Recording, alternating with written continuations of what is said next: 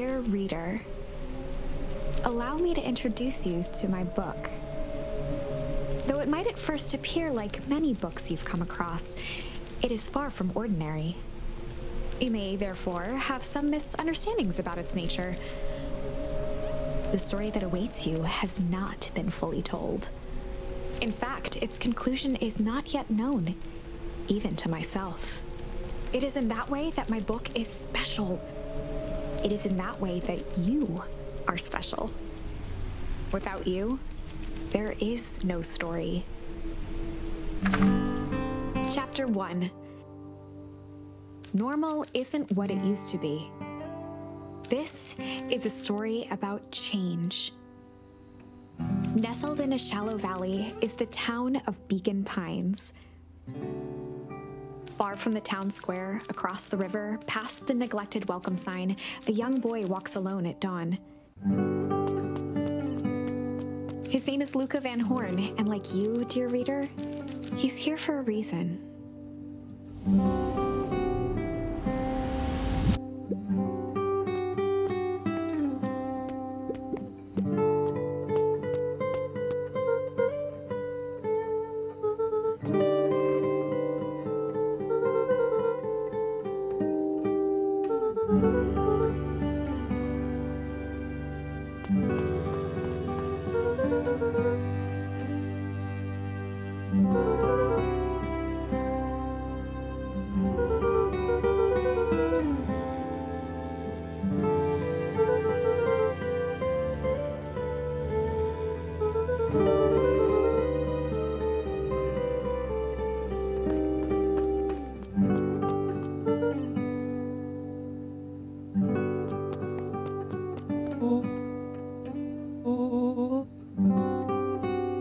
Rolo was Luca's closest friend.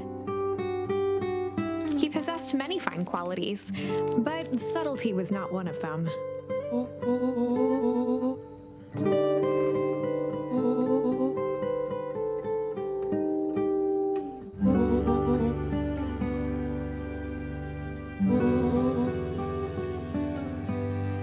Rolo finally noticed the tears welling in his friend's eyes and the flowers on the grave.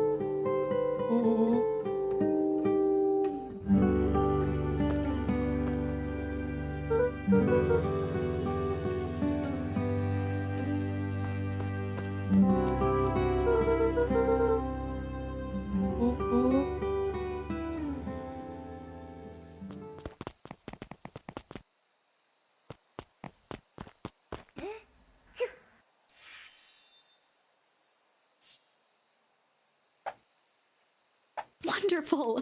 I had a good feeling about you from the moment you opened my book. That charm is a very special thing, very special indeed. Keep hold of it for now. Its purpose will reveal itself soon enough.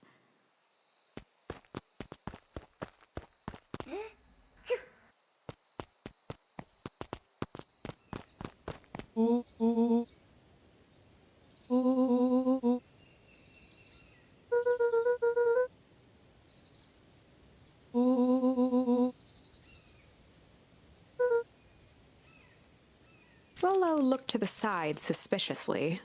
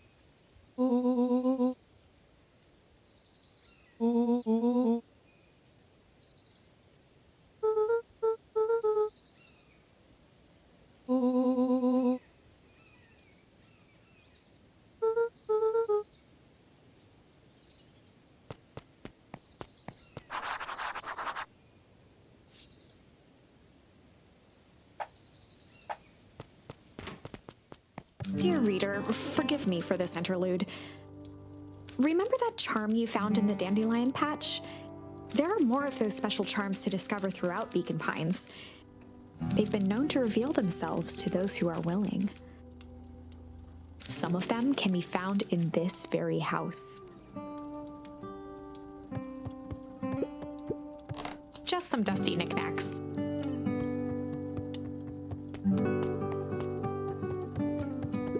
Since Gran had moved in, the house was more peaceful, more orderly, and more covered in flowery fabric.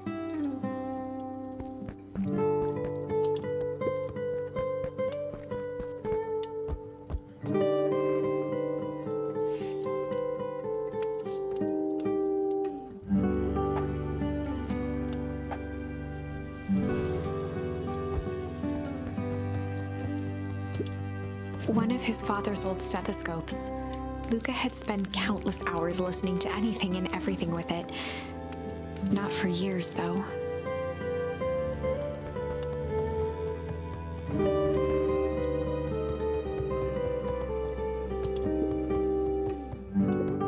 Luca paused at his parents' bedroom door.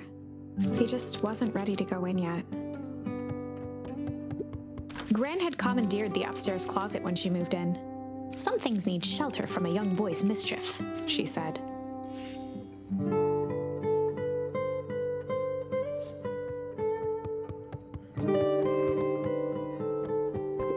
Gran's bed was undisturbed. Luca didn't mind that she had a habit of falling asleep in front of the fireplace. It meant that he could read late into the night. Luca tossed on his favorite old sweater. Even though it was the first day of summer, a chill still hung in the air.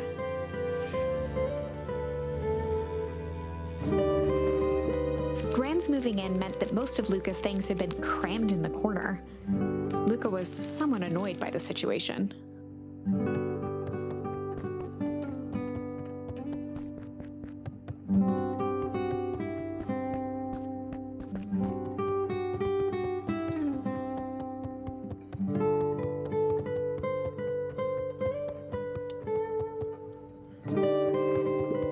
An array of prepared meals crowded the refrigerator, each labeled with the day of the week.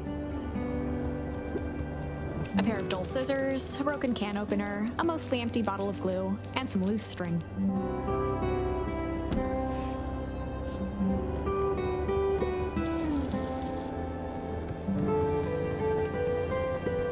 The only piece of furniture Gran had brought when she moved in was an old hutch.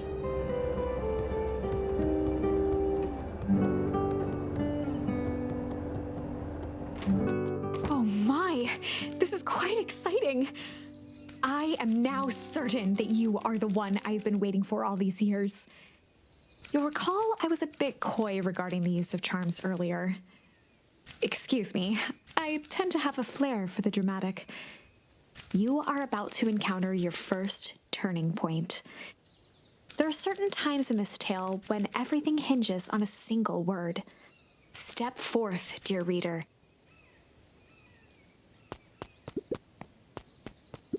Young Luca would spend hours hiding in the bushes, waiting for a chance to jump out and startle his mother. She always enjoyed humoring him by feigning terror. A sturdy old wheelbarrow.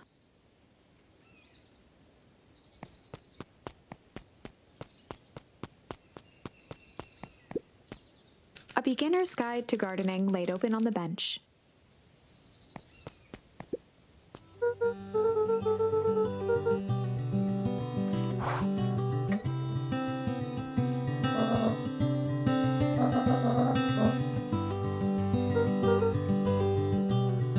The less Gran knew, the better for everyone involved.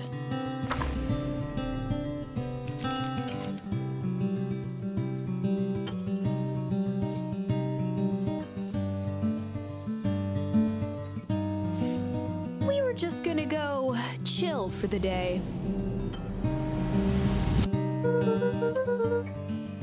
The best lies are built on truth.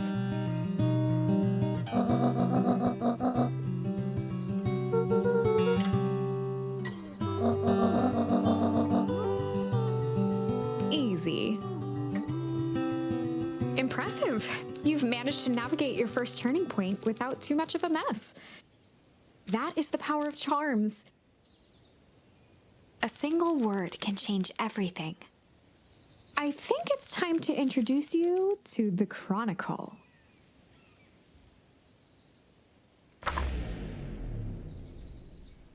The Chronicle is a record of the decisions you've made. You can see the turning point, which has been revealed. At any time, you can use the Chronicle to go back and invoke different charms, creating new branches. Luckily for us, this is the one and only turning point where the charms won't dramatically alter fate. It's the perfect opportunity to experiment with rewriting things.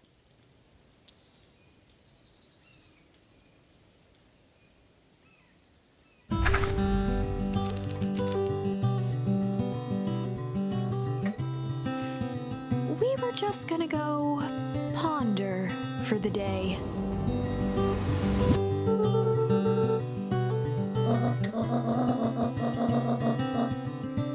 This was Luca's chance to sell his alibi.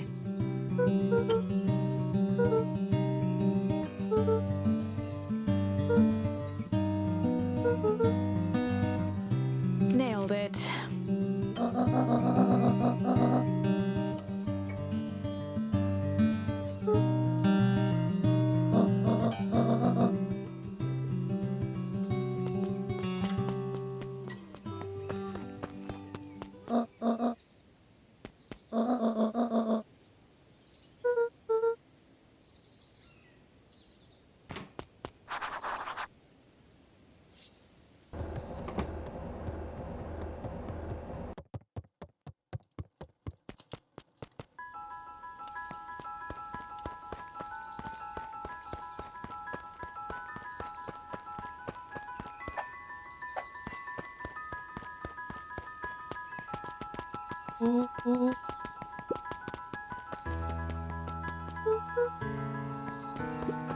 For a town that saw few visitors, the welcome was perhaps more grand than necessary.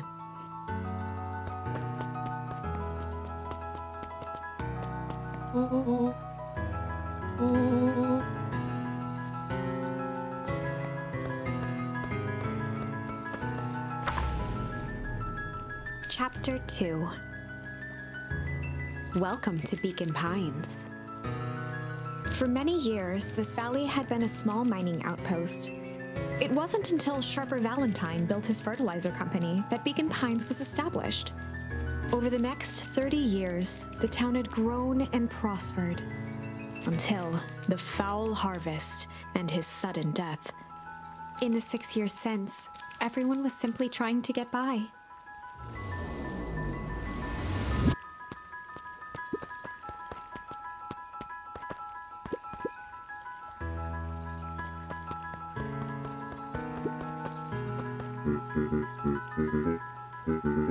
Mayor Augustus Valentine was not busy.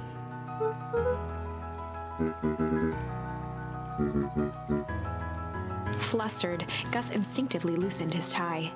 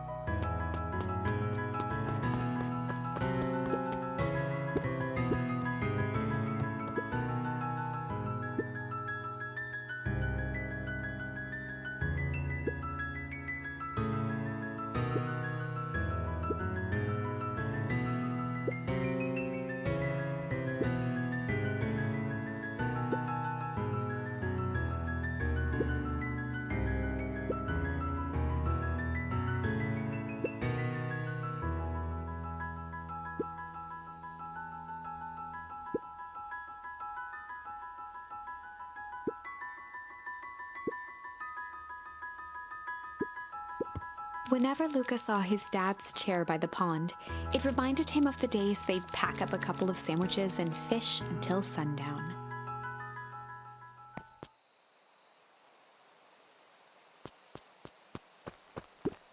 Luca opened the tackle box and picked the perfect bait. Luca tied a shoestring to the hook. What fish could resist a nice shoestring?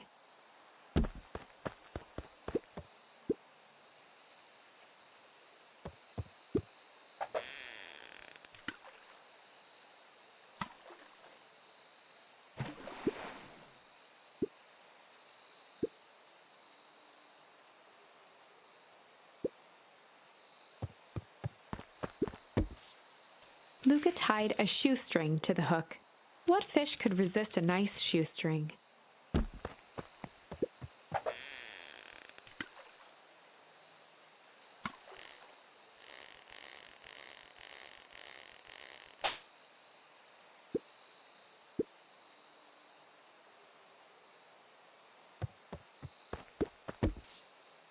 Luca tied a shoestring. What fish could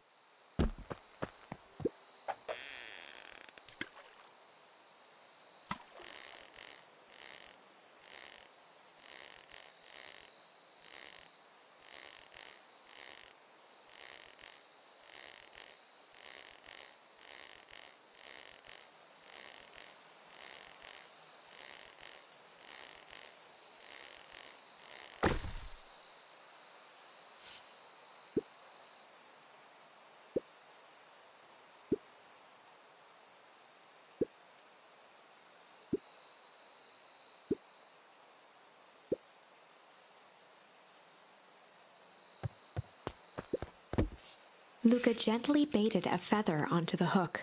Good for skimming the surface.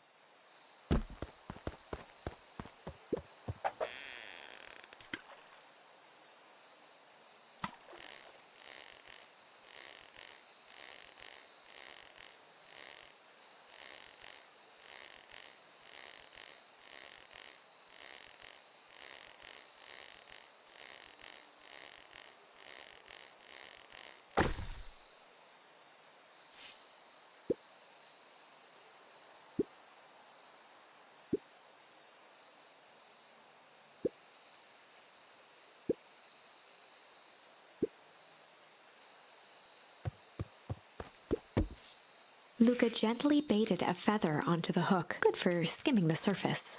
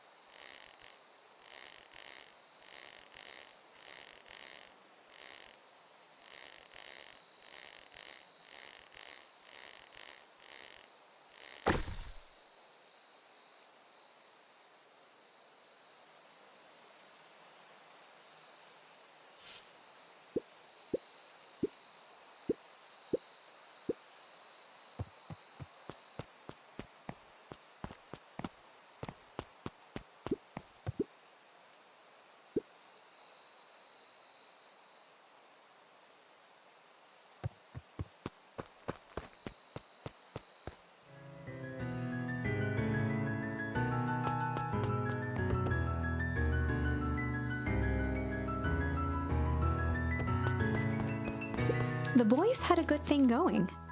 As long as they kept old Jeff happy, they had an endless source of precious materials to add to the treehouse.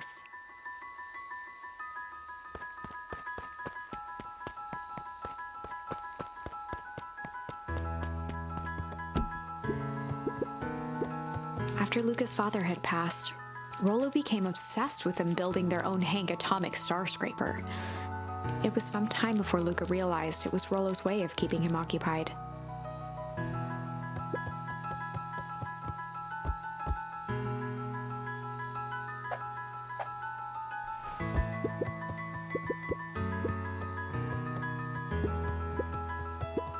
On certain nights, when the clouds were just right, the boys could tune into strange patterns of static. Rolo thinks it's aliens. He always thinks it's aliens.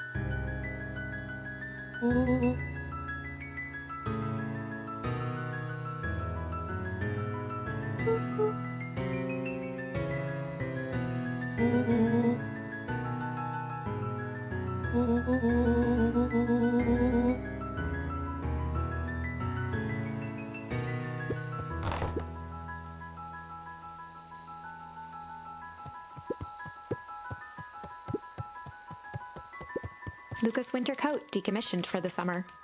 With the cold holding out longer than usual, he reconsidered its usefulness.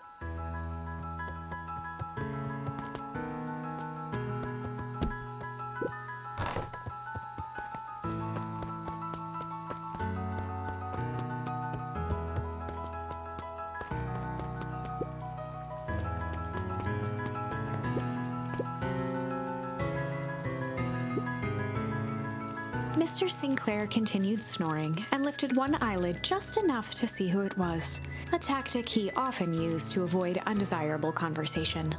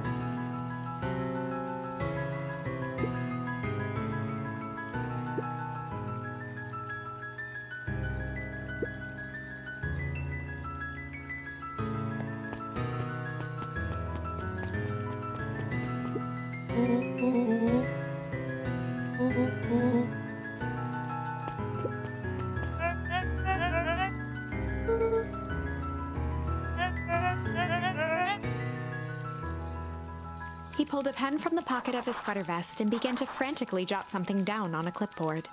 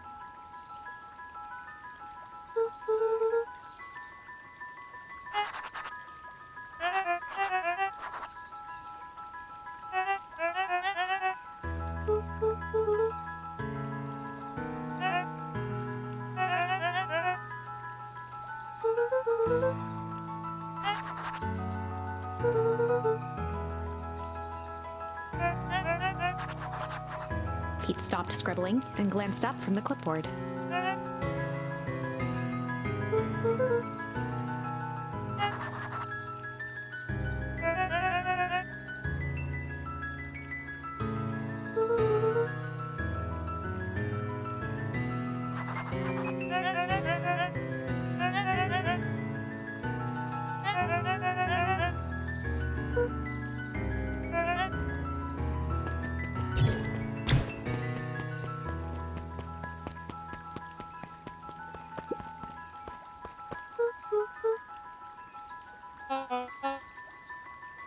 Kerr was the CEO of Perennial Harvest Company. He had become a fixture around town over the past few years. After the failing of Valentine fertilizer, the town was hungry to welcome a new source of employment.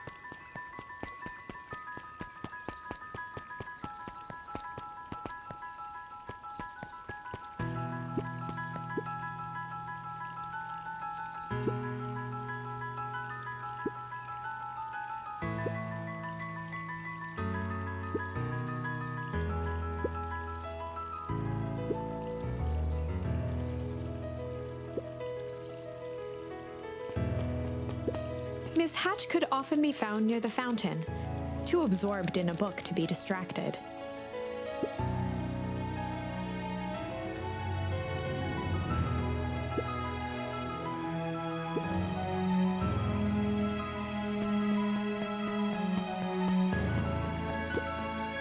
Holden Wilder ran the local paper of record, the Beacon.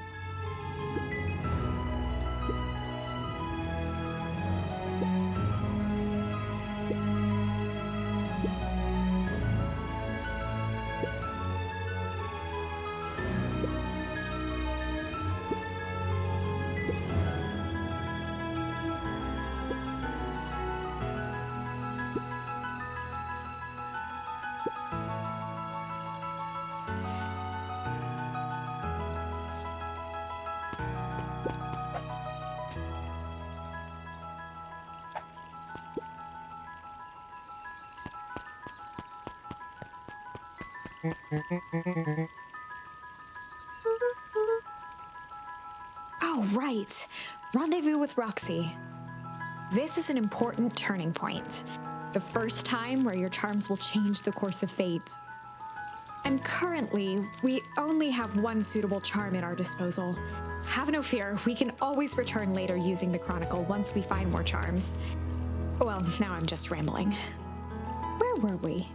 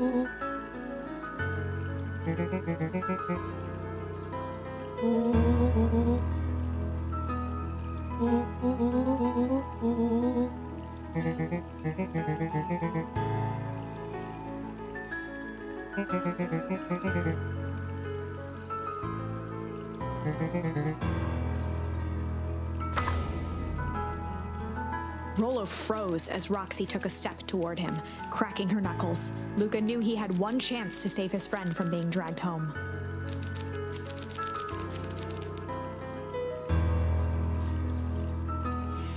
In the past, he found the best way to deal with an enraged Roxy was to be a little chill.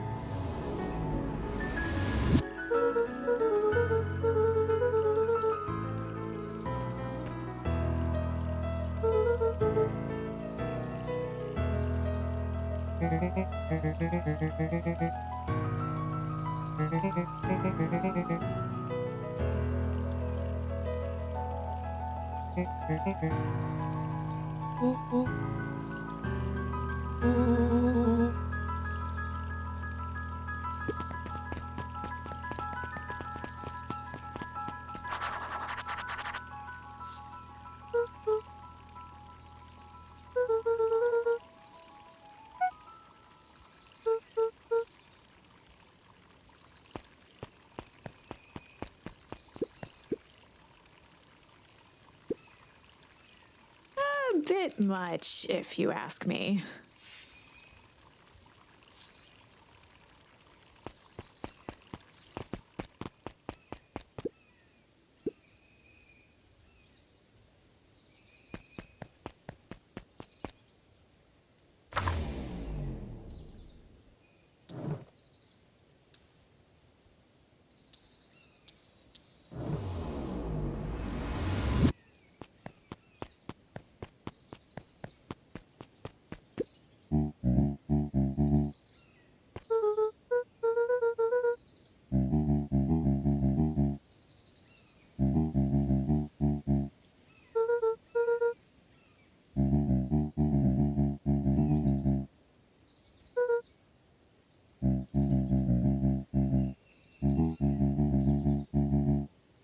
A promise Gran regretted the second it was made.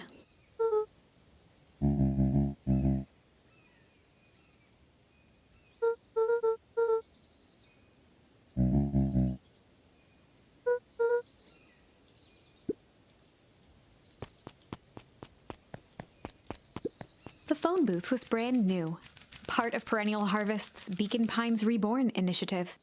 It didn't see much use.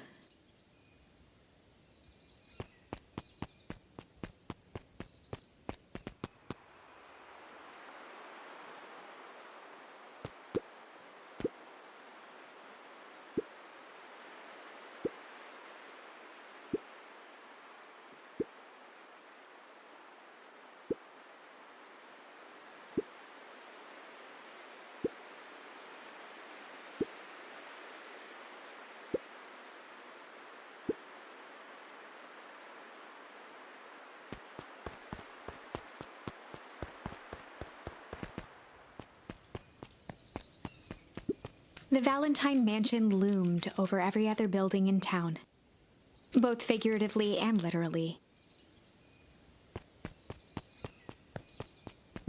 After the foul harvest destroyed their wealth and reputation, the Valentines shuttered off their estate from the rest of town.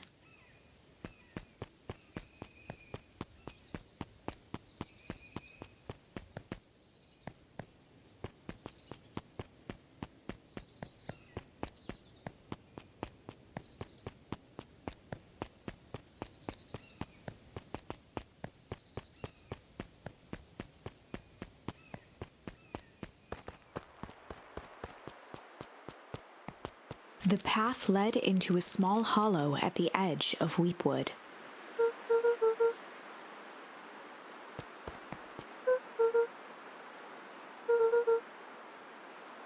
The fence thrummed with a gentle electric buzz. Luca often asked himself what Rolo would do, so that he could rule out that option.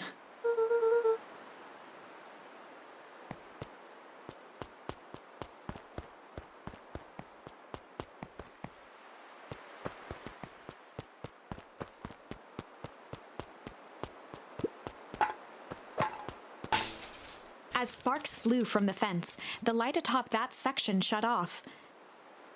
2 bulbs remained.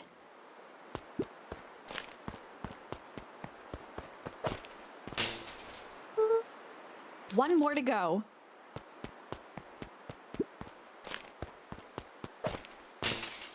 The fence's buzzing gave way to silence. Every kid in town knew the old Valentine fertilizer building. Long abandoned, the warehouse once served as the industrial heart of Beacon Pines. Now, it stood only as a reminder of things left behind. The dormant building showed strange signs of life. There was only one way to find out.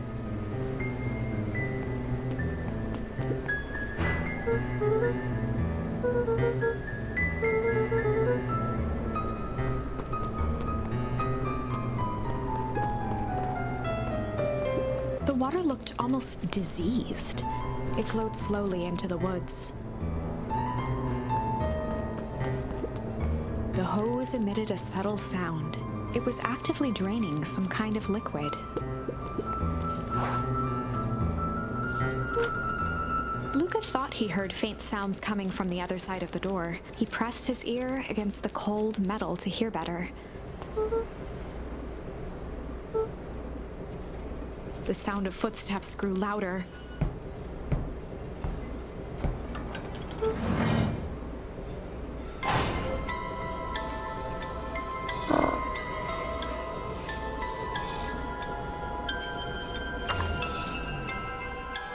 The heavy steel door knocked Luca to the ground.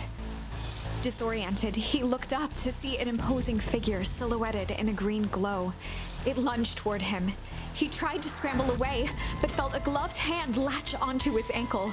Luca watched his fingernails leave trails in the dirt as the hand slowly dragged him back through the door, into the lab, into the green light. This is a story about change. It was far from the sort of change Luca imagined for himself. But change is, after all, a dangerous animal. The end? I probably should have warned you about this. There are many paths that our story can take. Most will end in tragedy. But don't let that discourage you. We will find the ending that this story deserves. I just know it. From here on out, a charm will have a check mark when it's been used to its full potential at a given turning point. Now, let's try something different.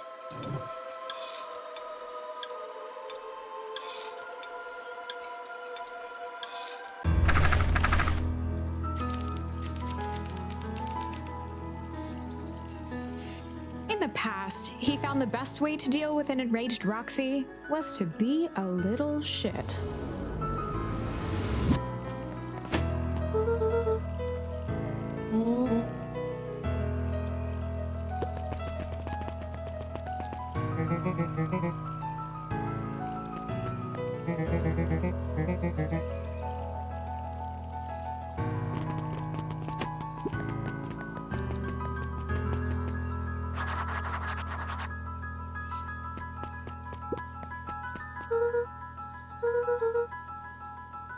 Valentine, current ward of and future successor to the Valentine fortune, huffed as he brushed off his pants.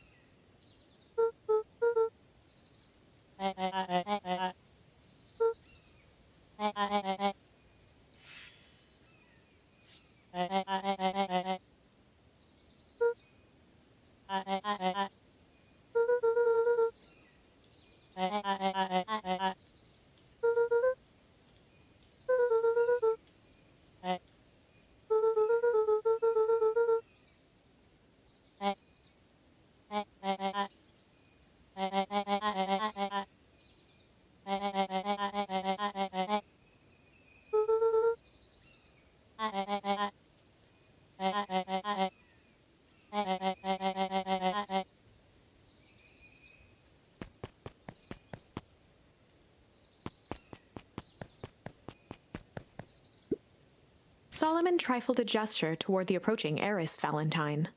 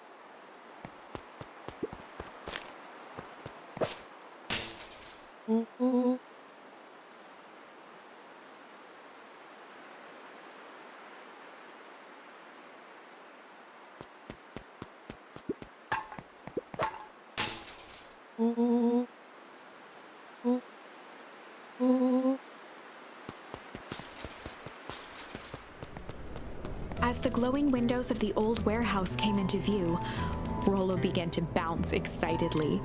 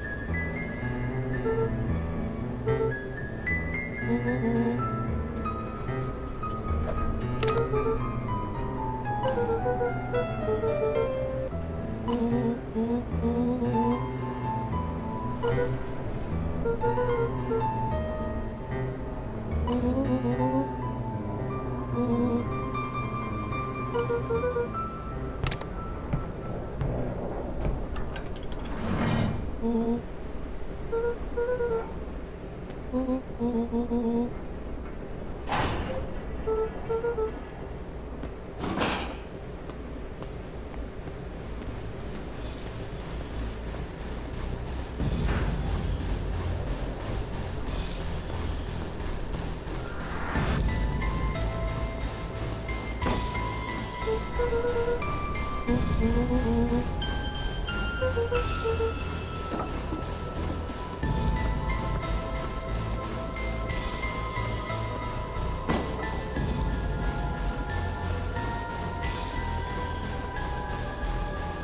boy sat petrified under the weight of the bag.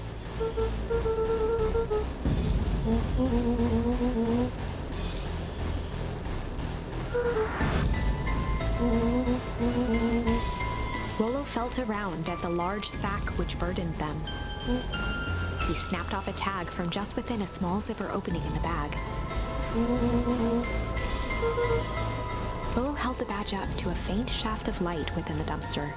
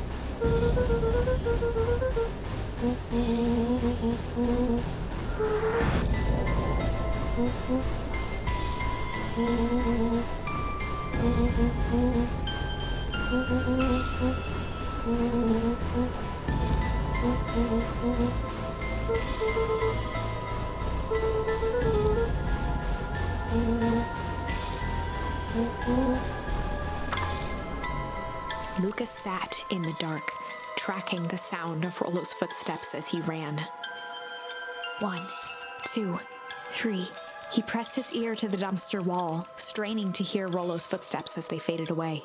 15, 16, 17. He tried not to think about the contents of the dumpster as he counted. 35, 36, 37. The thick stench made it hard to breathe. Screw it, that's long enough. Luca carefully lifted the lid and peered out. Nothing. No sign of Rolo. No sign of the man in the yellow suit. Time to haul ass. Luca clambered from the dumpster, stumbling to his knees. He was up like a shot and running, sprinting toward home as fast as he could. Beacon Pines flew by, blurred by the tears that welled up in his eyes. He wouldn't remember getting home at all that night. Throwing his front door open, storming up the stairs to his room and surrendering to sleep almost as abruptly as he hit his pillow. Chapter 3.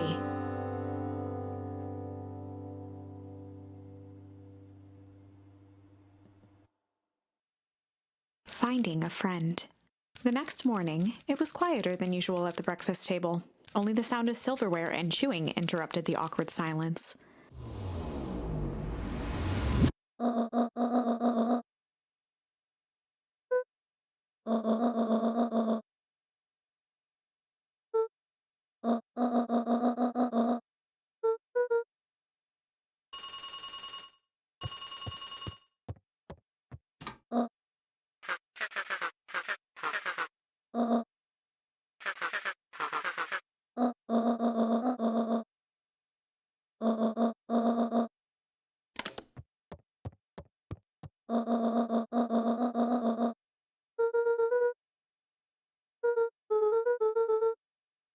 Gran's brow furrowed. She let out a long sigh. Her voice was quiet and even.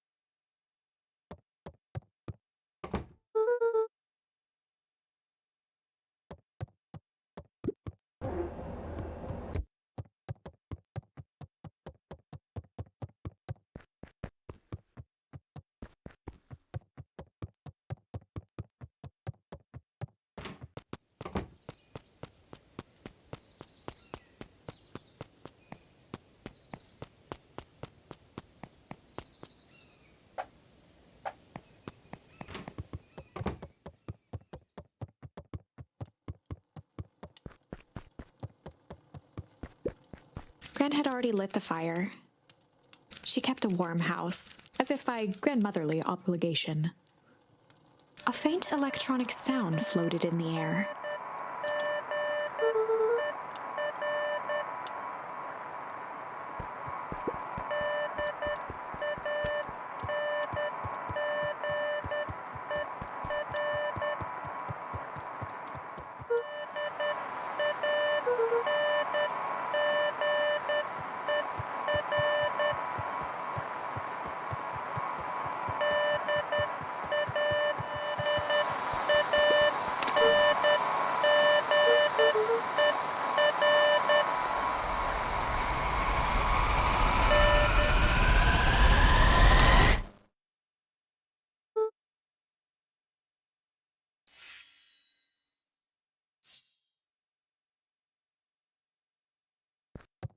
Luca glanced at the now silent walkie-talkie. He wasn't sure what to think. Luca glanced at the now silent walkie-talkie. He wasn't sure what to think.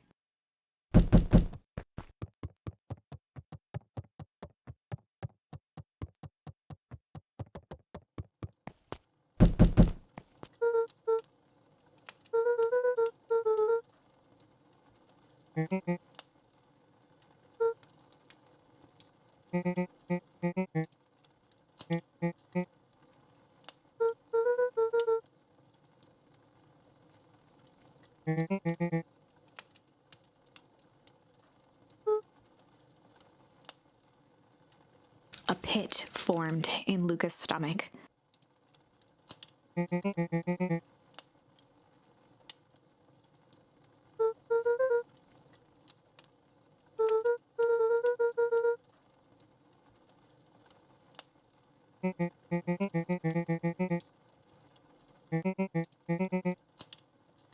Luca's mouth felt dry.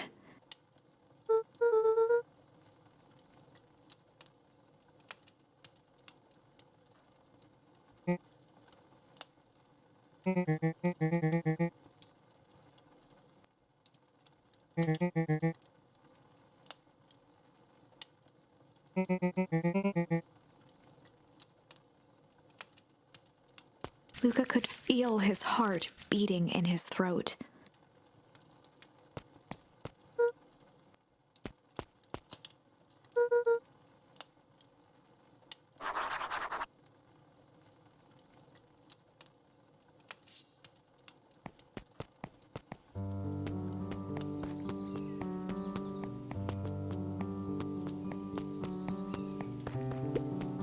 The road leading to Beacon Pines was long and uninspiring.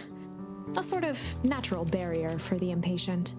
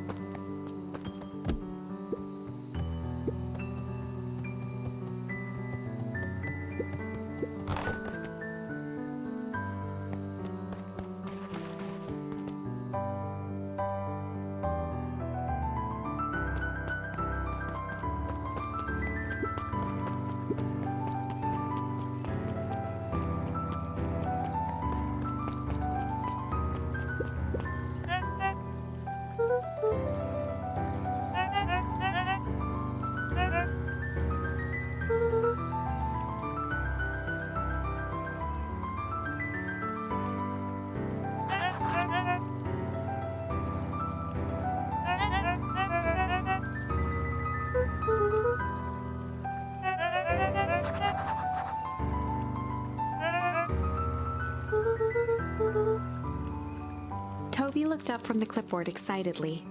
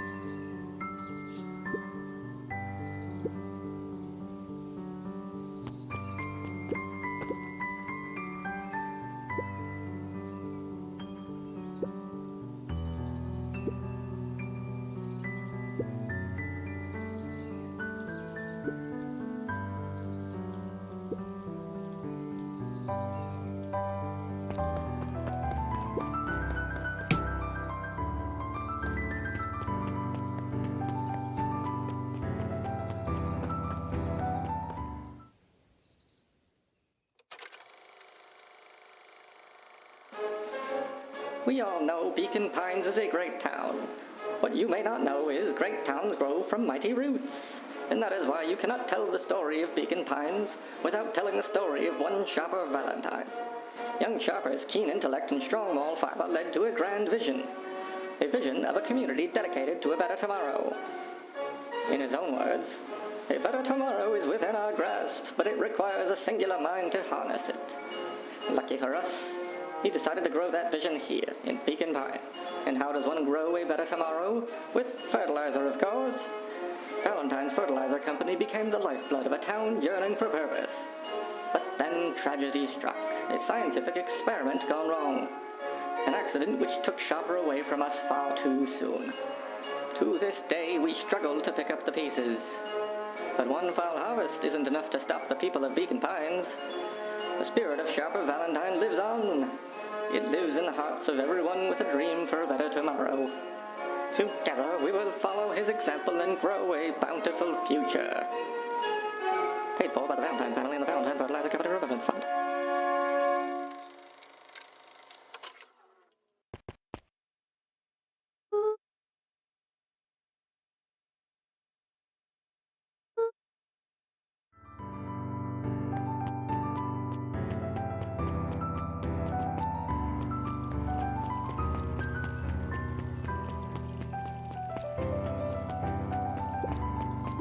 Jeff's hardware closed down about a year ago. The effects of the foul harvest stretched wide.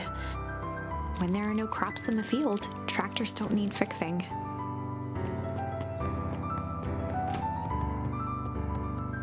Kato volunteered at the library during the summers. He wasn't very social, so he'd dedicate each summer to becoming an expert in a single subject, making him a reliable source of very particular knowledge. If you were to ask Kato something he didn't know, he'd escape into the dusty old bookshelves and return with just the right thing. Kato was lost in his reading. Luka crooked his neck to see the title, Introduction to Melitology.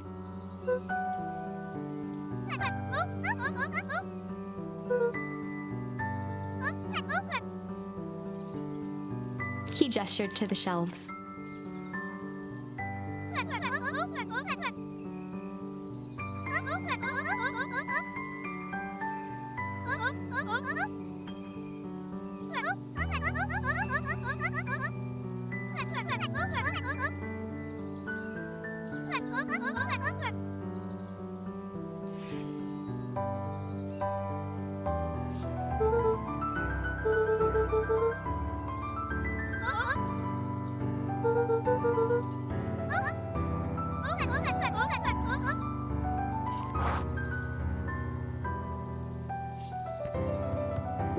There were rarely any actual new additions, simply a variety of existing content rotated into the front display each week.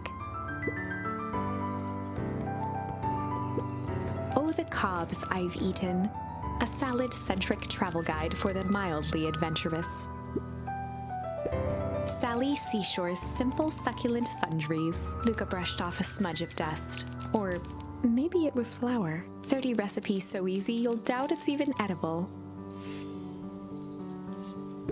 A peek behind the curtain. The methods and ruminations of Patrick C. Montesquieu, one of the greatest acting minds of our time.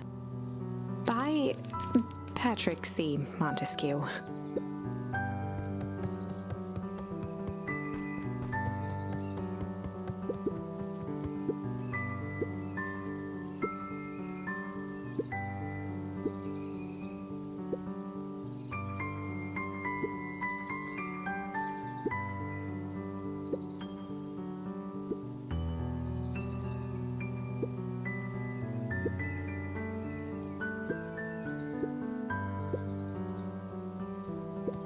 The bottom corner shelf was a dusty array of thick science books. Only one binding was clean enough to read: Cellular Biology and the Chemistry of Mitosis. Mycological Phosphorescence.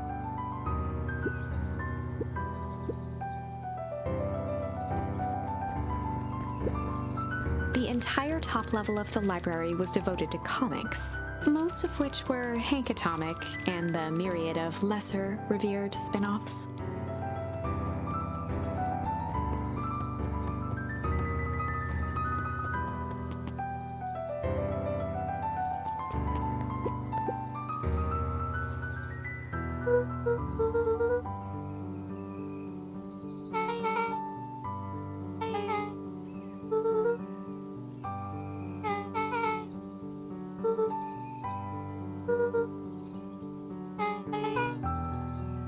Beck's family moved often, giving her little time to establish any real connections. She would tell you she prefers it that way.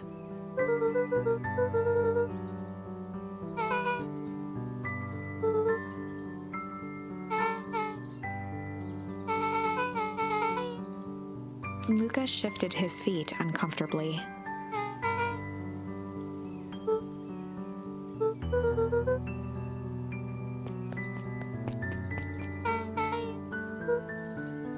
Beck pulled a coin from her pocket.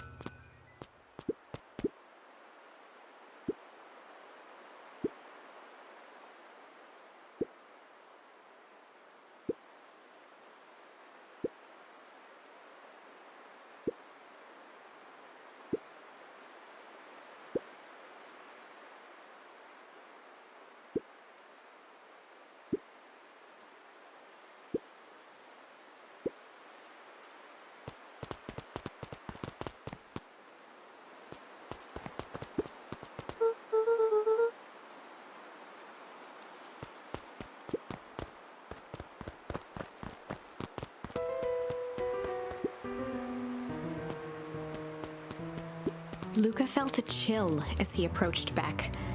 Her eyes were locked on the strange green liquid. The nearby grass was coated in a fine layer of frost.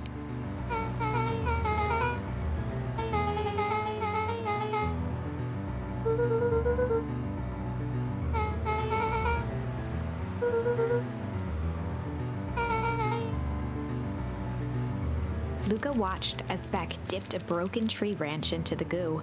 Beck's eyes widened as flowers grew from the dead wood. First small buds, which quickly bloomed into vibrant petals.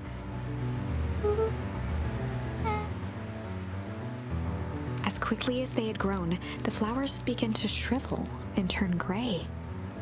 Beck dropped the stick with a grunt of disgust.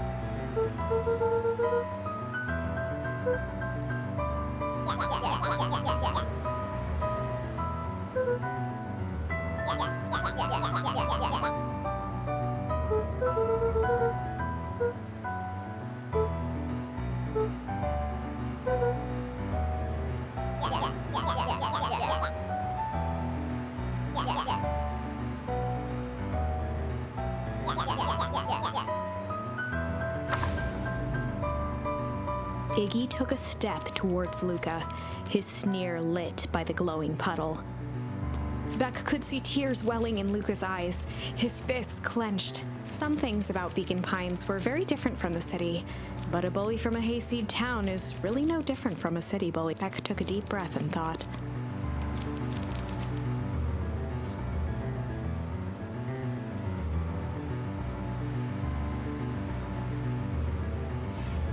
Well, time to bust out the strange.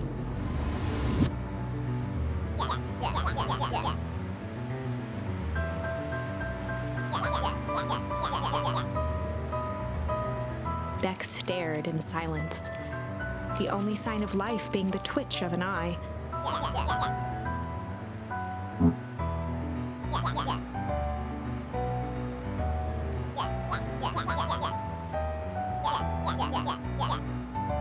At the sight of Iggy taunting Beck, something in Luca snapped. Iggy's smirk shifted to a look of shock as Luca launched himself into his stomach. Iggy's clothes were drenched in the glowing ooze. Iggy's voice began to slur as he struggled to get up.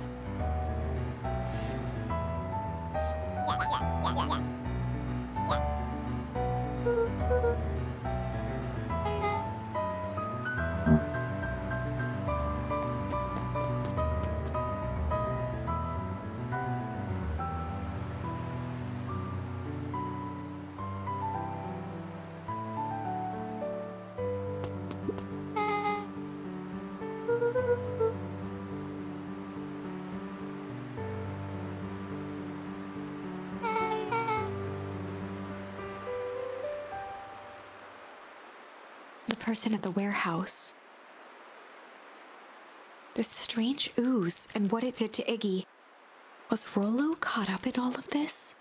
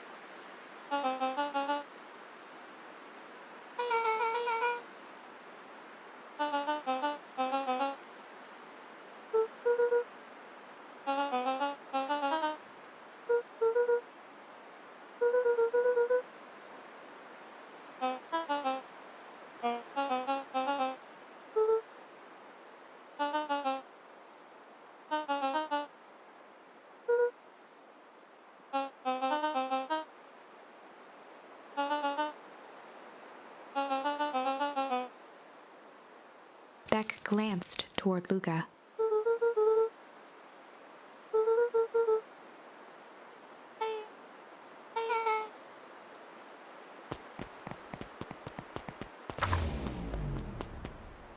Rolo was safe.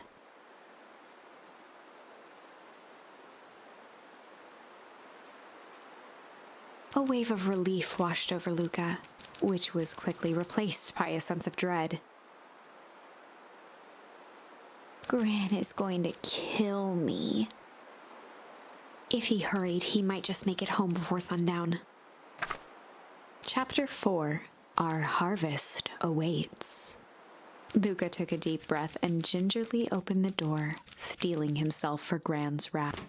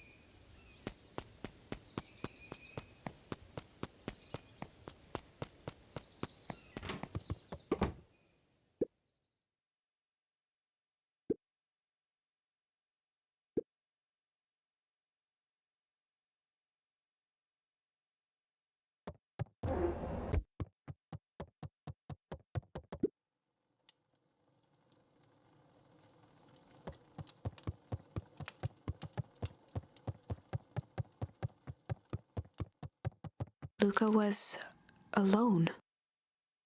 The house was empty.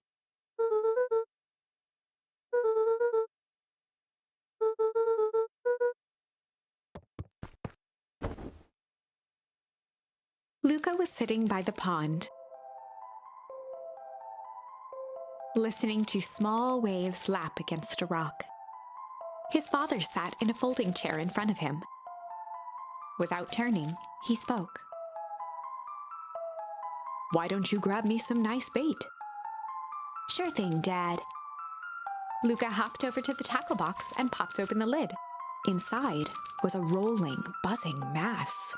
"We're fishing with bees?" Luca's father gave a warm chuckle. "Well, you catch more fish with bees than honey. Pick us out a good one." Luca closed his eyes and plucked out a bee. He could feel its wings struggle between his finger and thumb. Holding it at arm's length, he hurried over.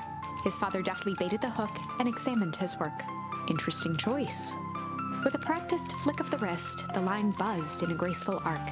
The water accepted it without a splash or ripple. The wrong choice, but I respect it. The pond began to freeze over. Sometimes we gotta make the wrong choice before we can make it right. Pallid ice propagated across the still surface with an alarming speed. Luca scrambled back as the ground beneath him turned cold. "Dad, I don't understand." "Sorry, kiddo. Understanding isn't always part of the deal." The relentless ice shot through the fishing line toward his father. "Dad, look out!" His father casually wound the reel. "None of it's your fault, you know. Never was." "Dad, we have to go." Luca grabbed his father's shoulders, trying to pull him away. "Please, you have to run." The ice crackled as it spread across his father's hands. "That's the thing about fishing, Luca." His chest began to crystallize. "You toss your hook in, and you never know what you're gonna pull out." A shock of searing cold ran up Luca's arms. He gave one last desperate tug. The chair tipped backwards in a single frozen mass. Luca tried to stop the momentum, but it was too late. He watched the icy form of his father slam into the hard ground, shattering into 1,000 pieces that crowded around his feet. "Dad, I don't understand. What does all this mean?" The gentle rustle of leaves was the only reply.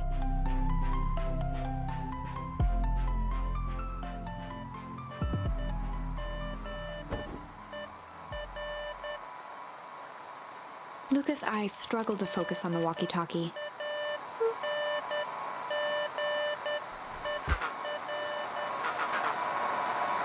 Faintly, he could hear Rolo amongst the noise.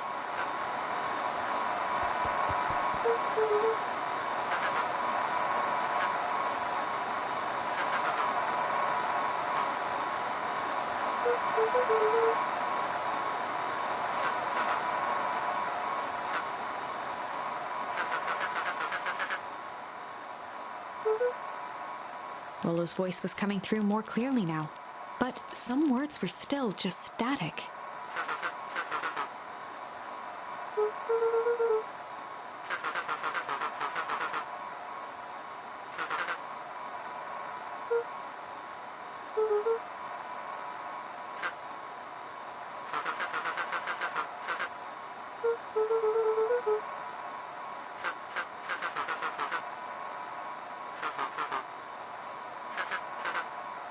The signal went silent. Luca held still, waiting for a response, his pounding heartbeat marking the passage of time.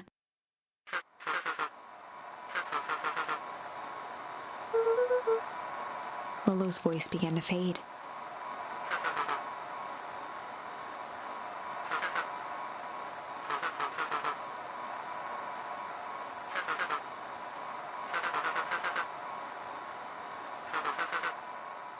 With that, the signal died for good.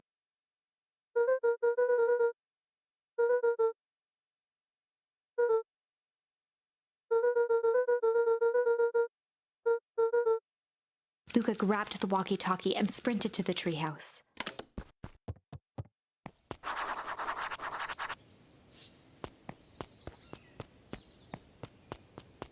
Luca heard a group of footsteps approaching.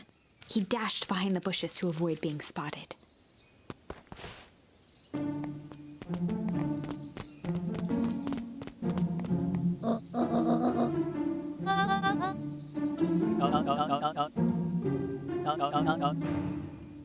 Mr. Tolliver paused, shifting his eyes to one side.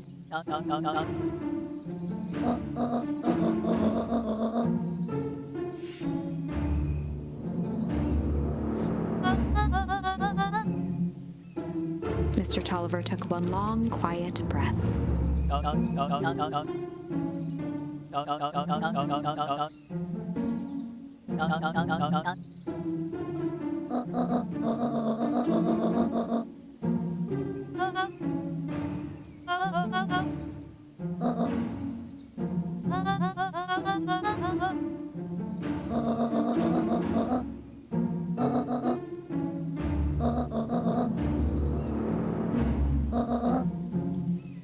The three shared a determined look.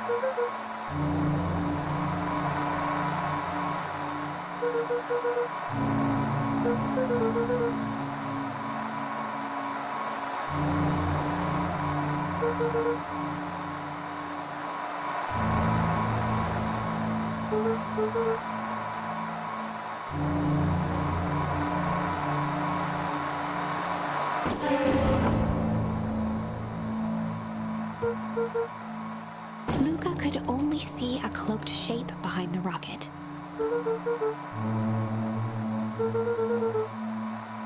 He strained to hear as a muffled voice began.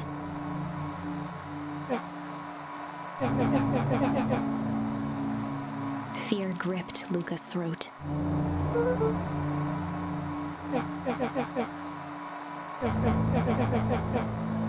Luca stared at the ground for a moment, trying to place the dampened voice. The figure shifted slowly from behind the rocket, revealing itself to Luca.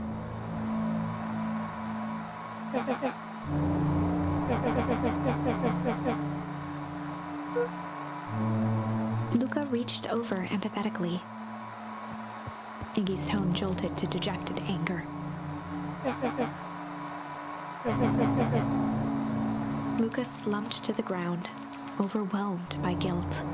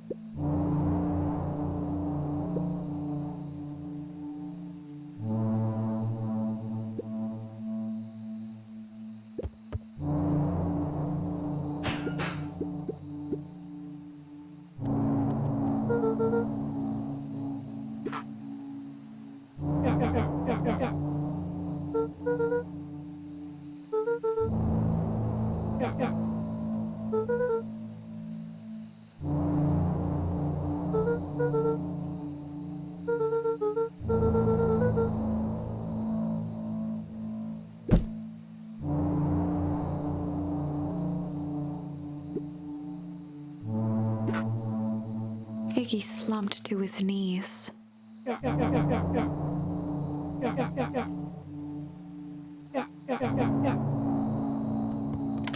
Luca grabbed the walkie-talkie and headed for the window.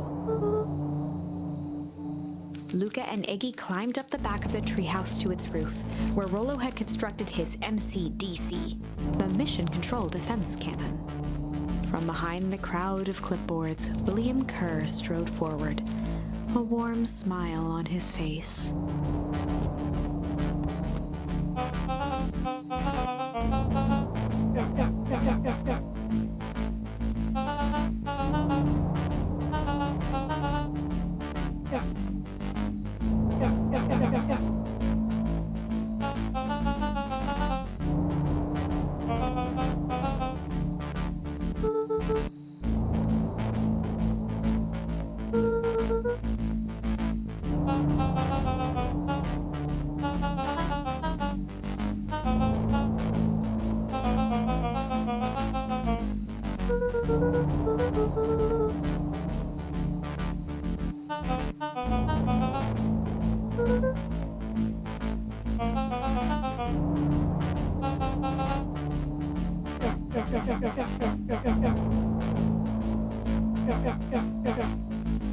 Kerr's smile faltered.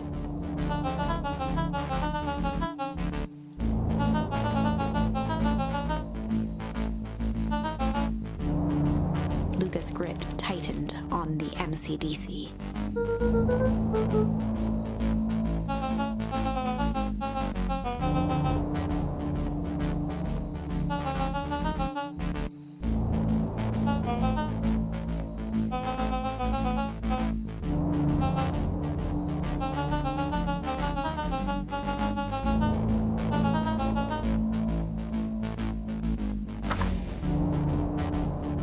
Luca's mind raced. He was caught in a trap.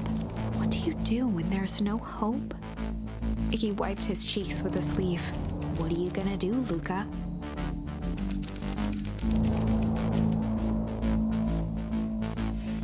Luca drew himself up and decided to take the only option they had left. He swung the Mission Control Defense Cannon around, aiming it confidently at the smirking face of William Kerr.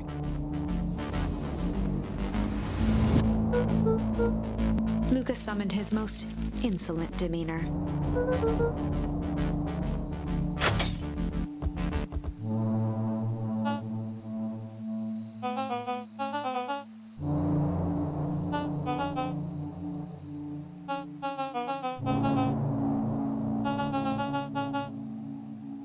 Kerr turned his back on the two boys. With a nonchalant wave of the hand, he made his exit. As the clipboards began to slowly advance on the treehouse, Luca looked to Iggy with resignation in his eyes. The end. That escalated quickly. Maybe discretion was the better part of valor here. Let's put a pin in this for now.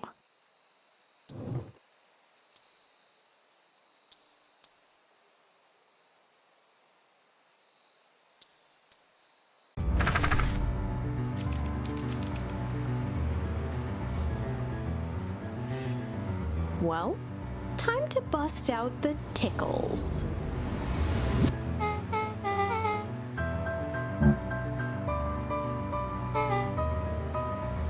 Beck lunged forward and began to tickle under Tish's arms.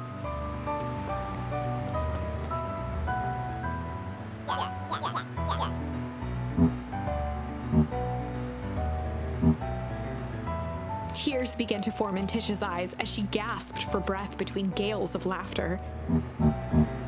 Beck redoubled her efforts until Tish finally had it.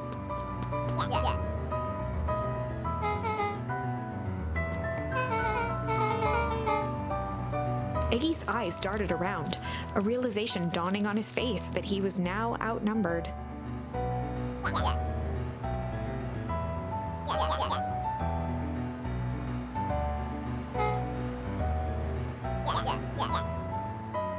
Iggy kicked at the puddle before making his escape.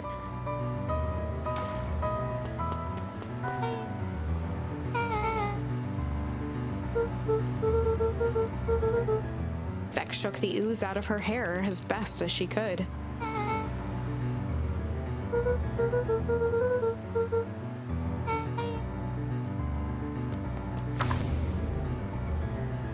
Chapter 4. The Best Policy.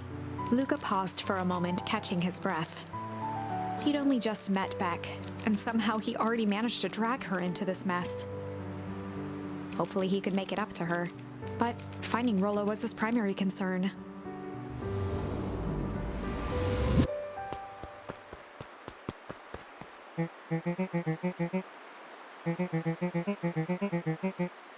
Roxy and Fitz looked drained.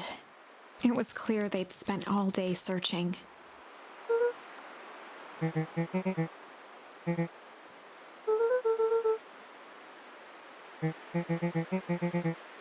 Roxy's temper could often be dismissed as the impatience of an older sibling, but this was the most intense Luca had ever seen her. Her eyes were wild and unfocused, looking straight through Luca. In a torrent of rambled words and tears, Luca broke down.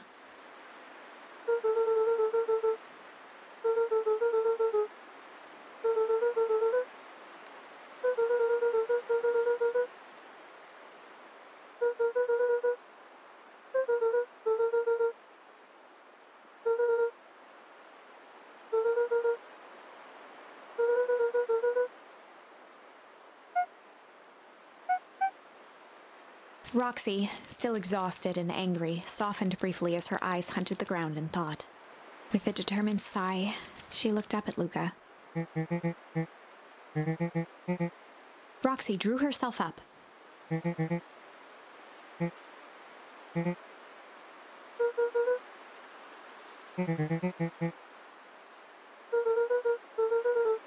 Roxy tried to think of the safest place to send Luca.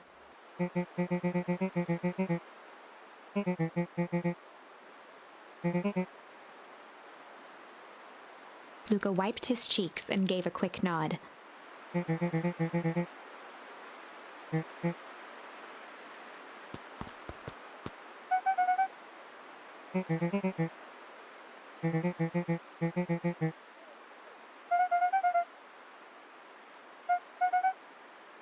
Looking into the puddle, Roxy rubbed her arms to warm up.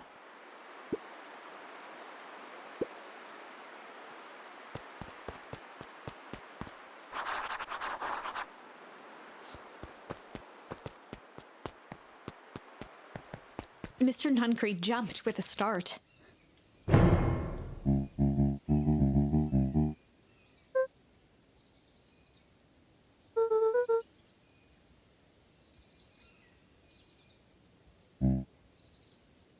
Luca motioned to the phone booth.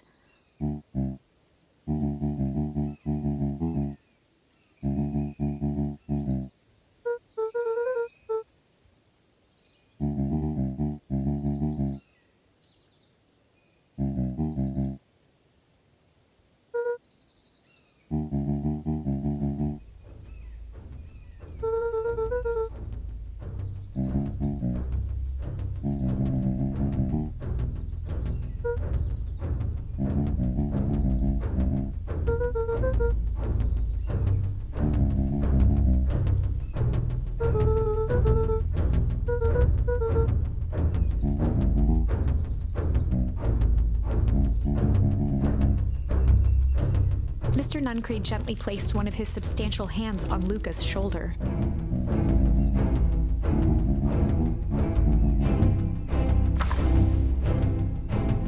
Luca peered up at Mr. Nuncreed.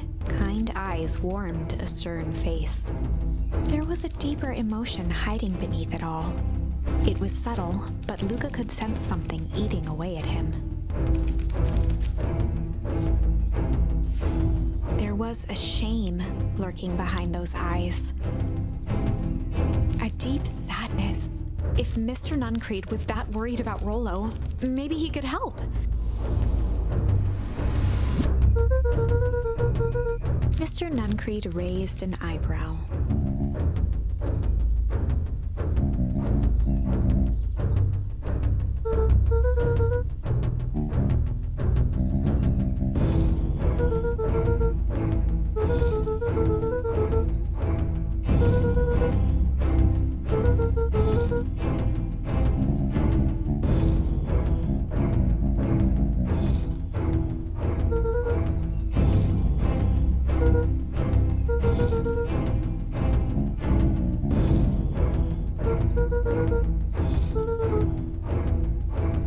Mr. Nuncreed's shoulders slumped.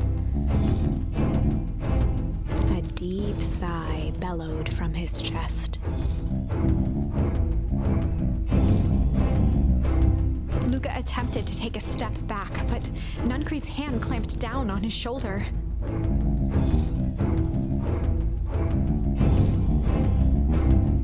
With a firm shove, Nuncreed manhandled Luca into the phone booth. The door latched shut with a mechanical hiss.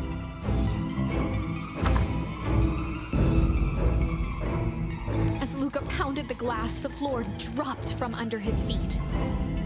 The inside of the phone booth was now a loose capsule plummeting at gravity's whim. Luca winced and pressed his hands to the walls. As he braced for impact, the capsule hurried to a surprisingly smooth stop. He felt a cold rush of air and opened his eyes with hesitance.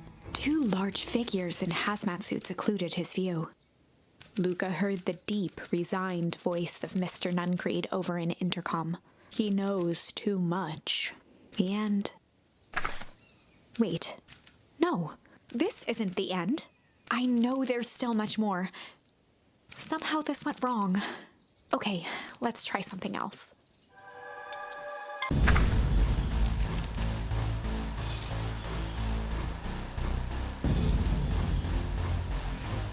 This is a story about struggle. Luca could hear a machine humming somewhere nearby. He felt around wildly, searching for something, anything that could help. His hands found a hard object, maybe a tile? He yanked it free, lifting the cold stone. Let me go! Luca swung the tile as hard as he could at the shape that still held fast to his leg. He heard the crack of glass as the stone hit the assailant's mask. With a muffled yelp, the hand let go. Luca was free and scrambled to the door. He never looked back once on the long run home. Chapter 3. Everything's fine. The next morning, it was quieter than usual at the breakfast table. Only the sound of silverware and chewing interrupted the awkward silence.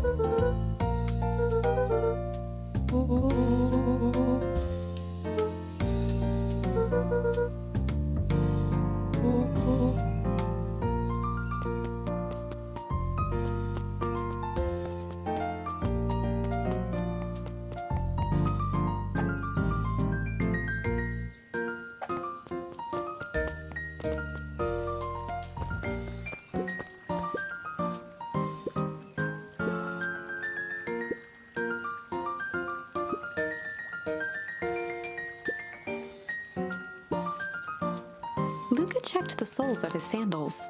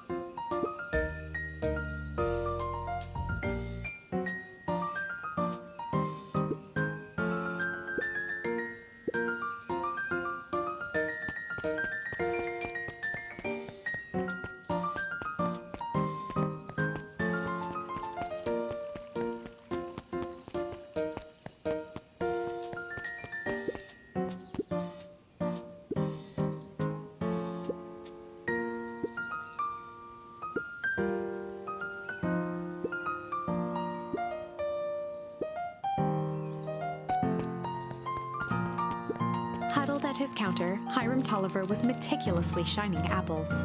More accurately, Hyram Tolliver was meticulously shining one apple. With a yelp, Mr. Tolliver fumbled the apple, flailing at the air as it fell.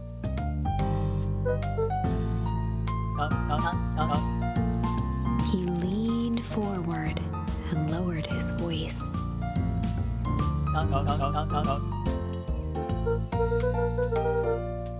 He leaned in a bit further.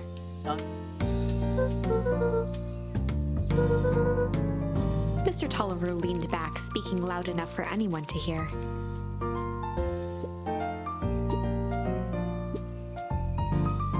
He reached forward and snapped up the jars of jam, giving Luca a little wink.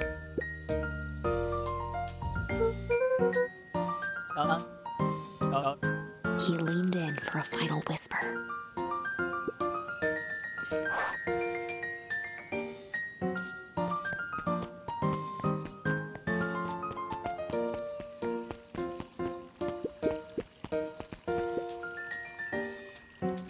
Valentine, oldest of Sharper Valentine's children, and heir to the Valentine fortune, had a way of making questions seem like demands.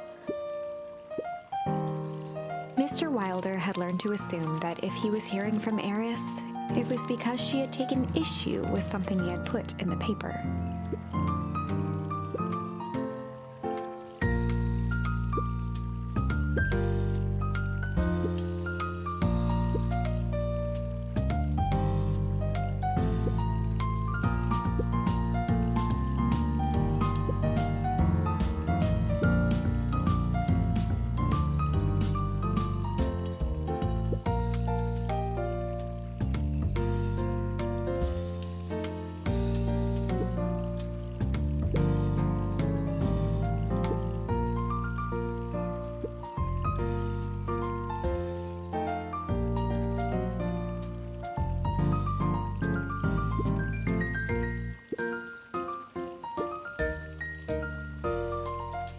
Mr. Wilder averted his gaze and began to polish his monocle.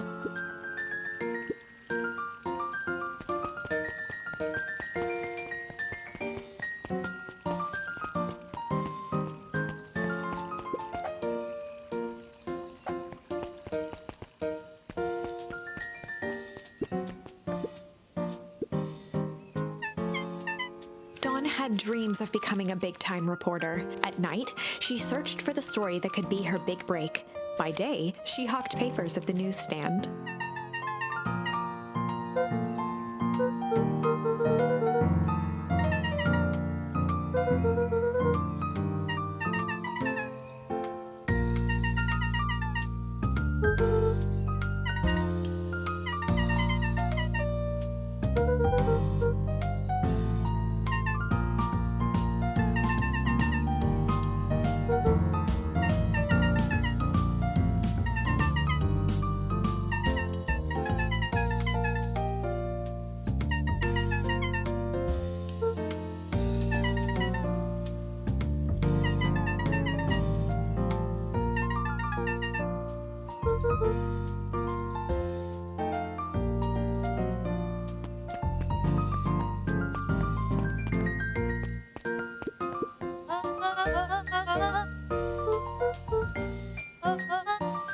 She leaned forward and pinched Luca's cheek.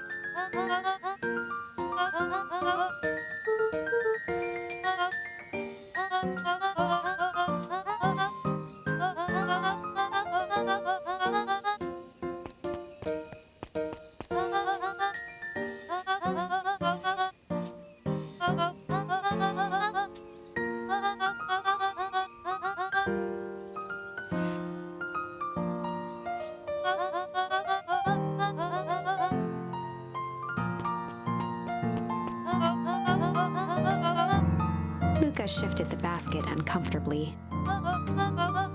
Mrs. Fratelli lifted the cloth and inspected the jam. She carefully lifted out her jars of jam.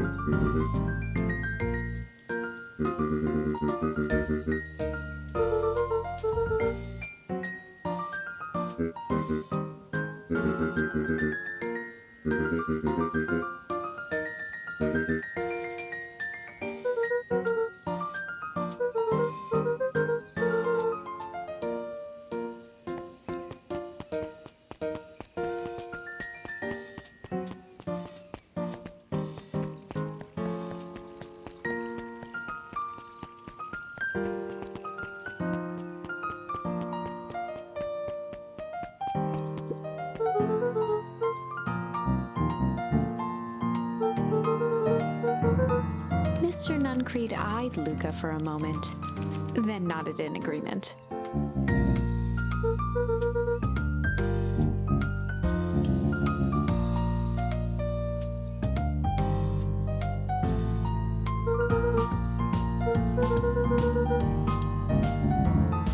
Nuncreed snatched the basket from Luca.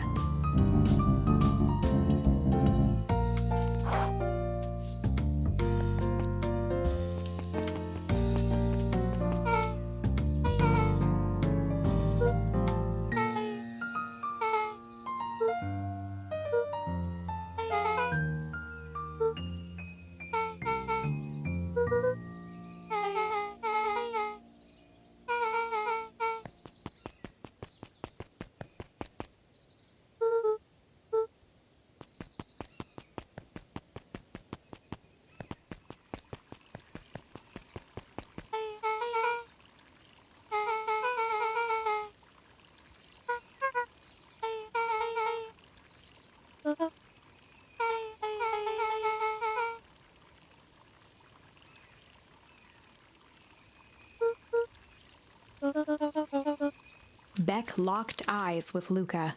The look on her face was equal parts expectant and desperate.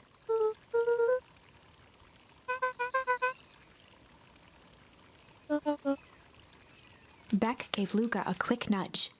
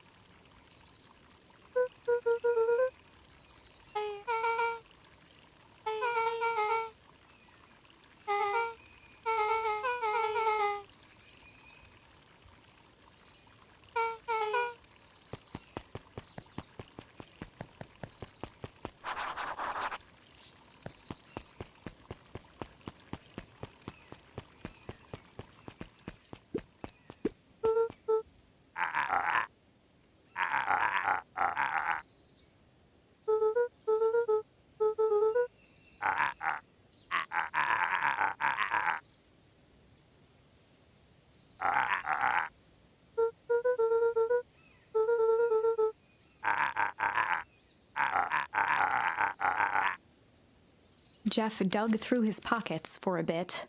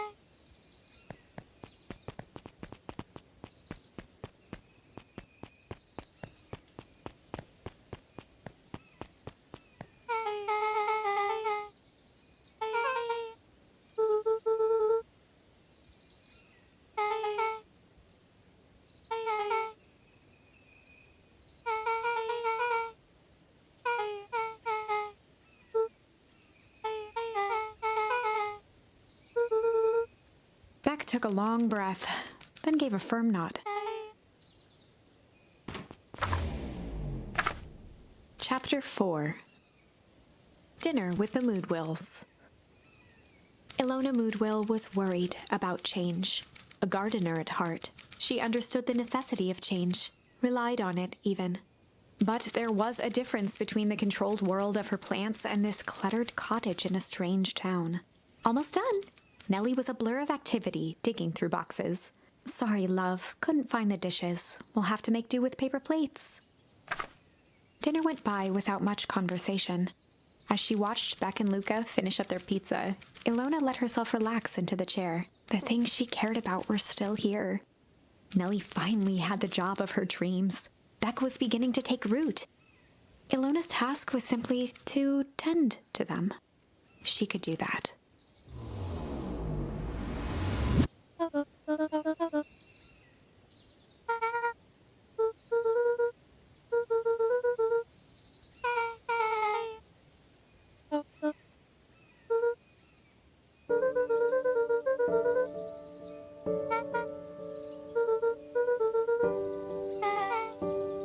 Luca's eyes were fixed to his plate, pushing a chunk of pineapple around with his finger.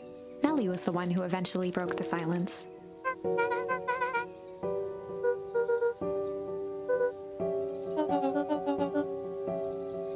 Ilona nervously gestured toward the boxes.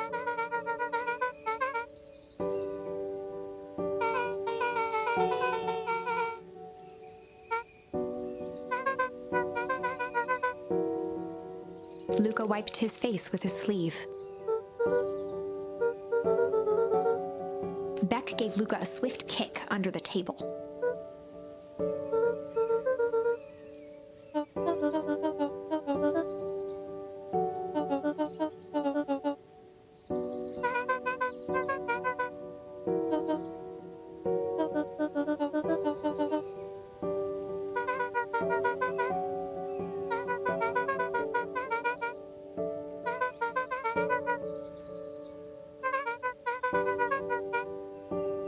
Luca glanced over to Beck. She seemed to be holding her breath.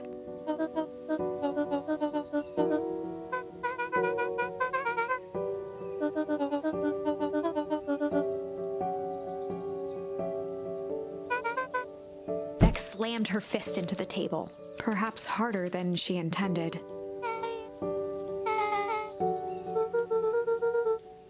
Luca glanced outside to gauge the time. The sky was darker than he expected, filled with ominous clouds.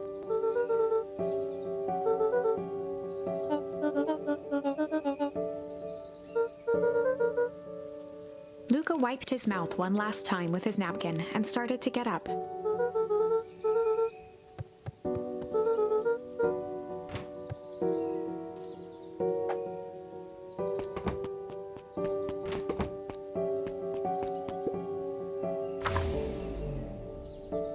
Surprised, Luca turned around. He knew Rolo could be prickly around new people, but Beck seemed cool. Rolo would warm up to her eventually. Probably.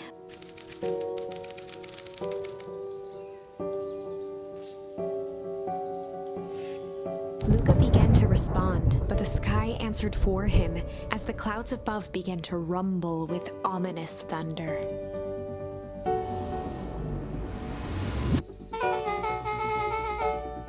Luca surveyed the roiling clouds.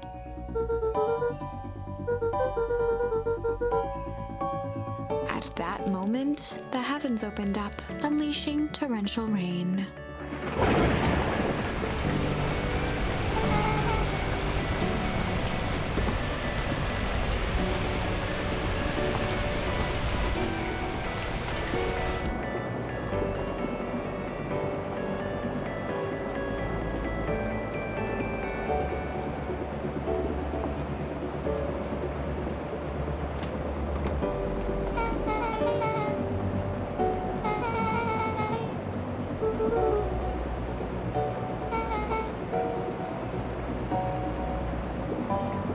Luca squinted into the eye hole of the microscope.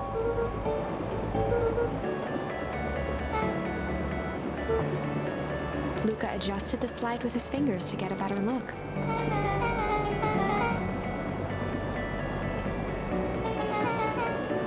Luca wiped his hand off on his sweater and gave a nervous laugh. Beck looked down, timidly tapping the ladder with her feet.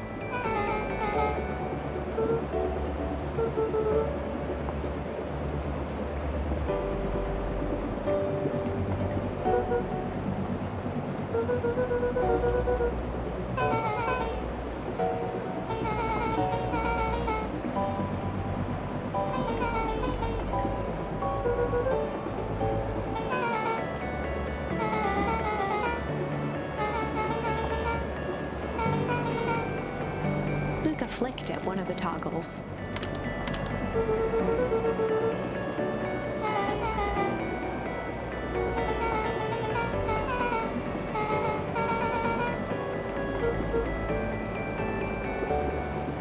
Luca bent down to examine the bouquet of wilting flowers. Judging by the odor, they were well past their prime. He flipped open the attached card.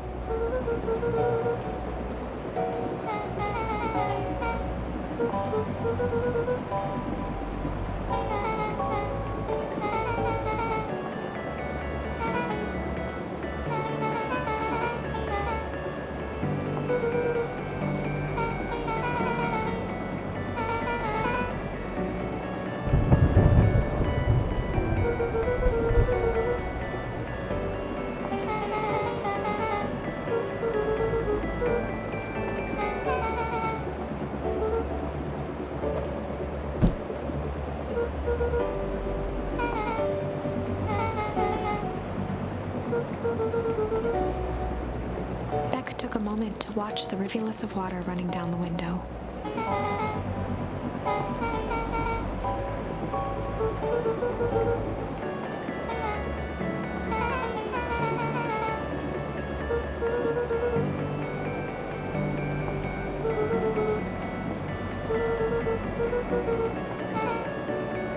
Luca took a deep breath, exhaling.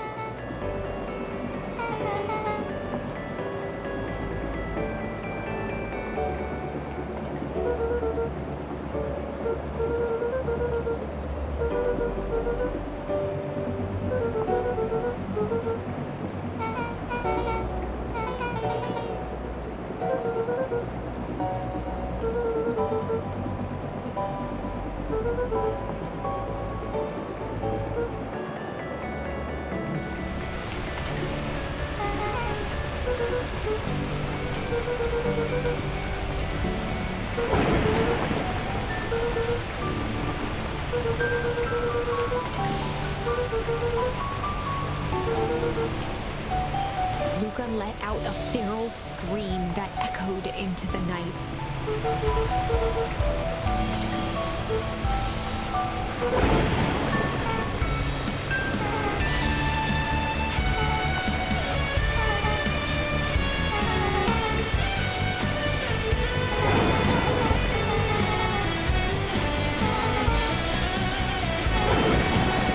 Her voice dropped to a trembling whisper. Off her shirt and straightened up.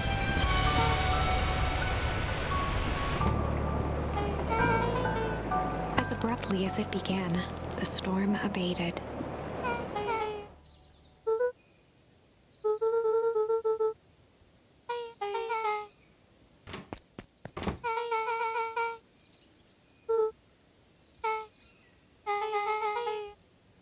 Beck gave Luca a light thump on the arm before heading in. Chapter 5. Friendly Feud. The air was heavy with the hard rain's residue. The smell of wet things. Despite his dreary surroundings, Luca felt at peace. He'd never shared those details about his dad with anyone, not even Rolo. But it's not like this changed anything. Rolo was still his best friend. Adding Beck to the group would help balance things out. Everything's better in threes. This is what Luca told himself as he headed to the treehouse.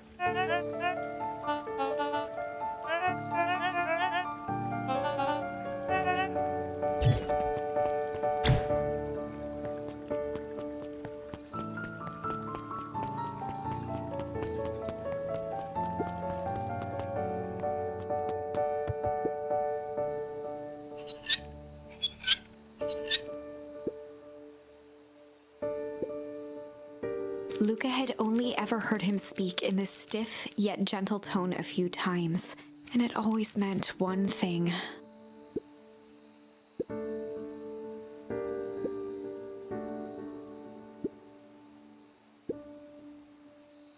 Rolo scoffed.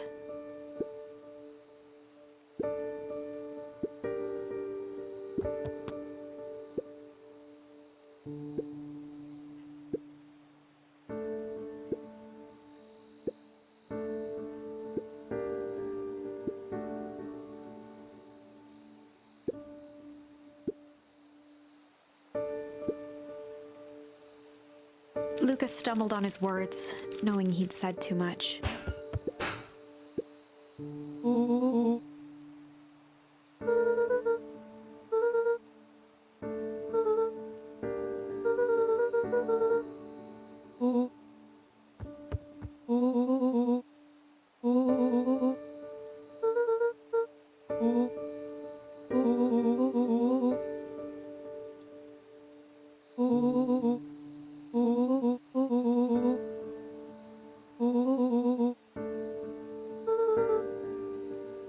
Luca became instinctively angry in response.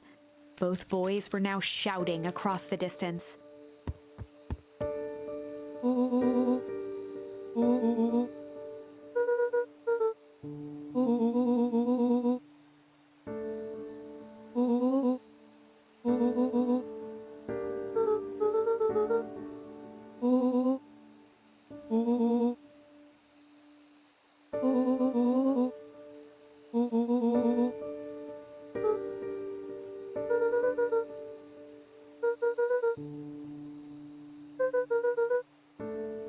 Rolo's tone changed to a calm, yet more intense anger.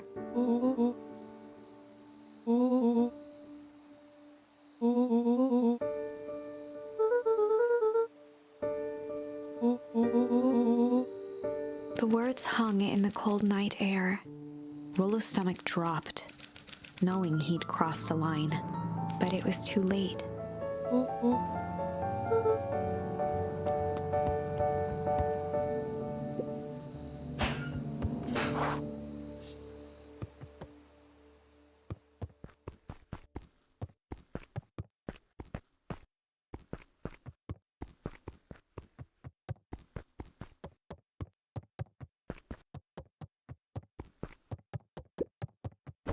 Luca dug through his old stuff, not even sure what he was looking for.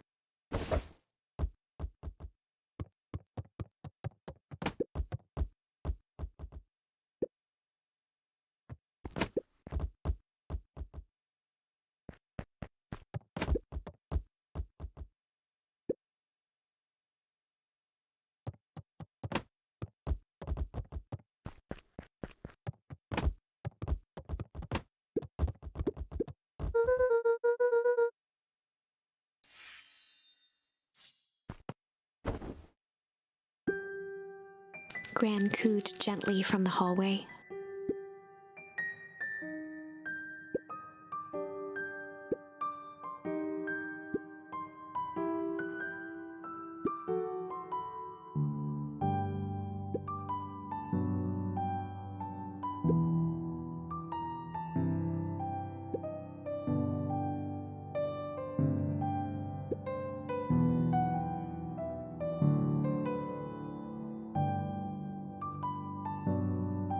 Luca just wanted to be alone.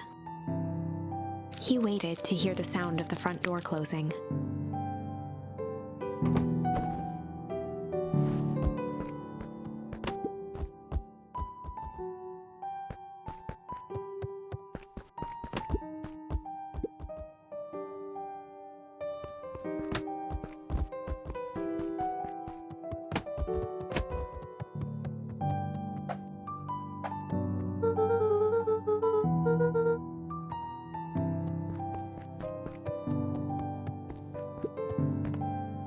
Luca dozed off again.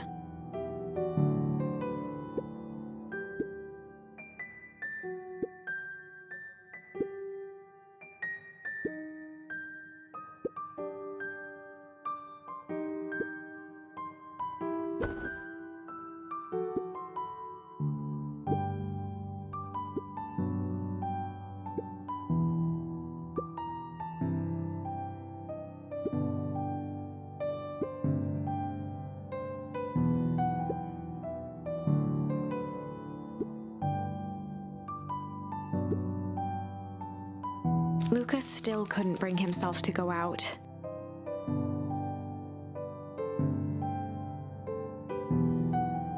Besides, if he ran into Rolo, he'd have to actually confront the situation.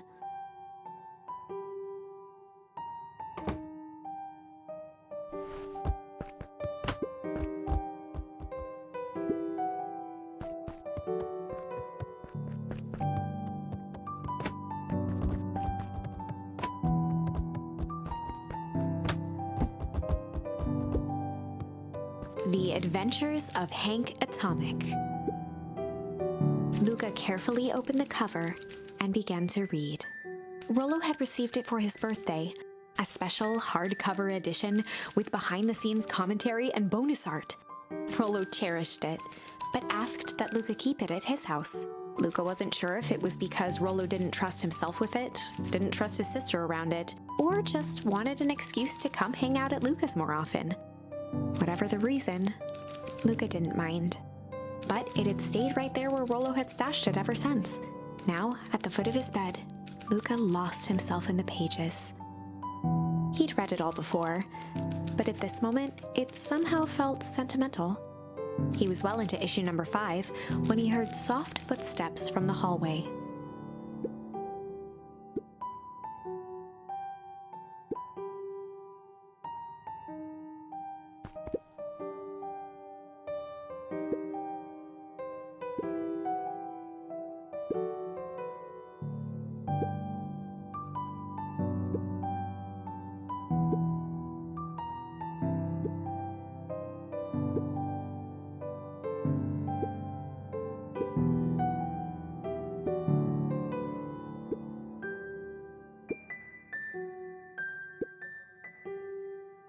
Without realizing it, Luca had pouted away the entire afternoon.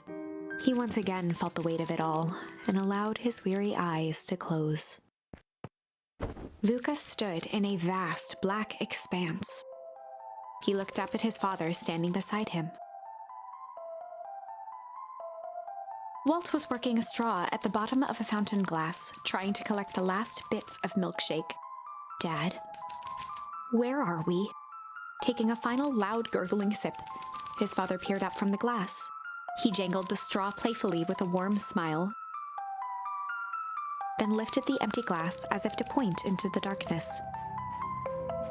"The source?" Luca's eyes followed his father's gesture. In an instant, he was sitting in front of a blazing campfire. Across from him sat a large figure in a yellow hazmat suit. The figure's voice was a scratchy echo. "Well, if it isn't the man of the hour. Make yourself comfortable." Luca held his shivering hands over the flame to warm himself. "It doesn't work that way here." Their yellow-gloved hand pointed to the base of the flame. "It's a cold flame. See?" Luca peered at the base of the fire. It wasn't wood that was burning. It was Beacon Pines itself. Tiny buildings, freezing and crumbling as they were consumed by flame. Luca could see small shadows moving in the burning city. People. Luca leapt to his feet. "We've got to help them!" The figure gave a dismissive wave of their hand. "Why waste energy helping people who can't even help themselves?" The figure bent down to examine the panicked crowd as they desperately tried to stop the flames. "They only care about what's right in front of them. Not like us." Luca's voice was a trembling whisper. "Us?" The figure slowly stood up, grabbing its helmet with both hands. With a jolt and a twist, the suit emitted a gasp. A cloud of torpid mist escaped, slowly revealing the face within.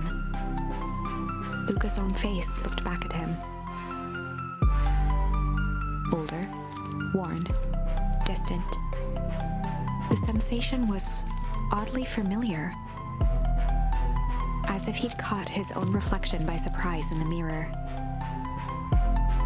The doppelganger smiled. I tried to help once. He gestured towards his face.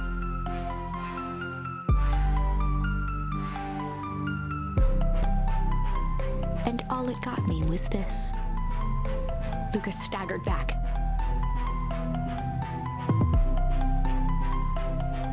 You aren't me.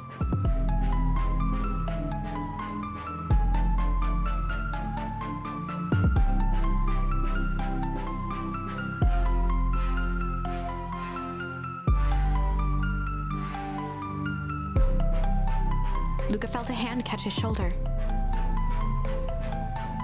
His father was there again, beside him. Every choice sets us on a path. This is the end of one of your paths, son. Luca watched his older self shake its head ruefully, its face twisting into a cruel grin. Welp, Dad, if you wanted him to see this, far be it from me to disappoint. Luca watched in shock as the figure took a confident step forward and plunged into the flames. In a flash of cold light, he was gone. What does all of this mean? Luca felt a reassuring squeeze on his shoulder. Just remember, why we choose matters just as much as what we choose. Luca woke up to see a hazy figure at the foot of his bed, silhouetted in the morning sun.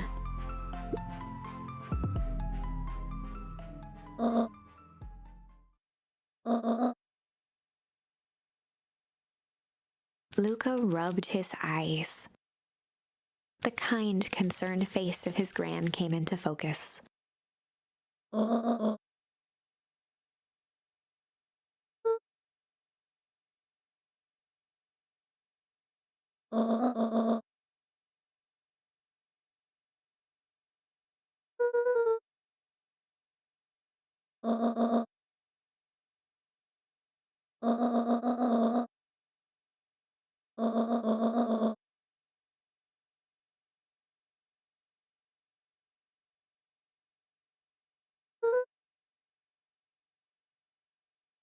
Gran silenced Luca with a gentle pat on the leg.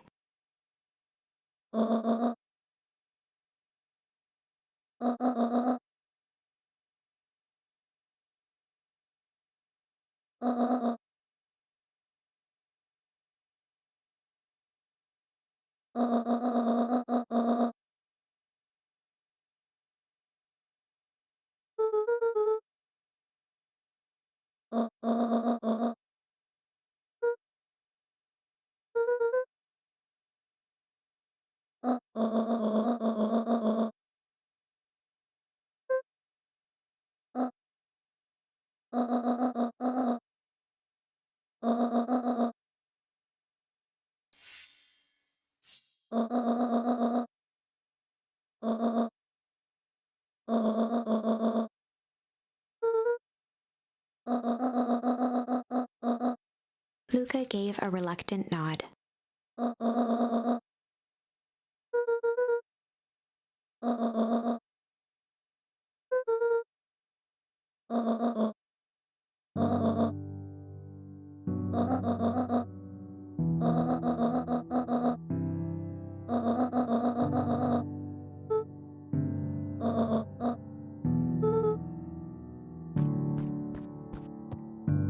Luca took a deep breath.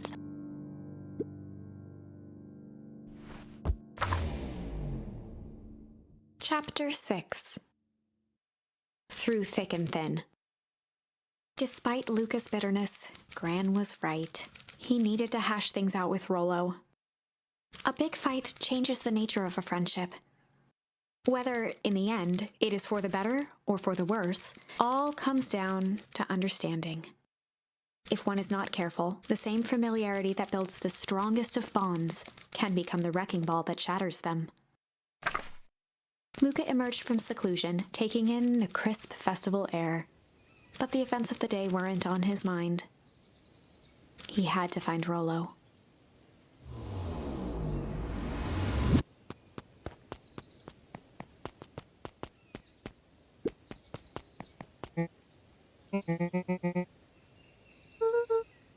Roxy rolled her eyes, shaking her head.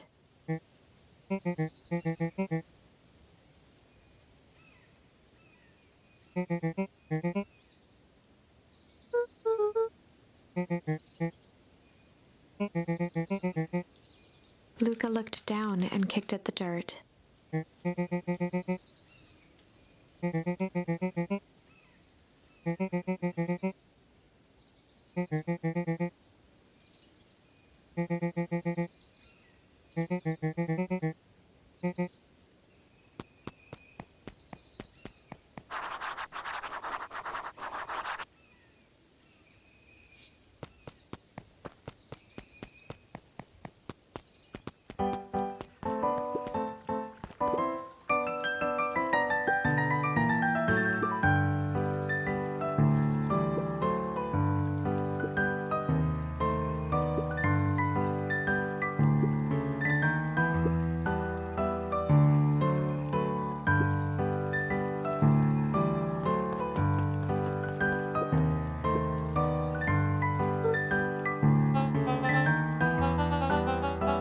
Mr. Kerr pointed to his grinning mouth.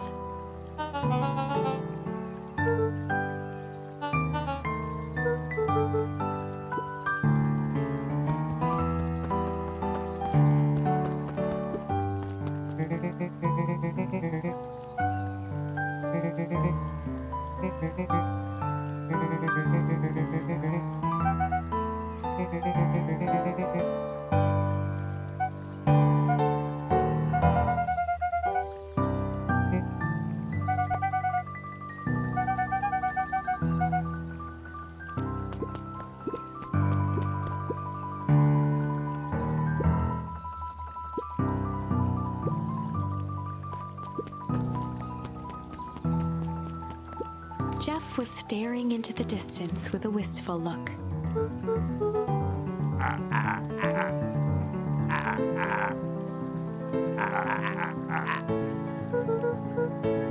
Jeff turned to Luca with a furrowed brow, then gave an understanding nod. For a moment, the two now shared that same wistful gaze.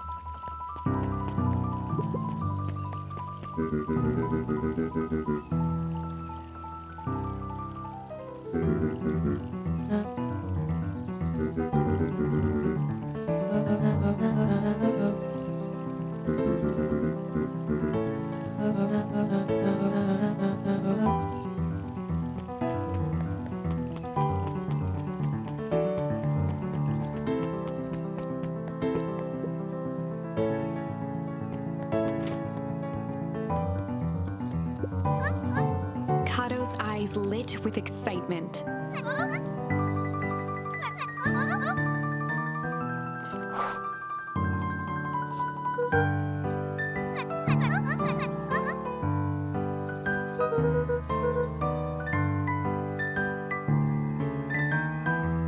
Kato straightened up and cleared his throat as if preparing to sing.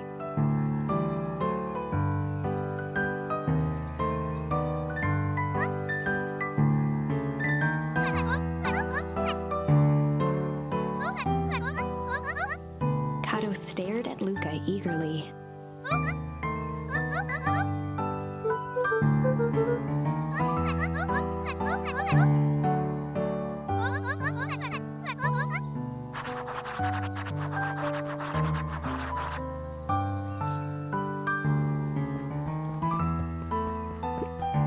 Luca grabbed The Adventures of Hank Atomic, issue number 4, from the shelf.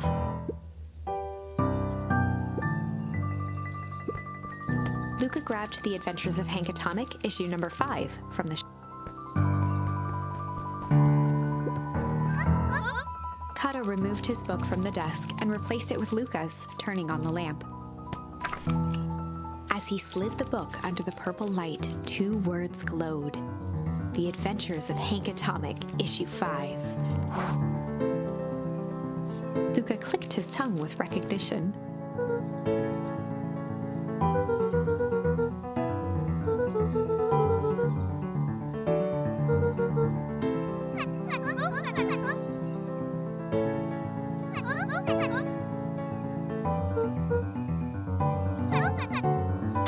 Kato began flipping through the pages, stopping when he hit a glowing word. He continued flipping.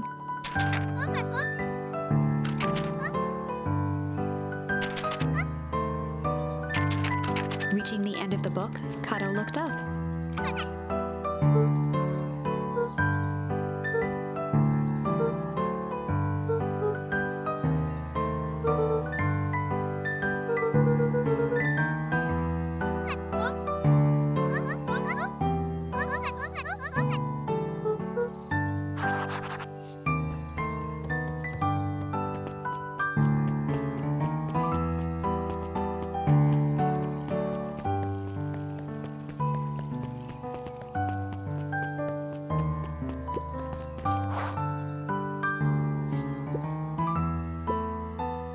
Before Luca could finish his sentence, Griffin handed him a corn dog.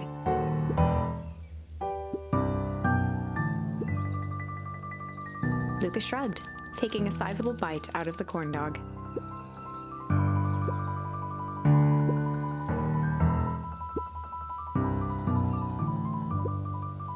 Luca tongued at his cheeks, feeling something rough between his teeth. He reached into his mouth and pulled out a slip of paper. He shook off the bits of corn dog to read the slip.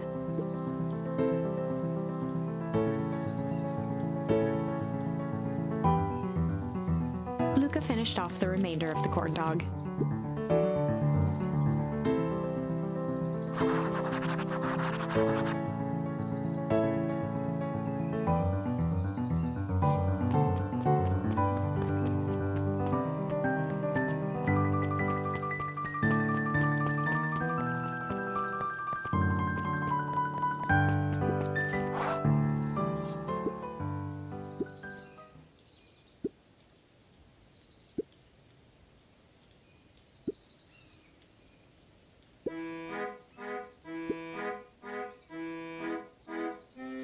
Lumi waved his hands around sarcastically as he began.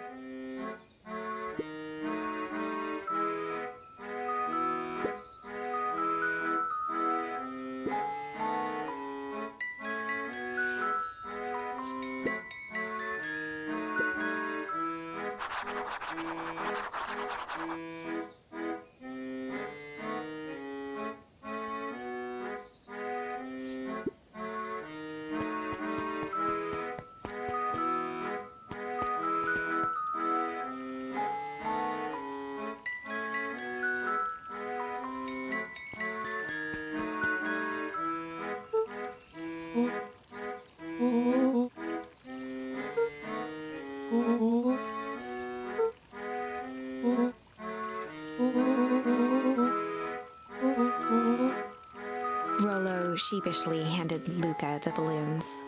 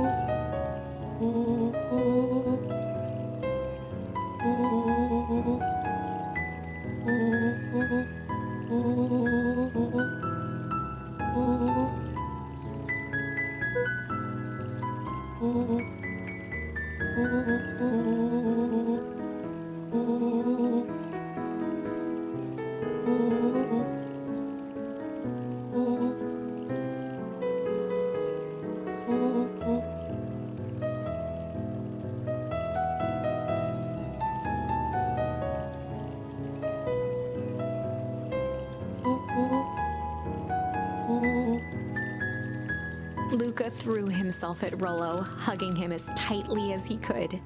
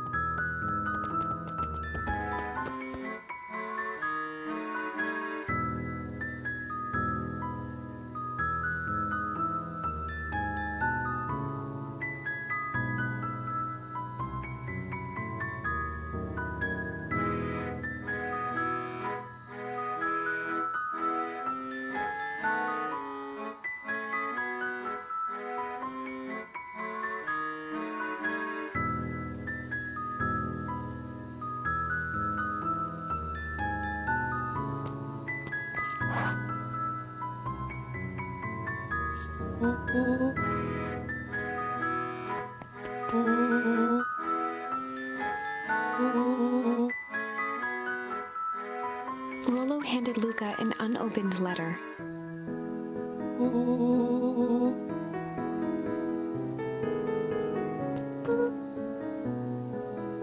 Luca, some things are going to happen that might be difficult for you to understand. If I am honest, I hardly understand them myself. But whatever happens, I need you to know that I love you. None of this is fair to you. You have already lost so much. We both have. I wish there was a simpler way forward, but if there is, I haven't thought of it. God knows I've tried. Everything I've done, I did for you. I hope someday you can accept that. Love, Gran. Luca folded the paper into his pocket and headed up the ladder.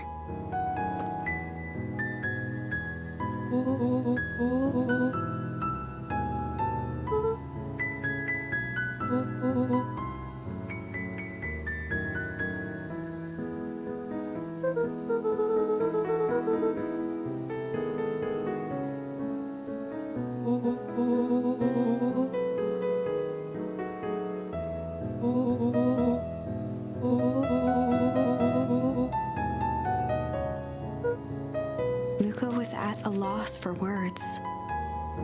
But that was fine. Words aren't always necessary.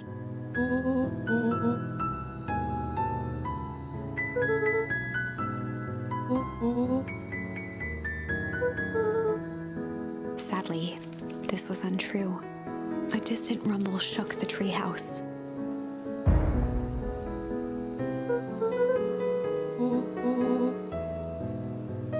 It was not fireworks. It was something the boys couldn't possibly comprehend. Something as old and cruel as time itself.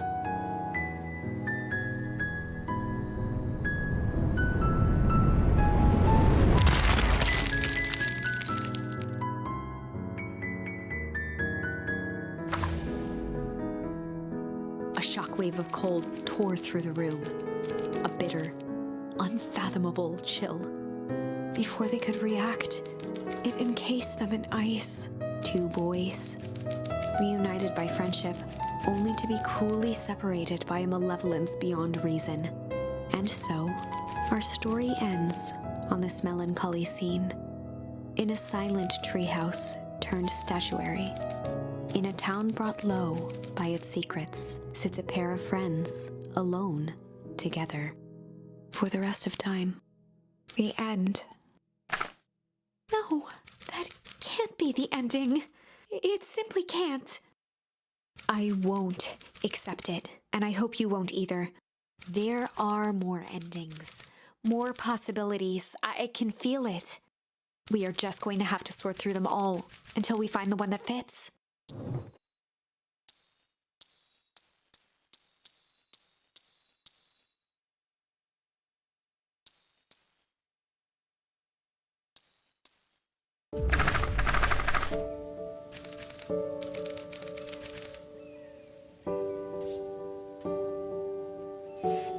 Luca began to respond, but the sky answered for him as the clouds above began to break, revealing patches of star-filled summer night.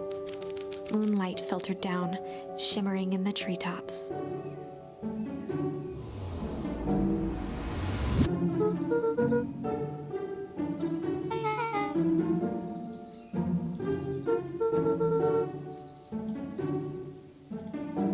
Luca stopped himself mid-sentence.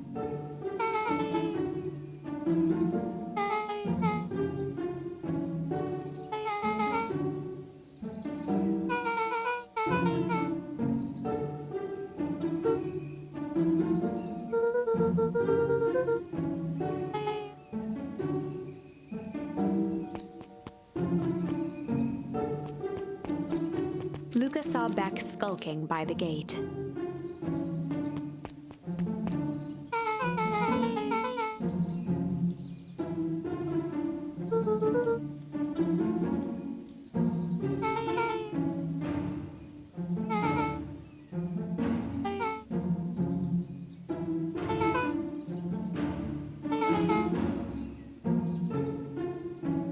Beck grabbed the wrought iron bars and shook the gate.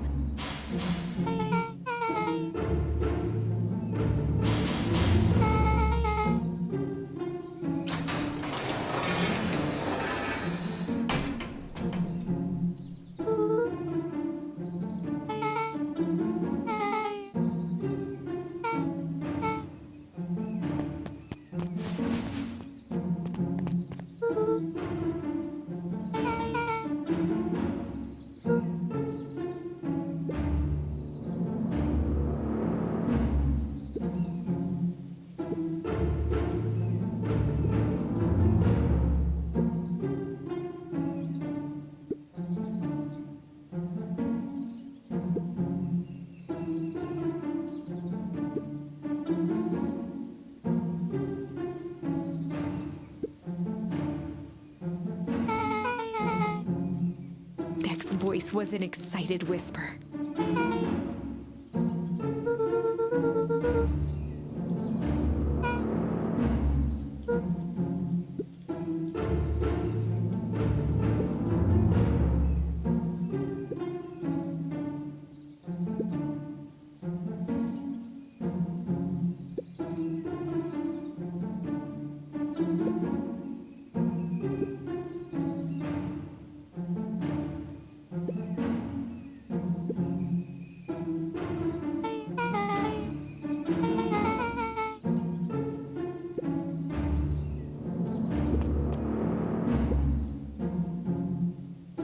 The mysterious figure retracted their mask. hair pushing out from all corners. A chill ran down Luca's spine. His vision blurred.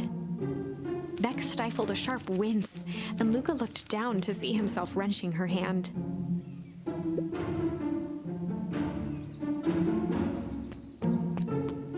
Gran tousled her hair back under the face mask.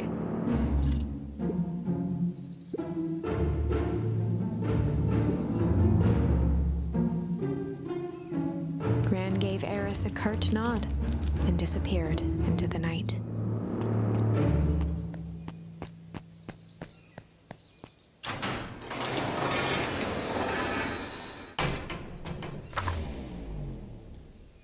Chapter 5. What big ears you have! Luca sat shivering in the bushes, staring at his feet.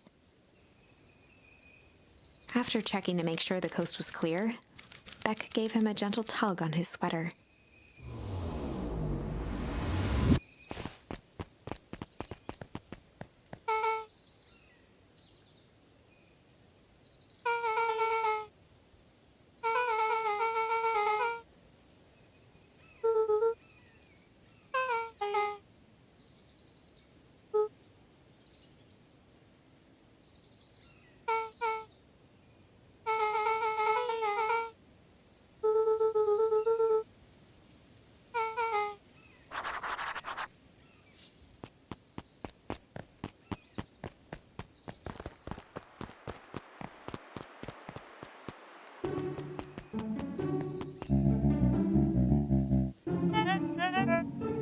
The clipboard finished writing with a scratchy flourish and looked up.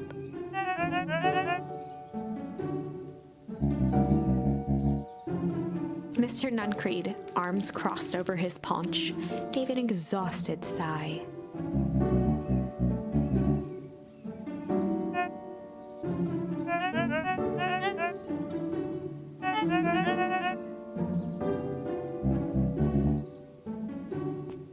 He snatched the pad and scribbled his name so hard the pen nearly snapped.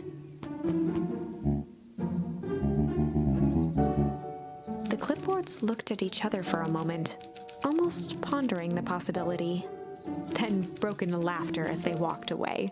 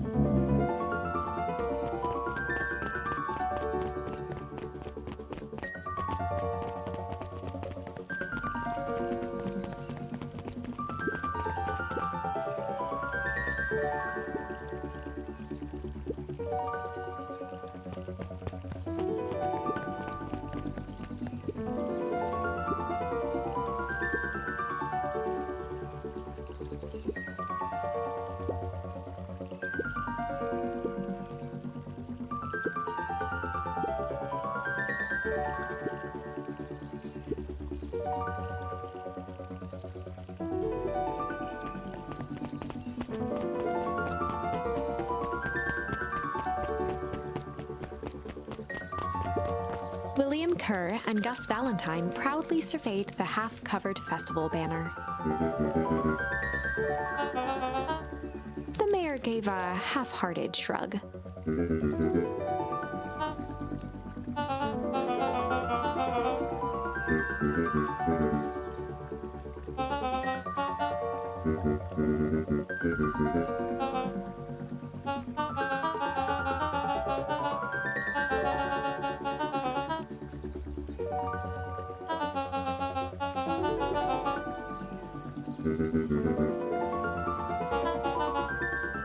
Kerr locked his arm on Gus's shoulder.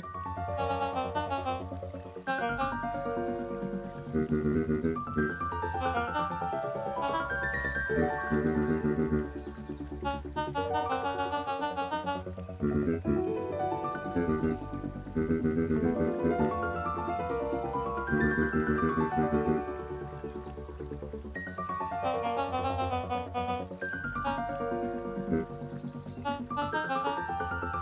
a glimmer in his eye, Kurt gestured grandly toward the horizon.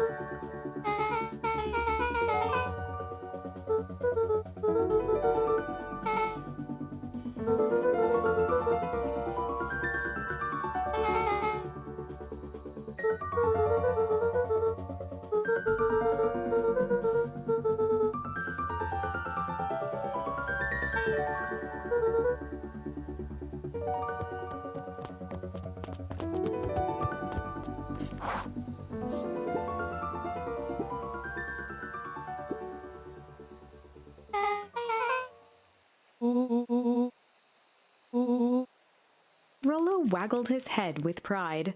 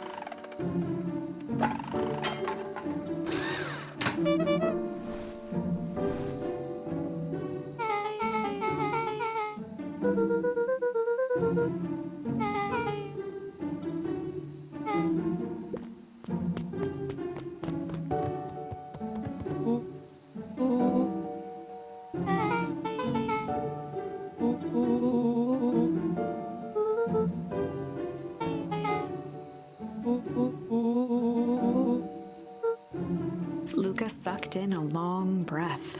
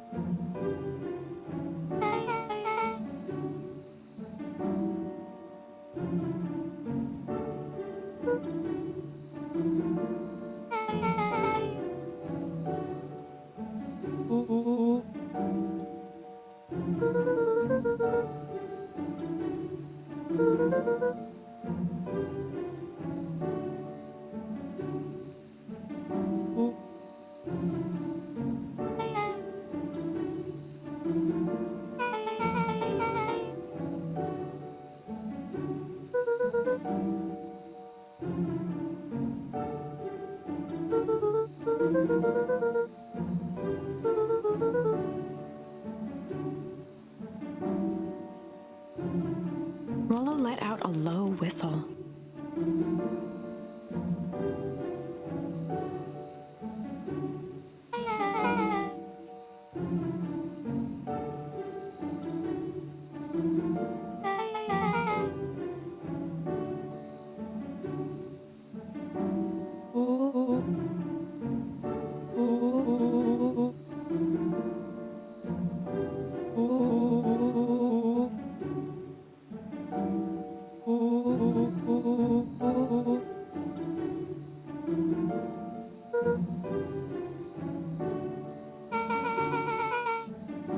Rolo and Luca shot back a look.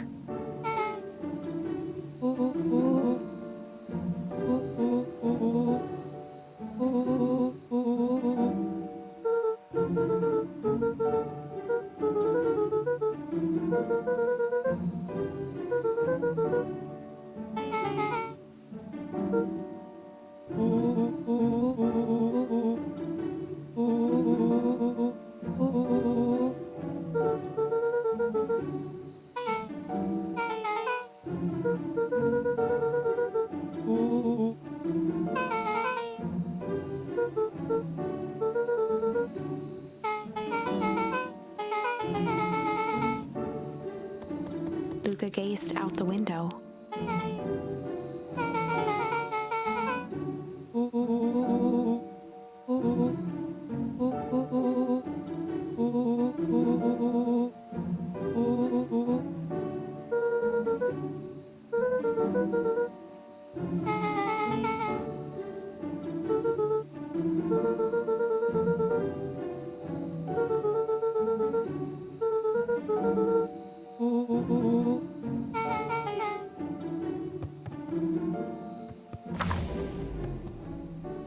Chapter 6. Secret Lair. Summer forged ahead, but the nights only seemed to grow colder. Luca walked home slowly under the pale starlight, cautious to avoid any more surprises lurking in the shadows. Reaching home, he slipped quietly into bed, half dreading what they might discover the next day.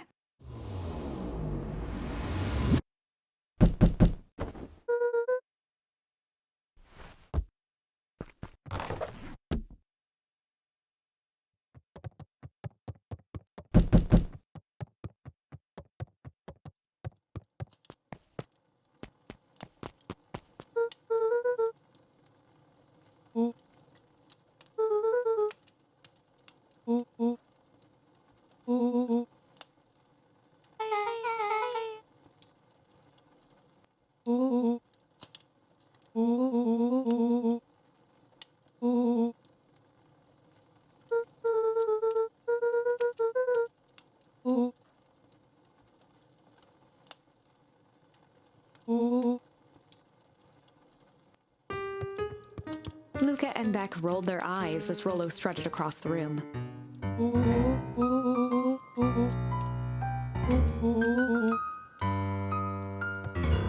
Rolo flung open the cabinet with confidence. He coughed as a veil of dust hit his face.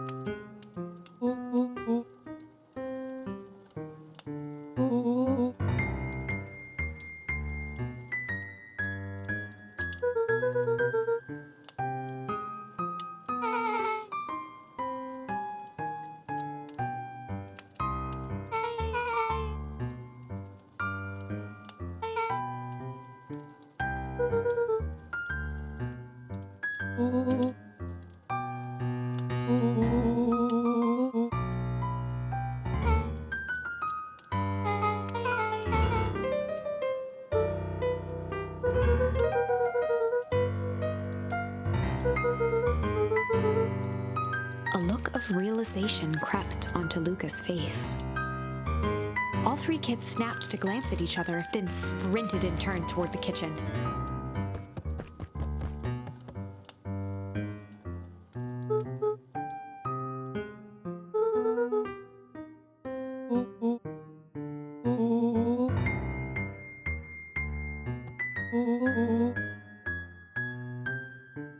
Before he could finish, Luca scrambled up Rolo's back.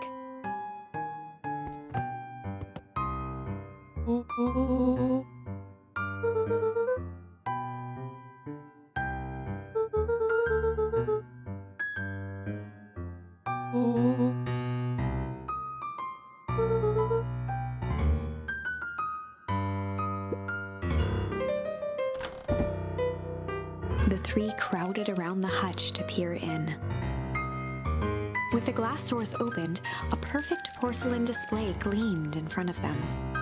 Their eyes searched for anything amiss.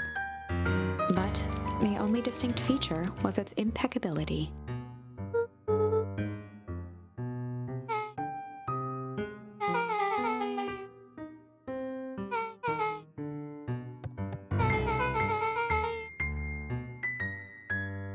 As Beck pulled on one of the teacups, it slanted forward with a hollow click. The entire hutch began to rustle and slide under its own power.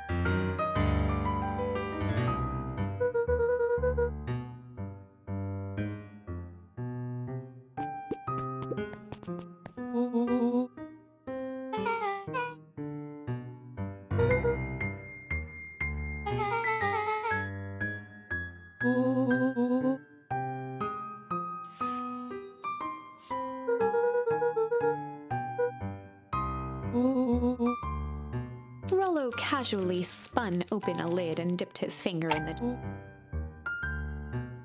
He smacked his lips. Rolo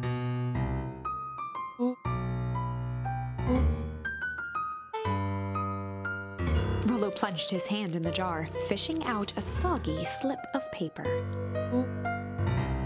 Rolo offered the slimy note to Luca and licked his fingers clean.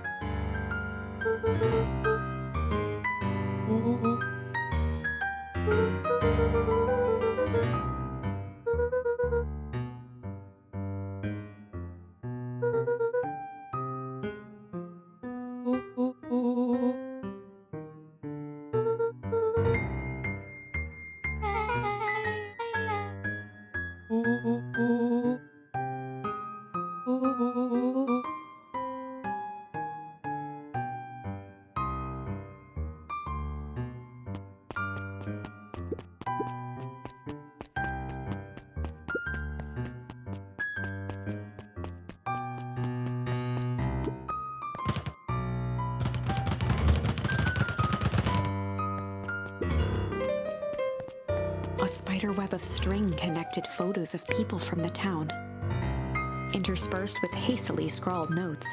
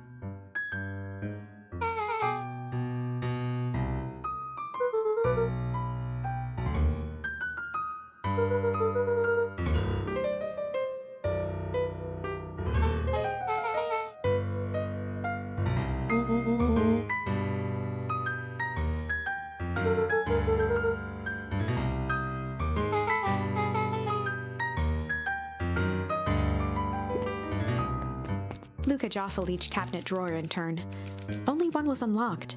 He fingered through the filing cabinet, pausing at a bulging folder labeled Walter. For a long moment, he just stared at it.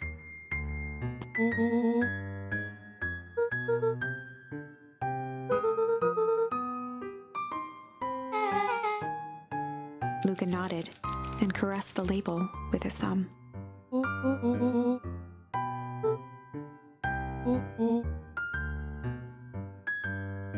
Rolo swiped the folder from the drawer and began leafing through the pages. He whistled to himself, barely looking at the text.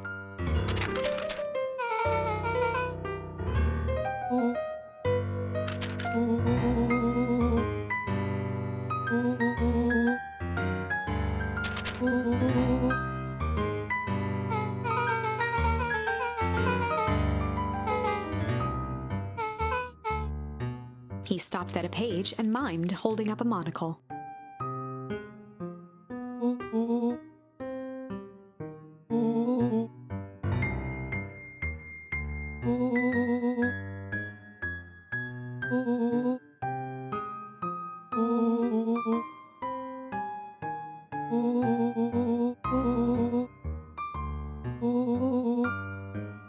Rolo looked up with heightened surprise.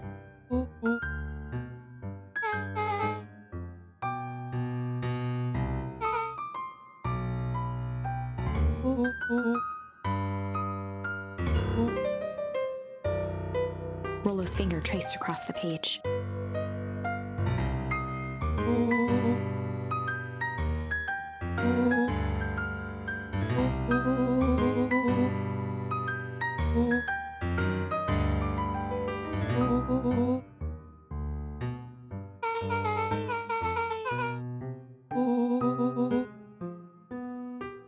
Rolo scanned through several more pages.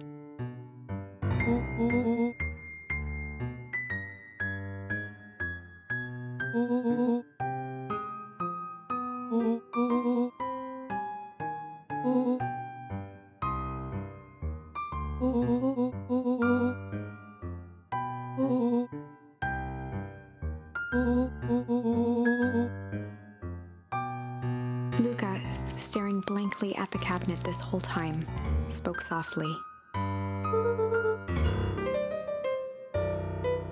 Rolo rustled the folder, trying to loose more pages.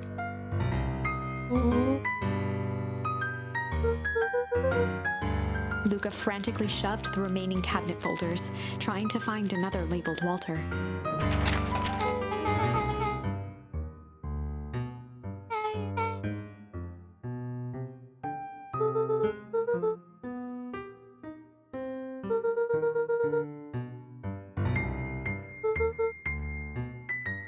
Luca slammed the drawer shut.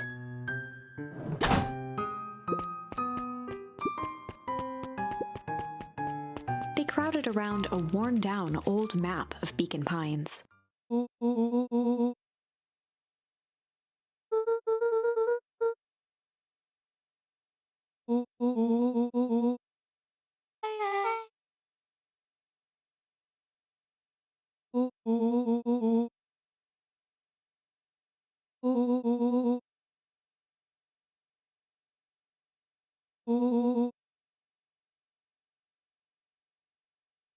Rolo carefully traced the path with his finger.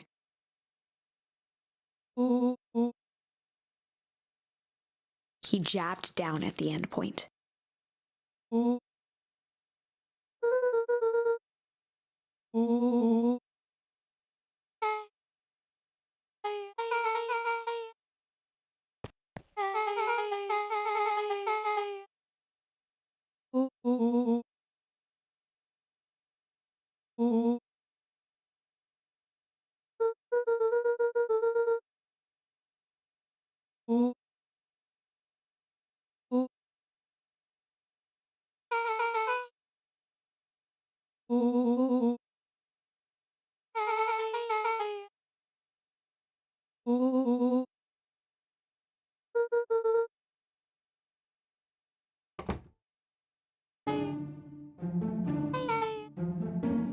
Luca looked up from the map.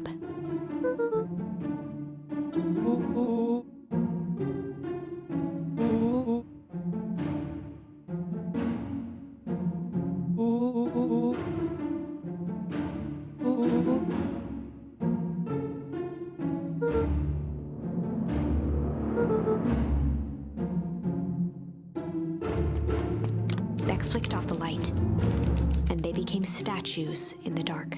Overhead, creaking floorboards bent under slow, deliberate steps. The kids looked up, the tilt of their necks following each footfall.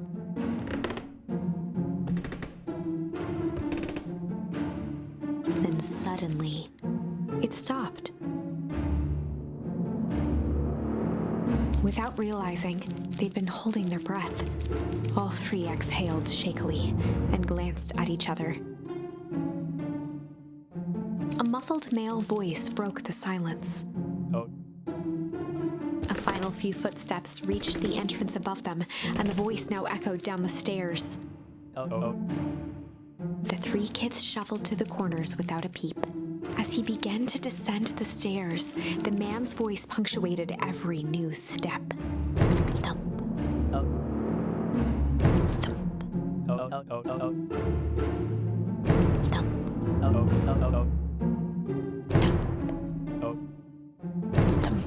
At the bottom step, the man paused, squinting to search the room for signs of life. Rolo shifted suddenly.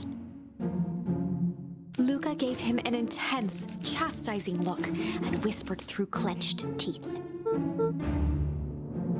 It was too late. Rolo was already inching toward the stairway. He screeched as he charged toward the shadowy figure.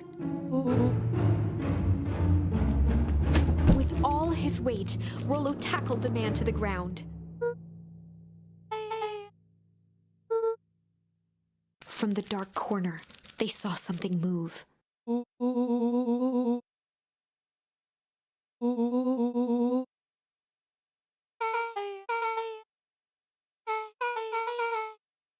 Luca scrambled to the hunched figure on the ground. Pressing his fingers to the man's neck, he sighed with relief.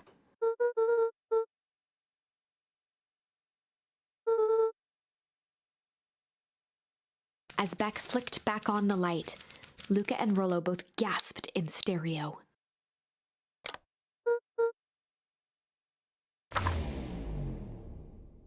Chapter 7.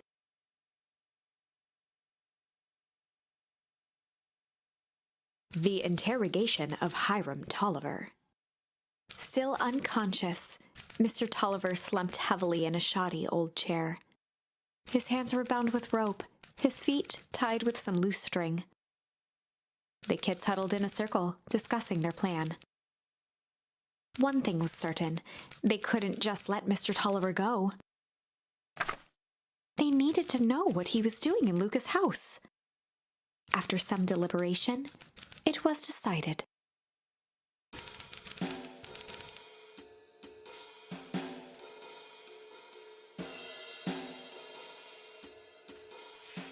They'd run the classic good cop, chill cop interrogation.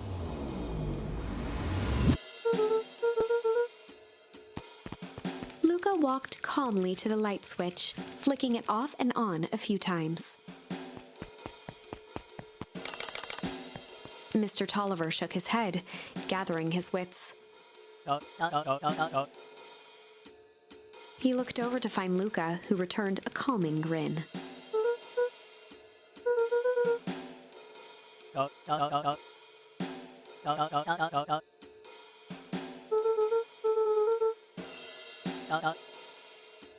Rolo and Beck emerged from hiding to give a timid wave.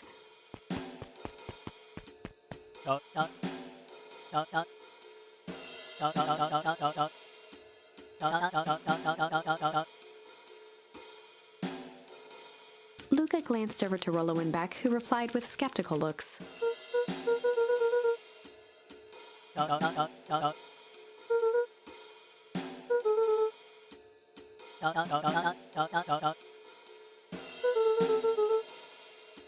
Mr. Tolliver exhaled with disappointment.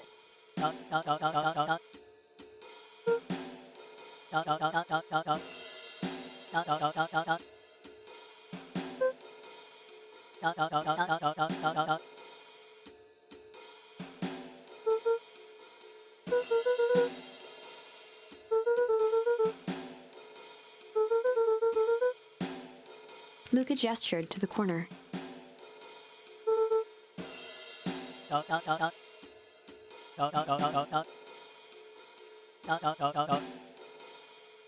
Luca looked again to Rolo and Beck.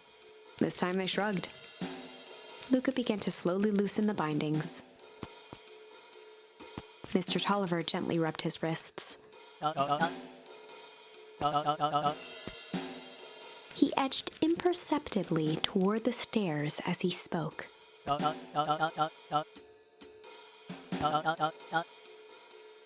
Before the kids had even noticed his movement, Mr. Tolliver was at the light switch. He punctuated his final words by flicking the switch and rushing up the stairs. Beck darted to the wall and turned back on the lights. It was too late. Rolo confirmed what they all heard. Mr. Tolliver's muffled voice came from behind the door.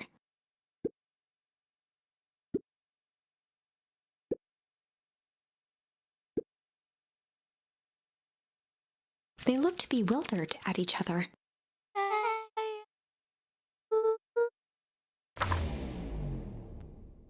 They heard the staccato thump of quick steps exiting the house. The kids looked down in resignation. This isn't how it goes in Hank Atomic. For some reason, they'd always assumed it was up to them to save their town. Luca opened his mouth, hoping to conjure some magical words to make this right.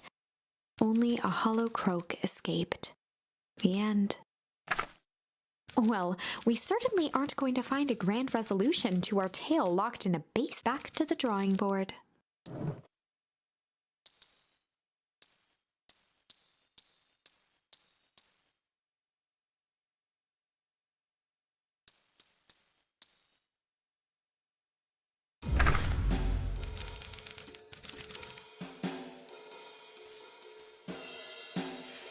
they'd run the classic good cop, hard cop interrogation. Rolo brandished a steely gaze. I've got this. Read about it 100 times. Rolo swaggered past the chair which propped up the slumping Hyram Tolliver. Without even looking at his captive, he began with a long, blustery drawl. Mr. Tolliver remained motionless. Rolo spun around to face him. He'd clearly expected to rouse Mr. Tolliver with his booming voice.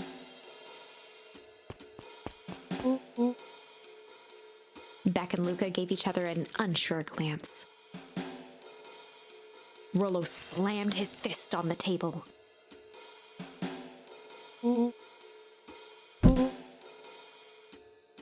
He grabbed the table lamp and beamed it onto the unconscious face.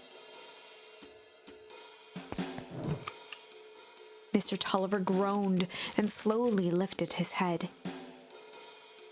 He recoiled with a muddled, weary squint. The chair wobbled as he attempted to straighten up.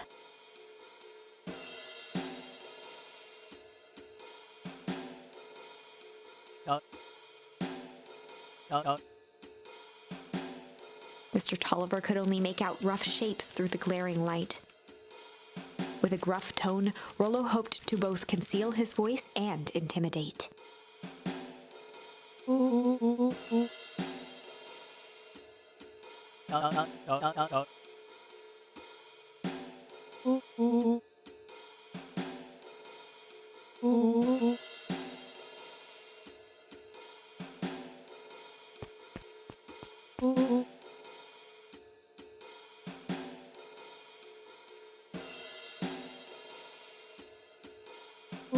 The doubtful expression on Beck and Luca's faces transformed into awe.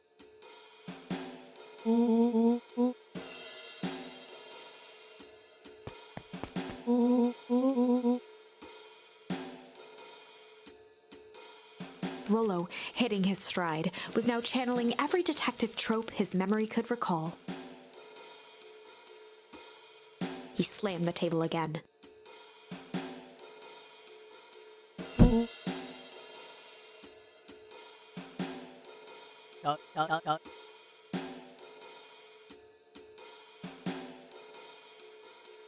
Mr. Tolliver's voice became desperate.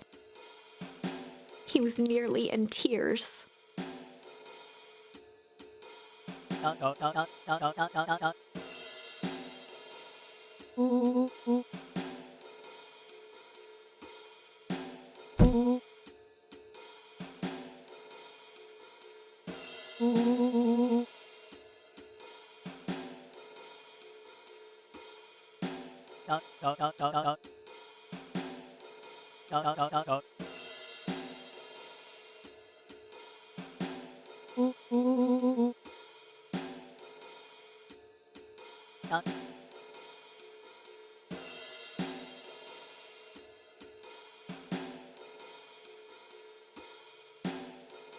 Mr. Tolliver was in a daze, now more confused than ever.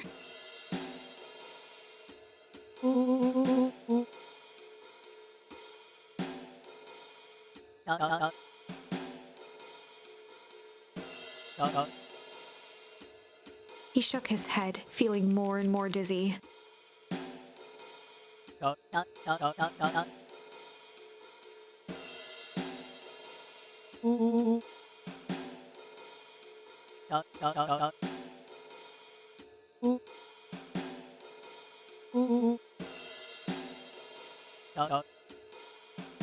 His voice faded to a whisper.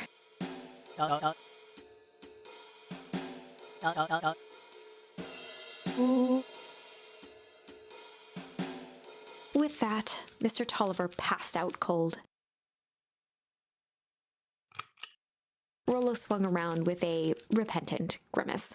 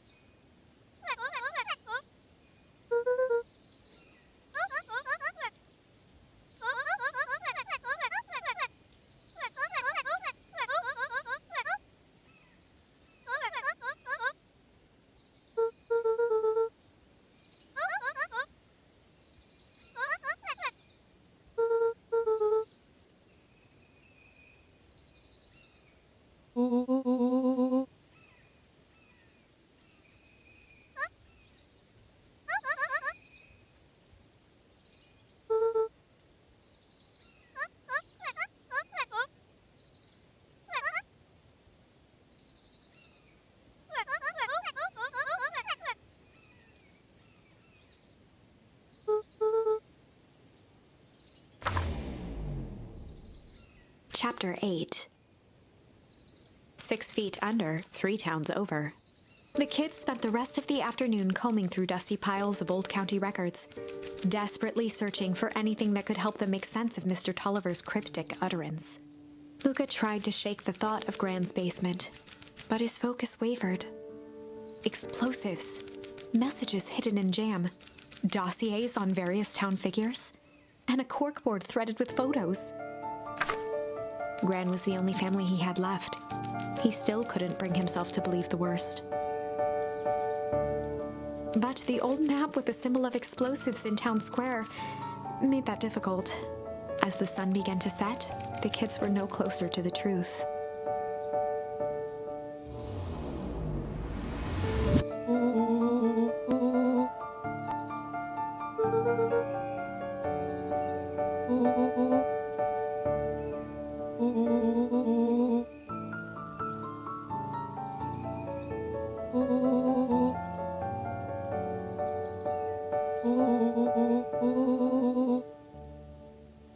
Rolo shut his book with an assertive nod.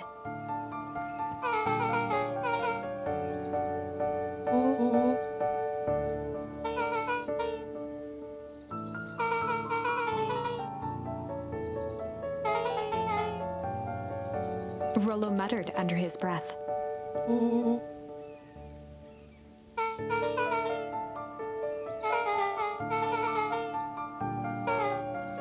Beck slammed her finger down on the open page before glancing down to read.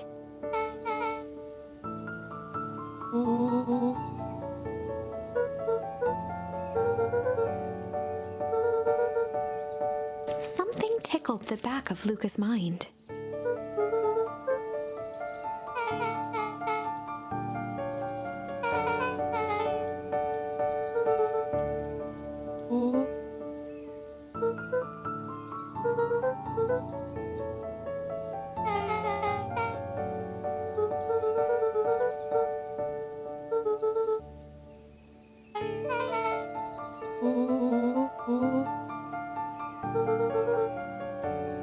The question hung in the air.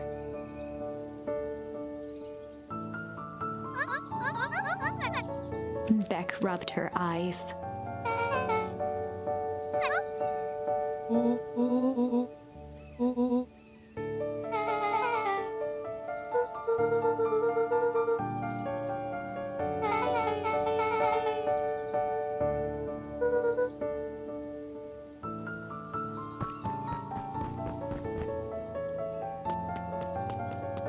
Luca's heart was pounding as he approached the house.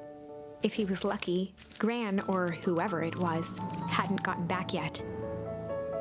And of course, there was Mr. Tolliver tied up and unconscious in the basement. Dealing with him would be the first order of business. Luca shook out his arms to calm his nerves before entering.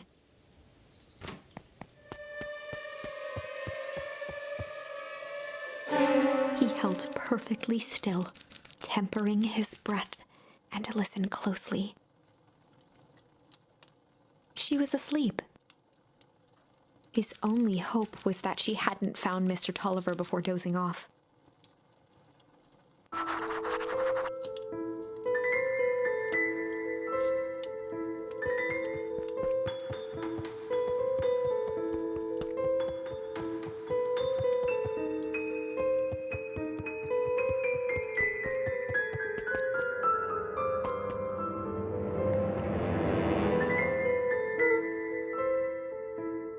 Mr. Tolliver was nowhere to be seen.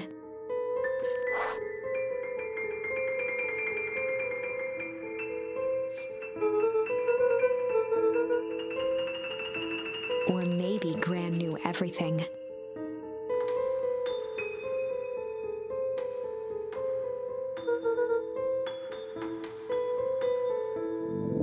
Luca's hungry stomach groaned. Not realizing it, he'd gone the entire day without eating.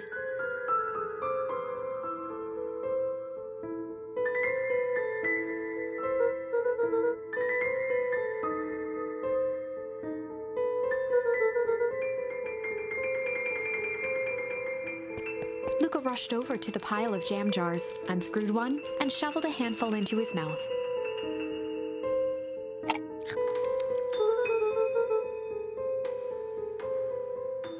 flipped the lid to read the label.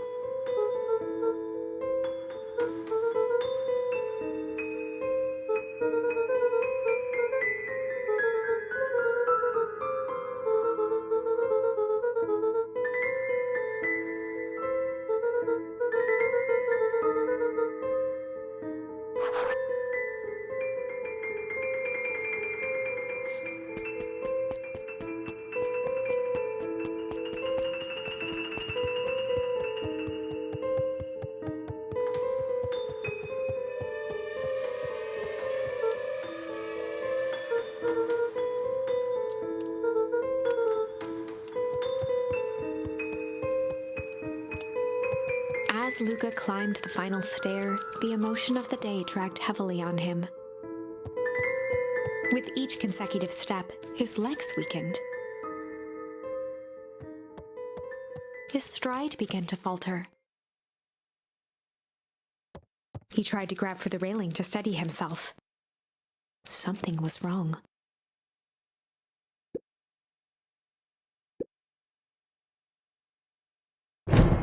Luca groaned and tried to move. His limbs might as well have been bolted to the ground. Through numb lips, he mumbled just before falling asleep.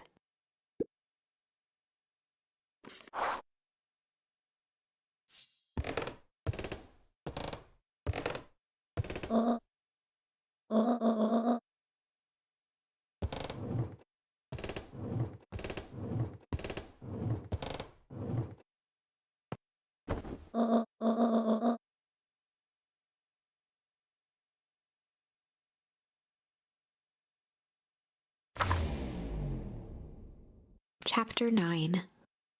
A speech to end all speeches. Luca awoke to find himself face down in bed. He moaned into his pillow. Why would Gran drug him? Or rather, why was she trying to drug Mr. Nuncreed? Shaking the questions from his woozy head, Luca snapped back to the matter at hand.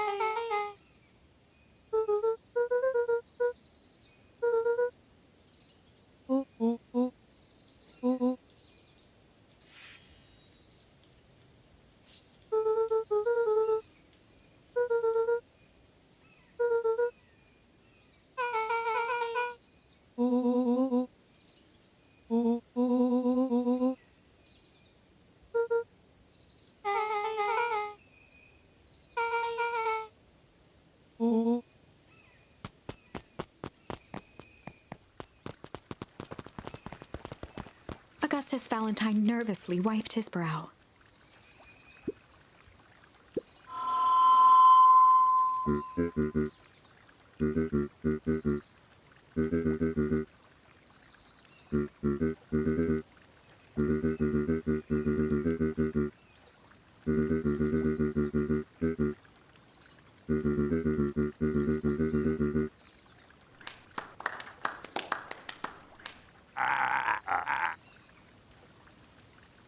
Gus cleared his throat and awkwardly loosened his tie. William Kerr bounded on the stage with the energy of a preacher at a big tent revival. He gave Gus a hearty slap on the back and motioned him off the stage.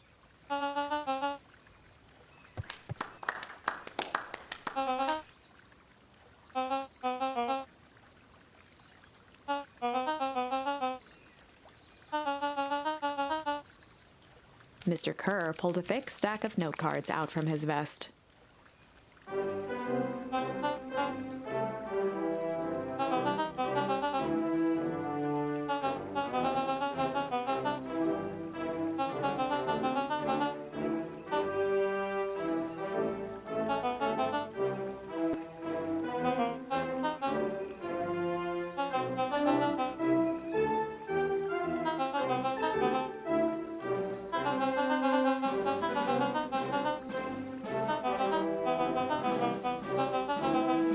Mr. Kerr took a moment to survey the crowd. He wiped away a single tear.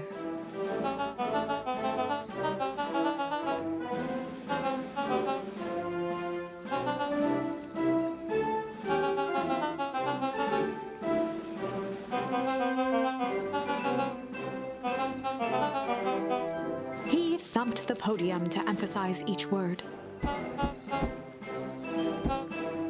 Mr. Kerr nodded confidently, biting his lip.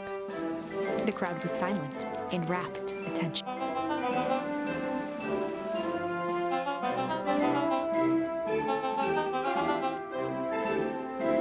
Mr. Kerr methodically made eye contact with each section of the crowd.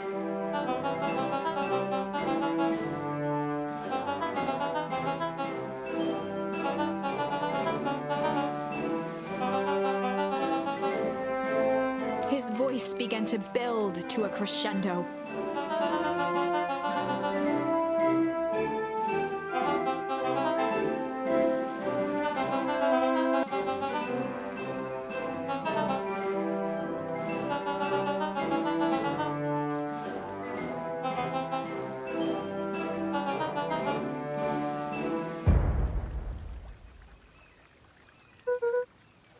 The crowd began to look around nervously.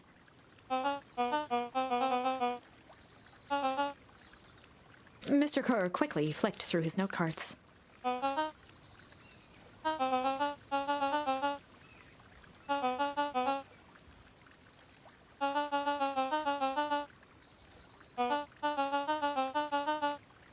He raised his hands up to the heavens.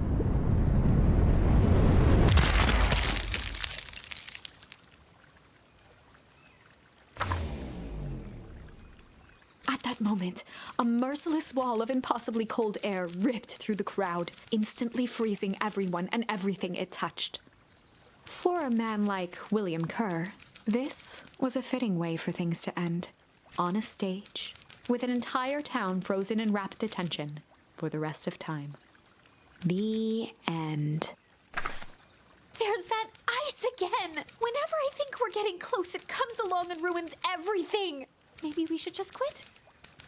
Maybe you should just close the book, walk away, and never think of me again. No, I don't mean that.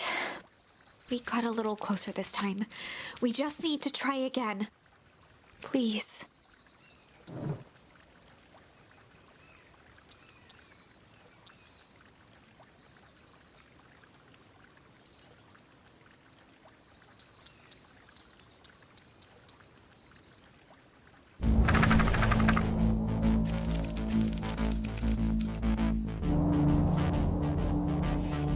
Luka drew himself up and decided to take the only option they had left. Flight. He squinted down the barrel of the mission control defense cannon, aiming it through an opening in the dense tree branches.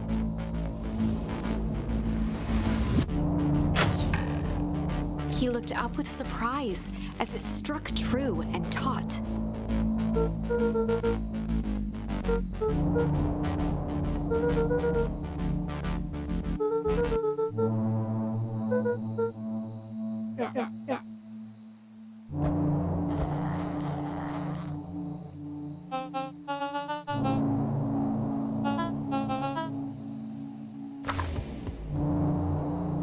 Luca and Iggy winced as they sprinted through the thicket.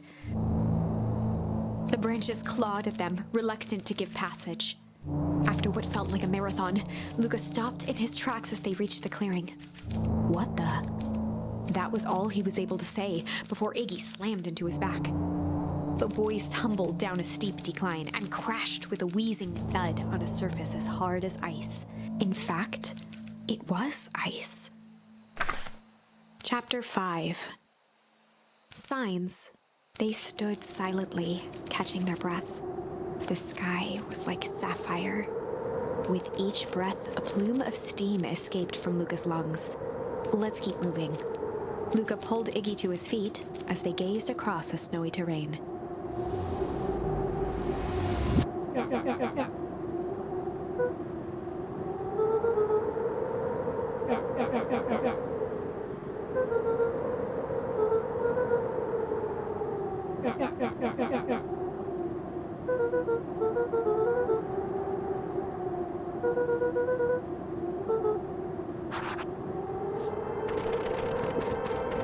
A disc of smooth metal was lightly covered in snow.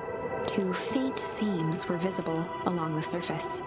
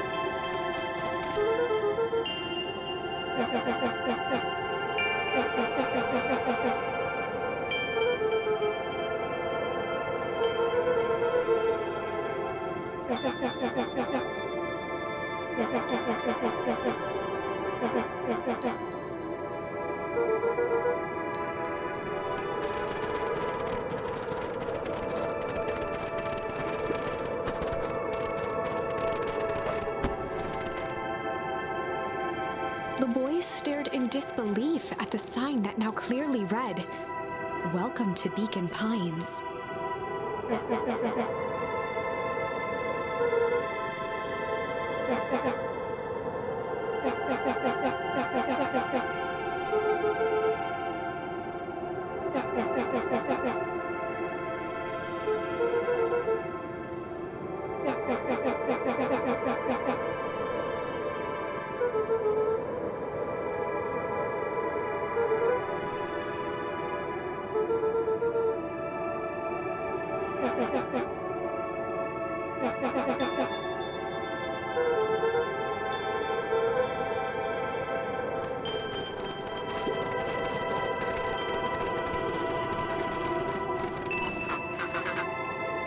Luca had almost forgotten the walkie-talkie he was carrying.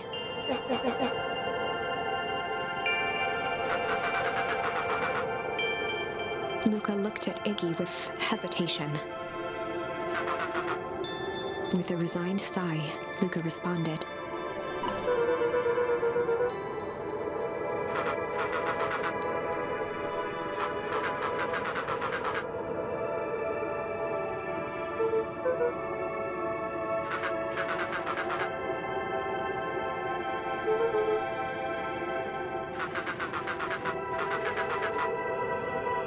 Luca winced, shoving the walkie-talkie back into his pocket. The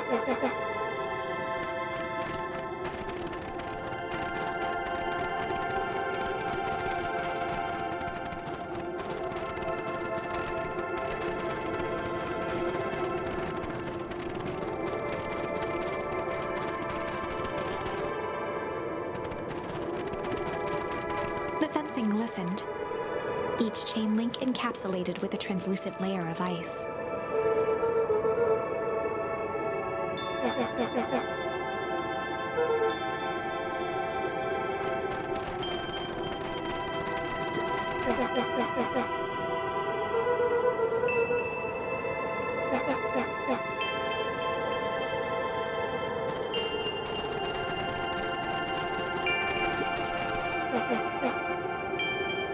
Looking down at the frozen stream, Luca could faintly see a school of minnows encased in the ice.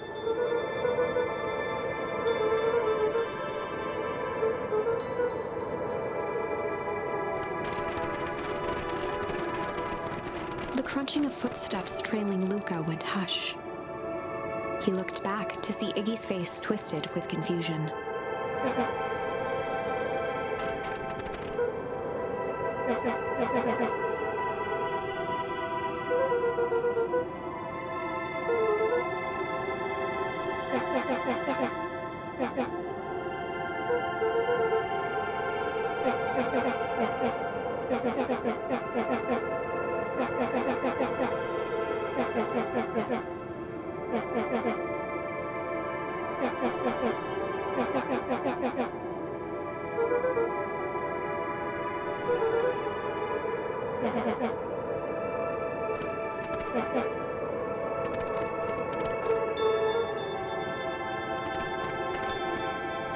Luca peered upward at the darkening sky.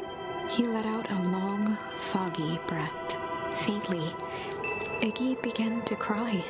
Seeing Iggy in such a pathetic state gave Luca a sense of compassion, and more than a little guilt.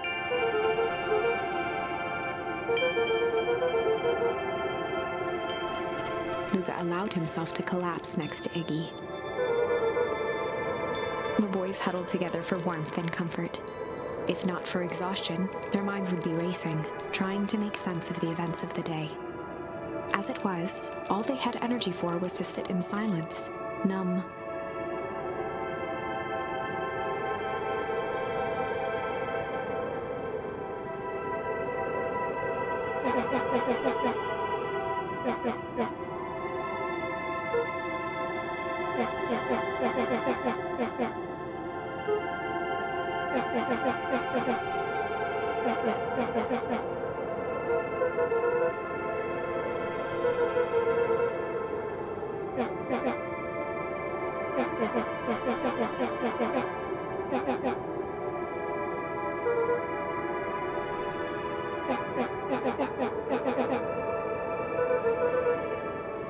Iggy motioned sarcastically to his half-deformed face.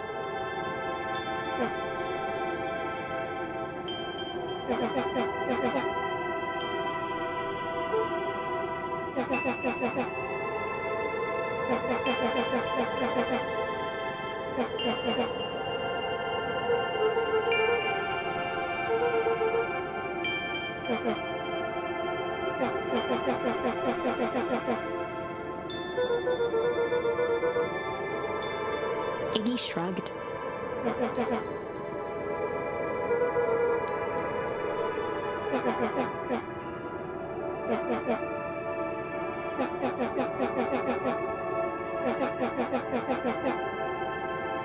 Iggy now wept openly.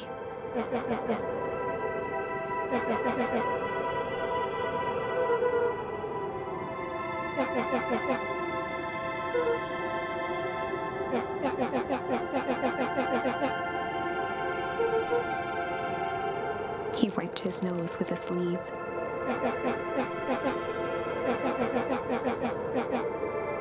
Luca gave a warm chuckle. Iggy cleared his throat as he wiped his eyes.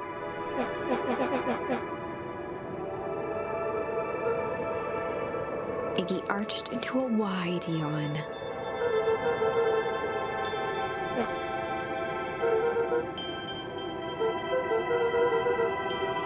Luca's eyelids began to slowly drift shut.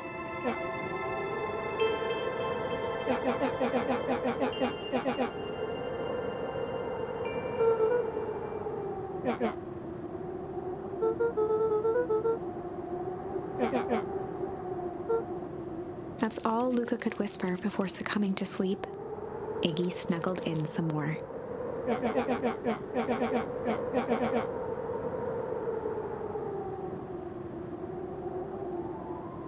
The house smelled of warm bread. Luca was playing with toy blocks on the living room rug. He looked up to see his parents on the couch. His mother held his father's head in her lap. She idly stroked his hair while humming a song. A voice behind Luca spoke. This is how you remember them, huh?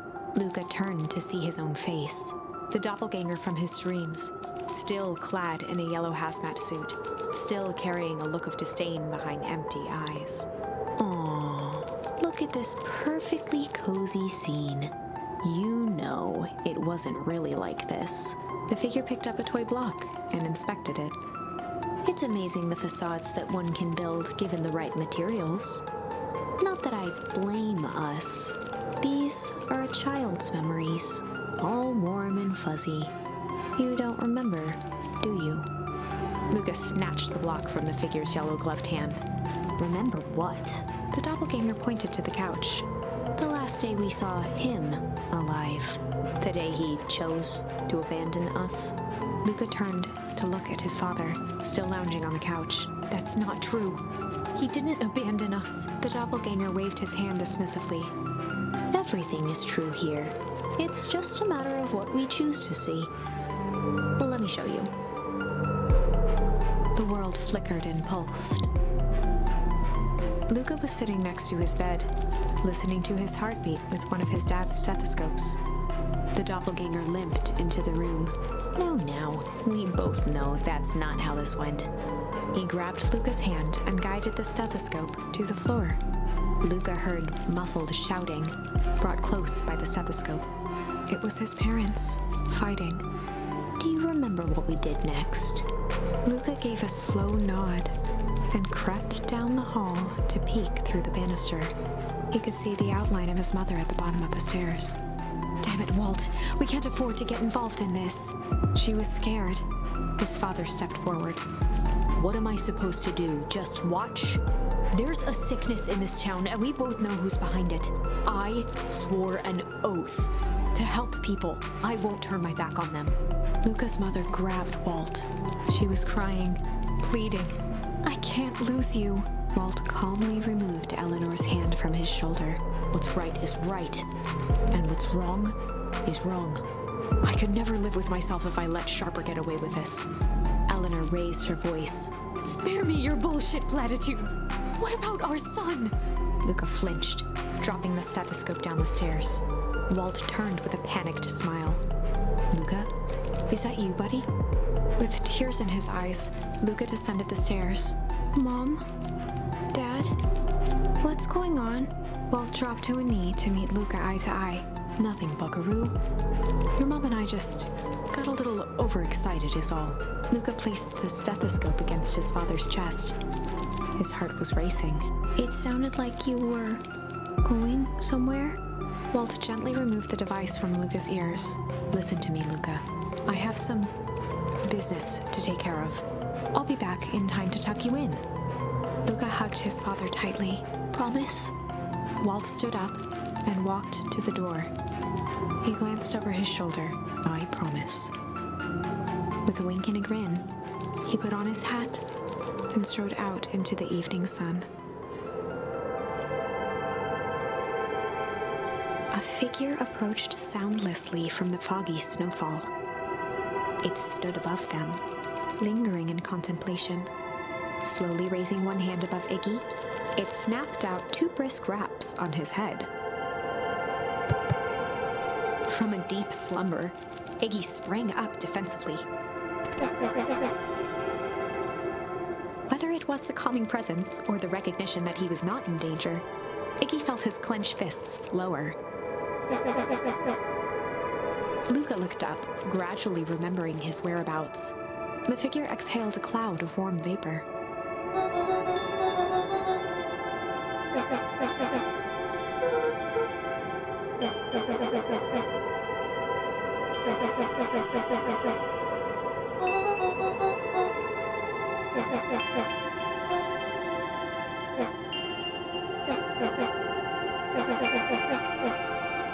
When it came to complete strangers, Iggy had trouble cobbling together an insult.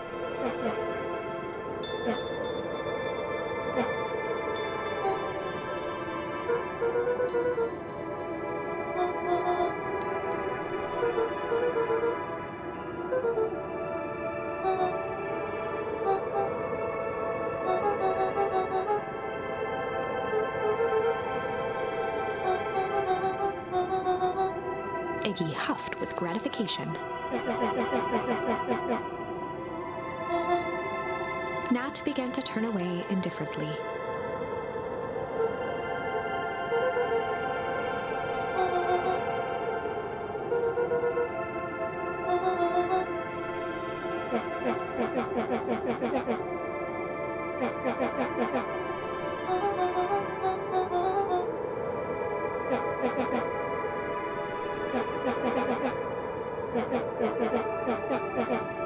Iggy turned sharply and began to stomp off.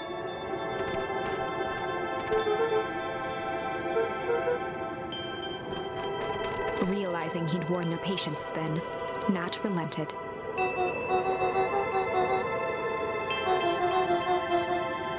Luca and Iggy turned around with hope in their eyes.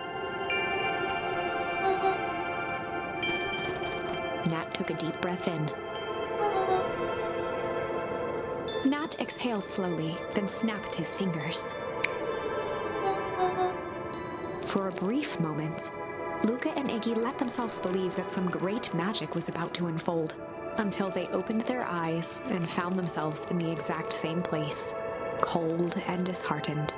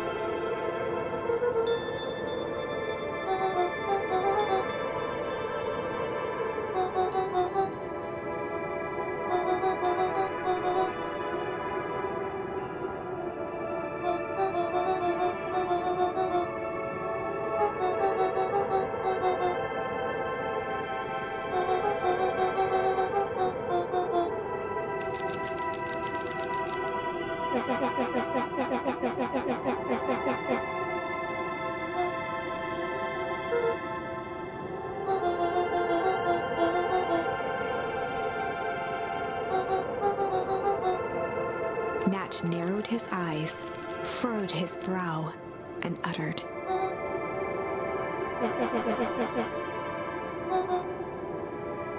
Luca began to laugh uncomfortably. He looked down at his feet. His eyes started back and forth in contemplation. With a sudden pain, a thought struck him. He sprinted off into the pale distance. As Iggy turned to follow, Nat called out,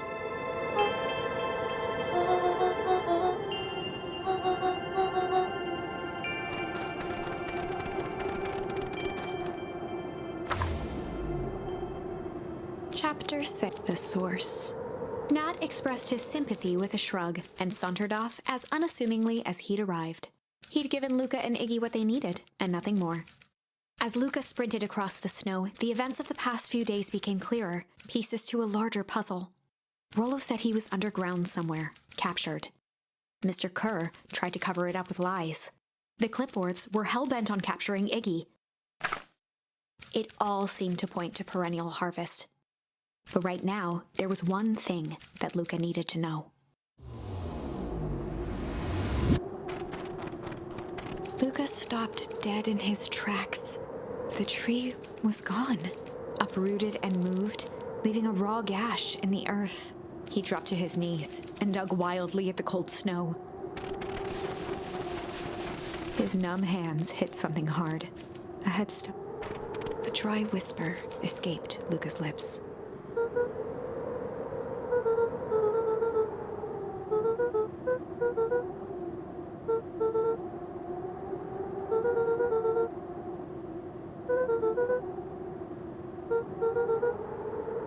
There was no reply, just snow-covered silence.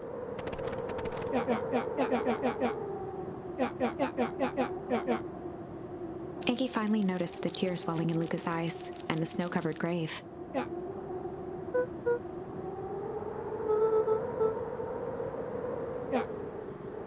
Suddenly, they heard the crunch of approaching footsteps in the snow.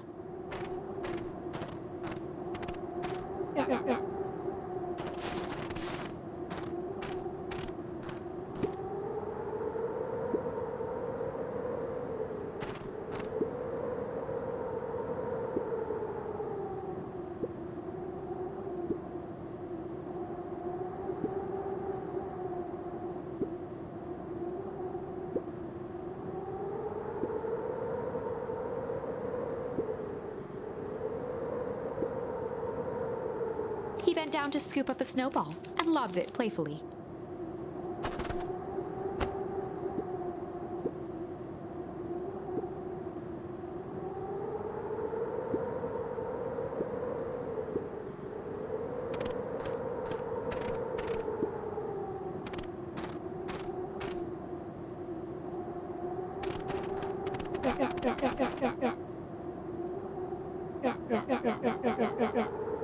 Luca stuttered through heaving sobs.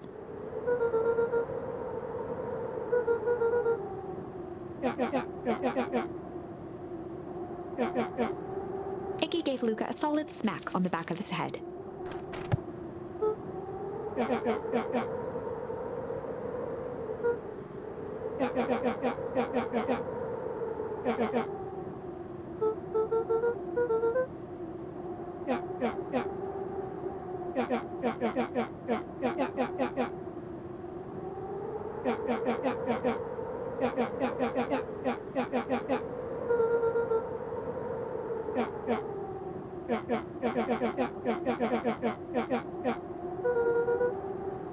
Luca wiped his eyes with a sleeve.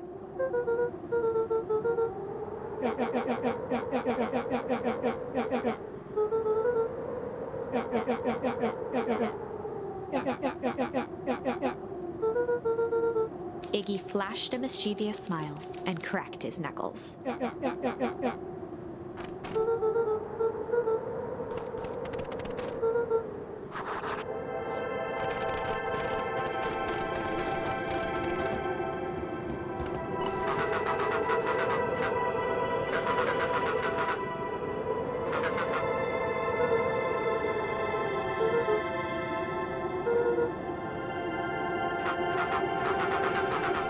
Iggy and Luca shared a skeptical look.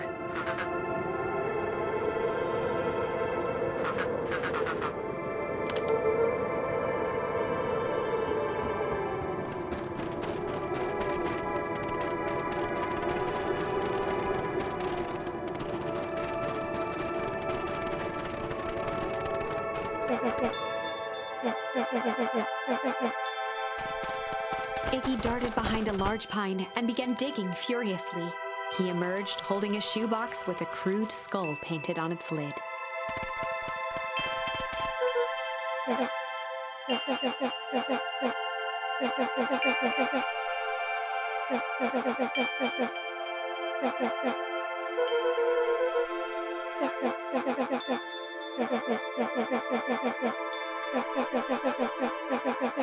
Luca rolled his eyes with realization. Iggy stifled a chuckle.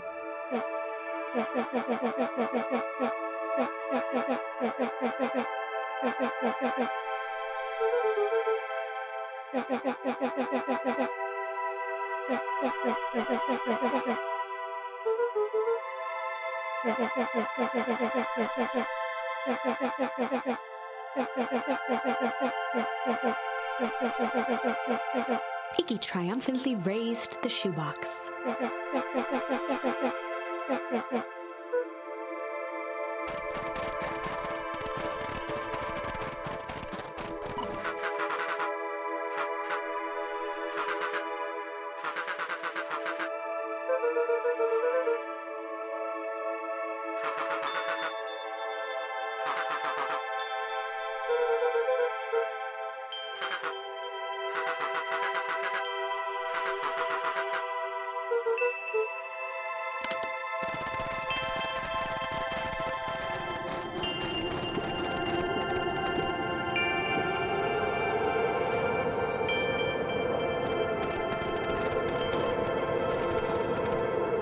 Luca and Iggy inched up to the edge of the hole with bewilderment in their eyes.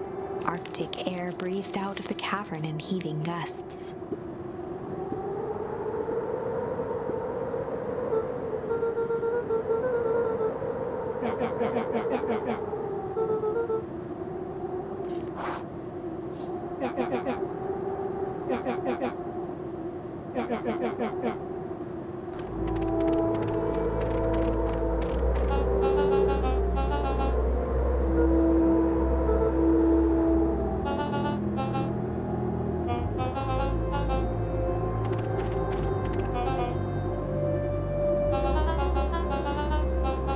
Mr. Kerr gazed down the abyss in contemplation.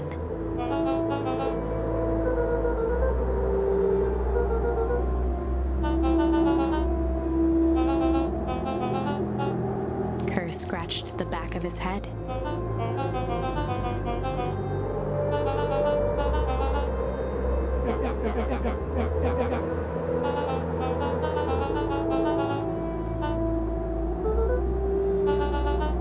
His face contorted into a saccharine grin.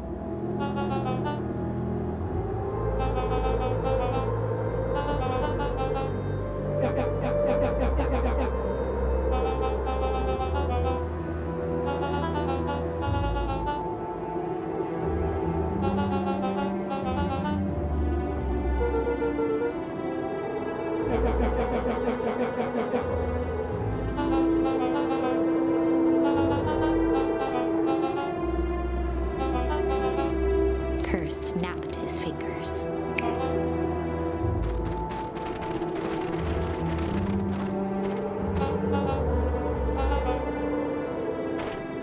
Iggy turned to Luca with a sly glance.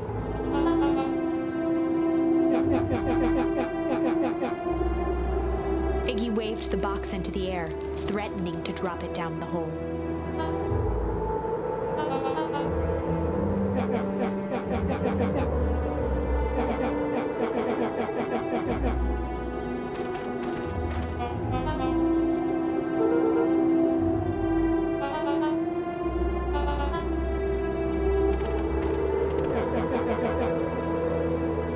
Iggy plucked a single bottle rocket from the box and held it up with reverence.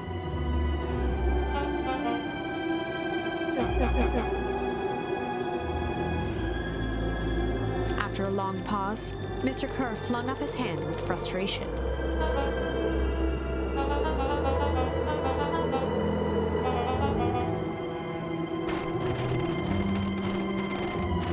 Mr. Kerr sighed into the frigid air.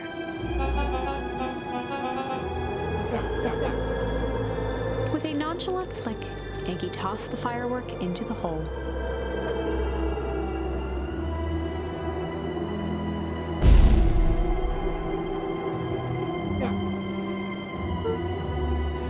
With a growl, Kerr leapt at Iggy, crashing through Luca. Iggy tried to twist away, but in the struggle they both tumbled over the side. Luca dove forward, bracing Iggy's hand just before it slipped. His grip was made precarious by the cold, wet snow. He could see Kerr further down, clinging to Iggy's coat.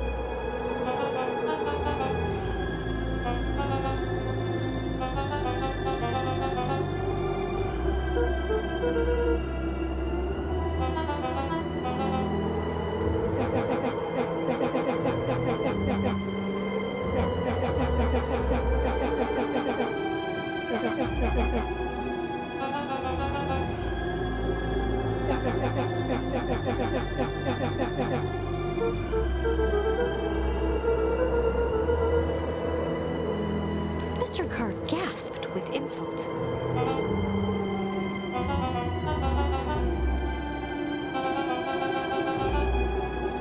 With a wild look in his eye, Mr. Kerr began to hum a proud melody.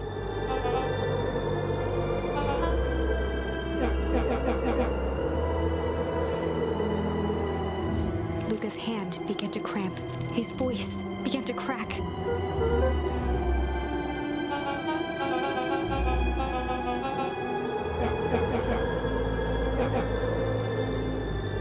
Luca felt Iggy loosen his grasp. Every muscle in Luca's body burned.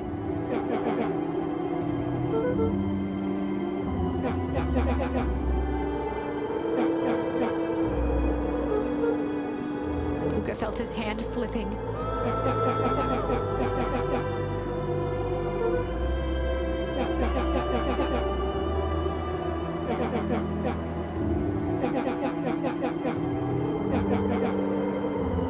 A calm settled over Iggy's face.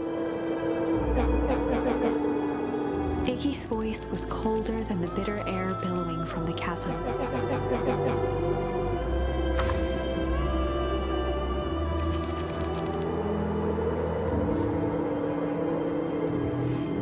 Luca had no choice but to refuse Iggy's request. He tightened his grip and reached for the walkie-talkie in his pocket.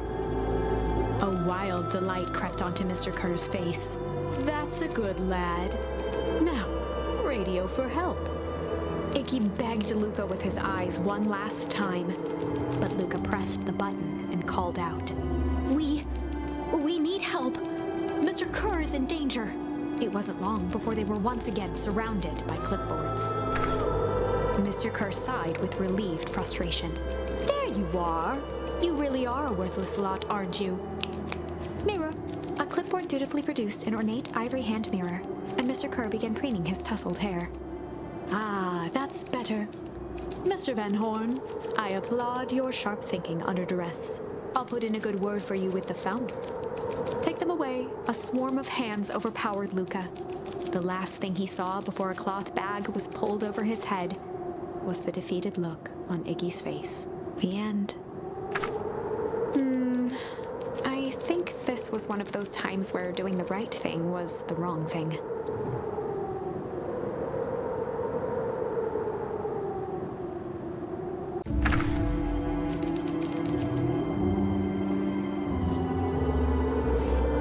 Luca had no choice but to accept Iggy's request.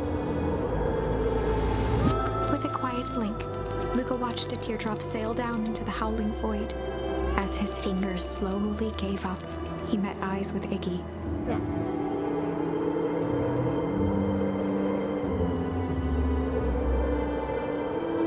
The two silhouettes were swallowed by darkness.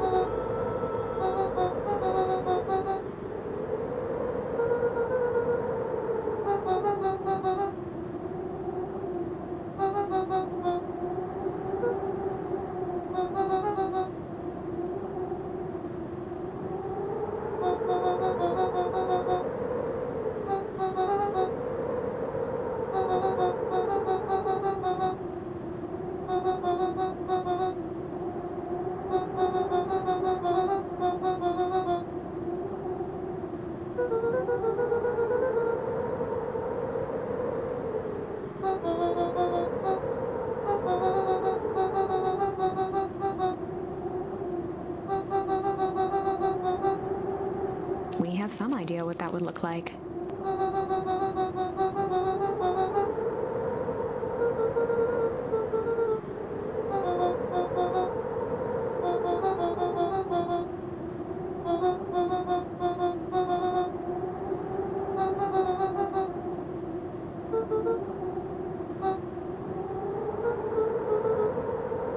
A fierce twinkle flashed in Nat's eyes.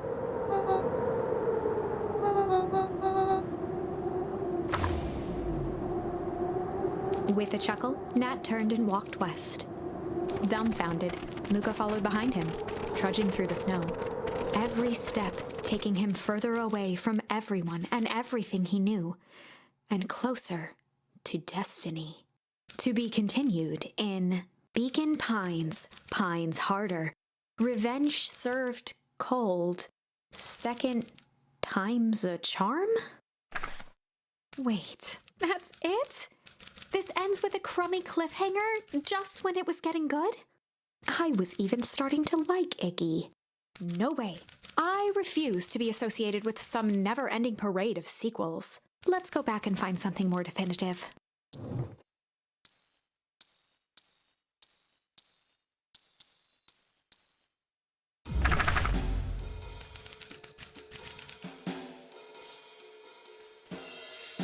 They'd run the classic good cop, sly cop interrogation.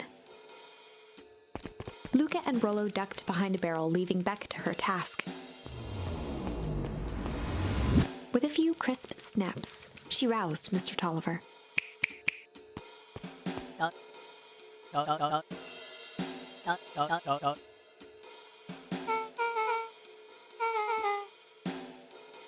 Mr. Tolliver looked down and shifted a bit, testing his restraints.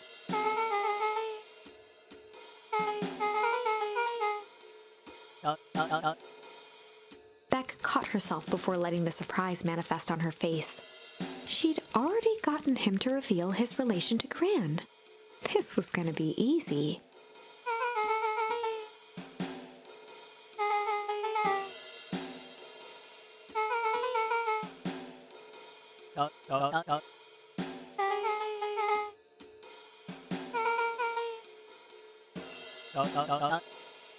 Mr. Tolliver wriggled a bit in his restraints. Beck quickly removed the ropes.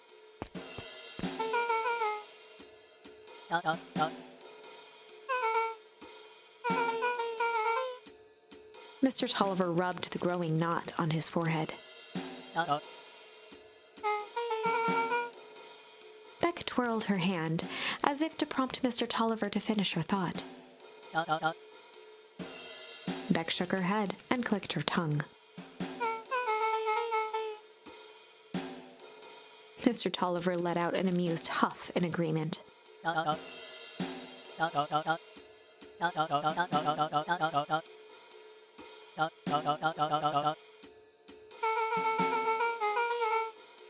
Beck was on a roll now, playing Mr. Tolliver like a fiddle.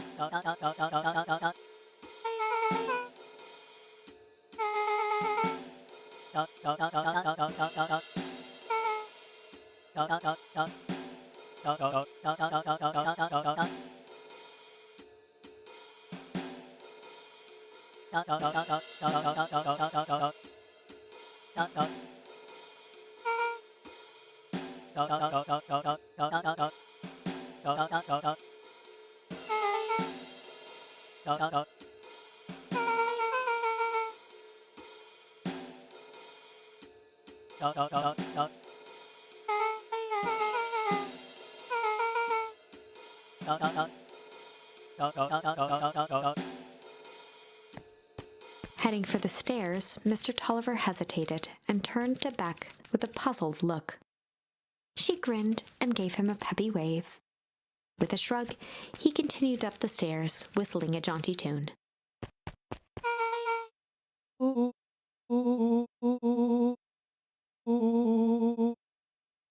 Beck blinked slowly in disappointment.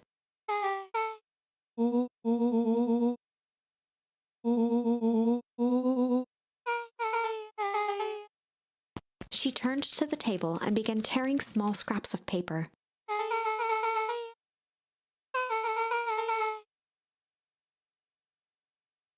Beck marked each scrap of paper and leaned back.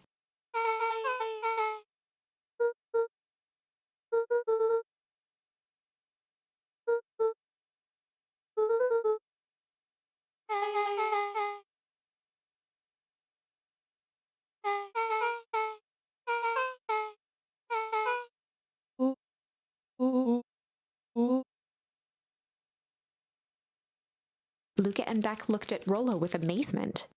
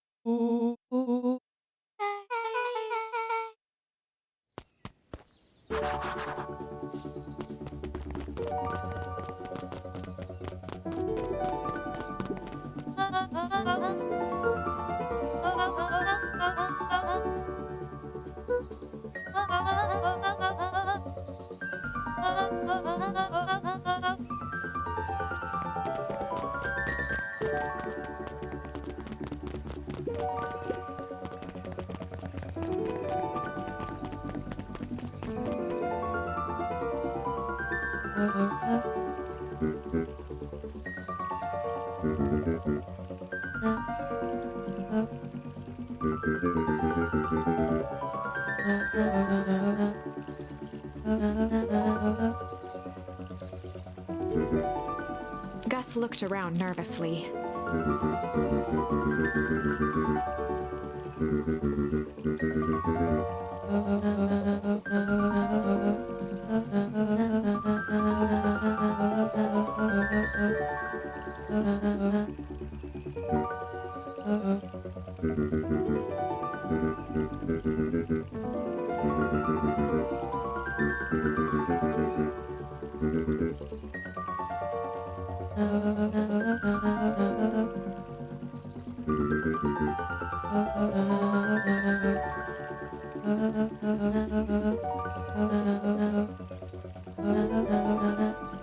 Eris's cry hung in the air.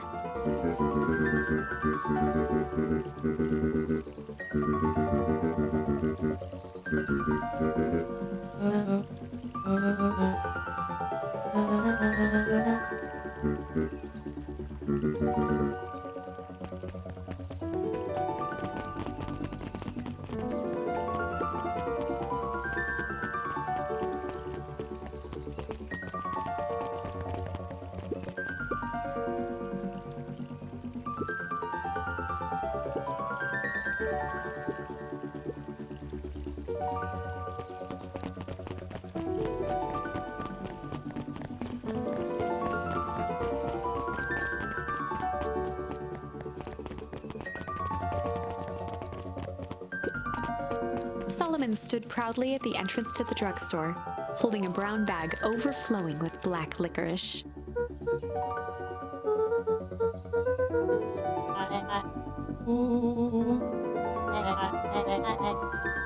Solomon shoveled a surprising amount of licorice into his mouth.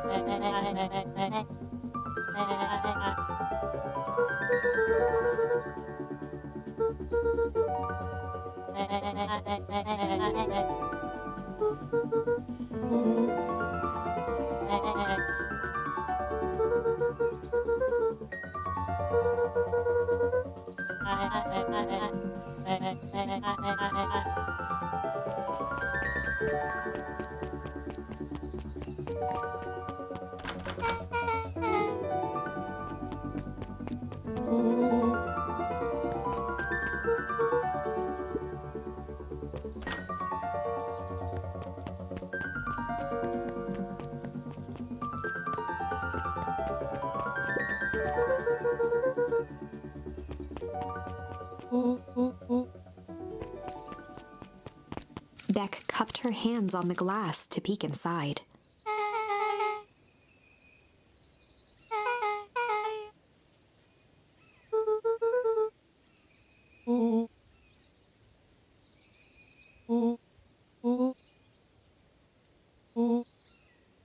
Beck flung open the door, and they all squeezed in.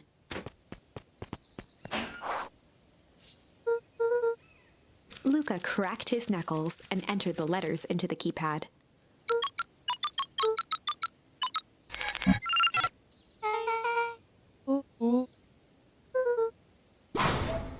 The inside of the phone booth dropped loose from its shell. Without even the space to panic, they closed their eyes, held their breath, and accepted their fate. Suddenly, the chaotic descent slowed to an effortless landing.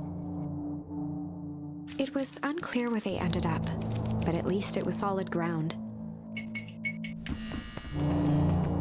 The air was stagnant and smelled vaguely of chlorine.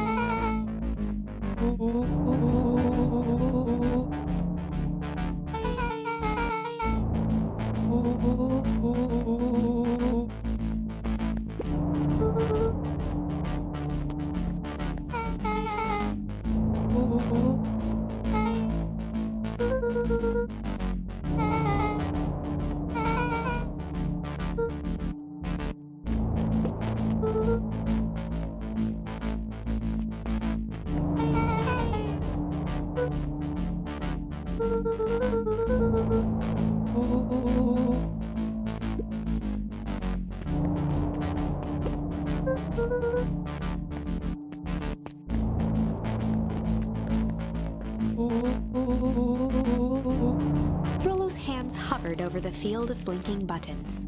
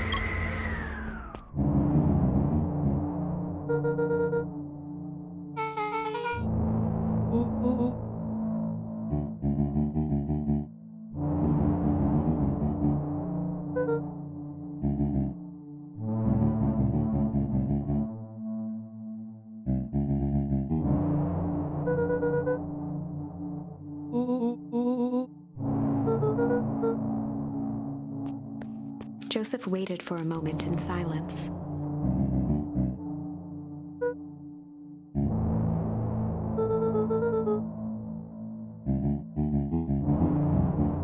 He gestured toward the strange tubes.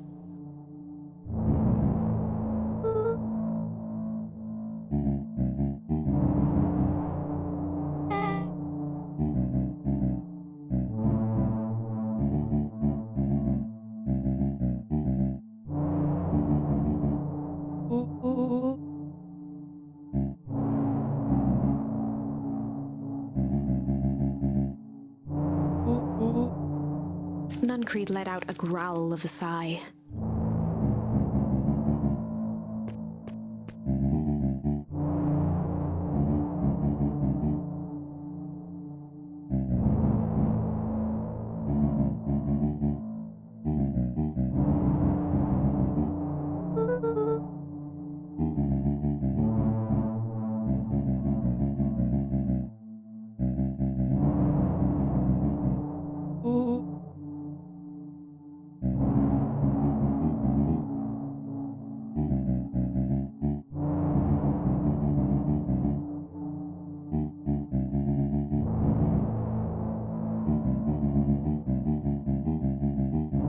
He shook his head wistfully.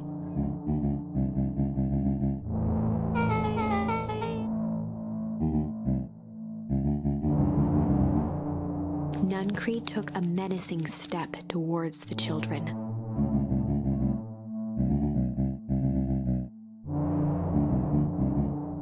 Luca began to laugh.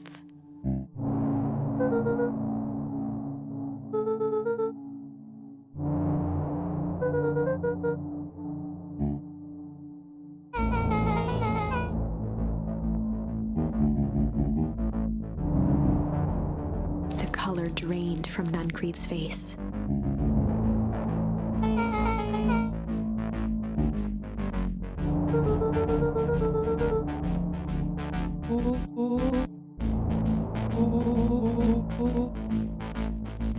Nuncreed grabbed Luca by the shoulders. His eyes were frantic.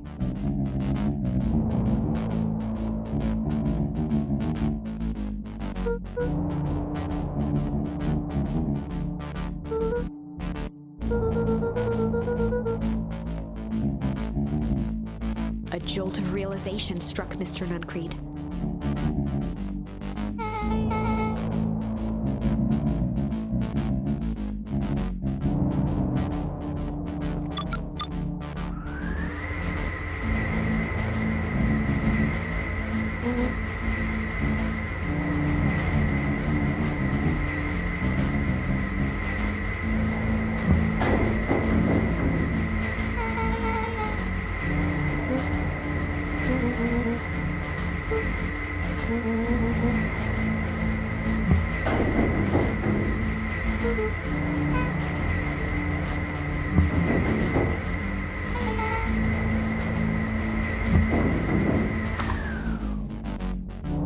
Chapter 8.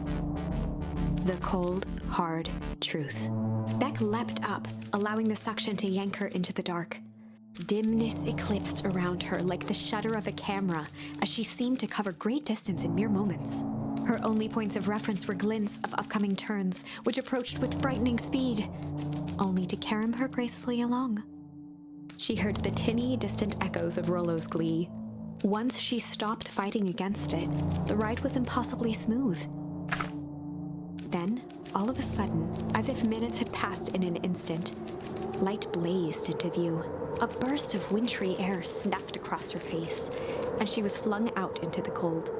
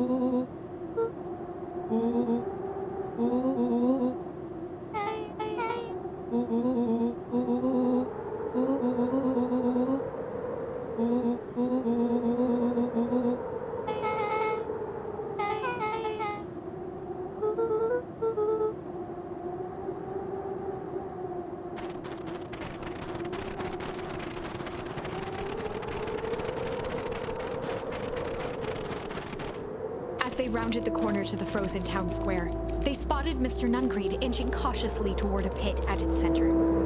He held his arms out gingerly, as if approaching a beast in the wild. Upon closing the distance, Luca recognized what Nuncreed was after. Gran stood confidently at the edge. one arm outstretched over the abyss. Nearby, a wheelbarrow had been emptied out. She held a lit torch, which flickered in the bitter wind.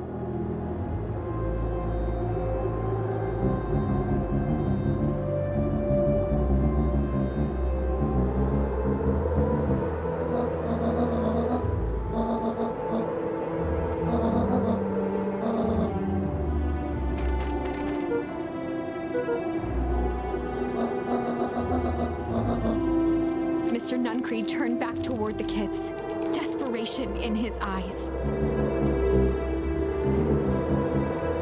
Rolo and Beck held steadfast in awe. Luca approached closer. Mr. Nuncreed spun back toward Gran, his voice growing louder.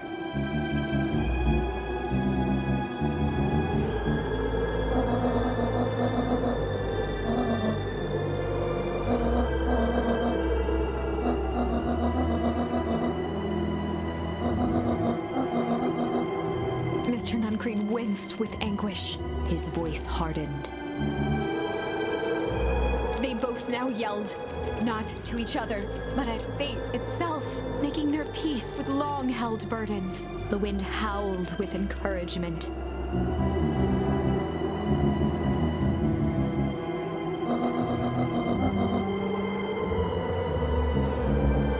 They menaced at each other, both catching their breath. The moment balanced on a knife's edge.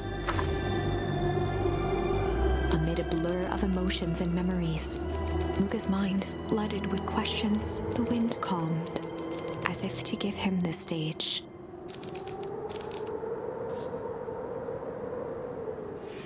And in the stillness, he began to weep. It was all just too much. Falling to his knees, Luca whimpered softly. The tears crystallized as they hit the snow. Gran stared at Luca for a moment with warm sympathy, remembering why this was all necessary.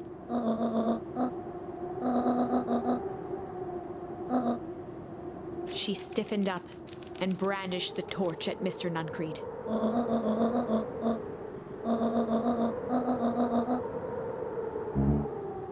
Ignoring his final plea, Gran flung the torch into the deep darkness. She smiled and exhaled in relief. Mr. Nuncreed moaned in resignation.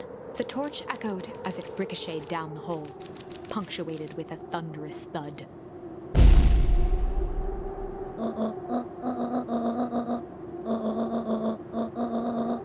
Before Gran could finish, the ground shook her to silence.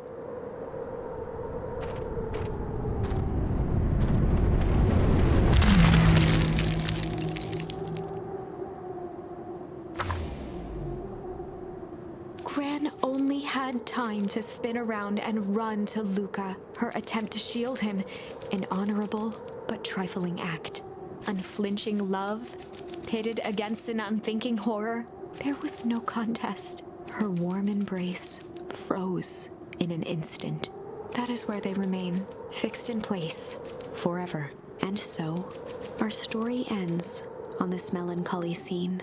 In a town brought low by its secrets, sits the frozen statues of a misguided band of meddlers. The end. Well, that was dire. On the bright side, we finally figured out where all the ice is coming from.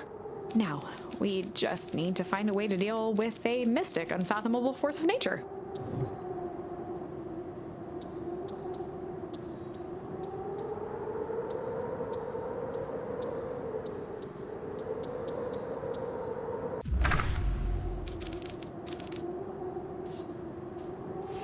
And in the stillness, he began to hum. After the death of his father, Luca had trouble sleeping. Each night, his mother would sit at the foot of his bed and hum a gentle melody. It was the only thing that could calm his mind. The only thing that, however briefly, could make it all seem okay.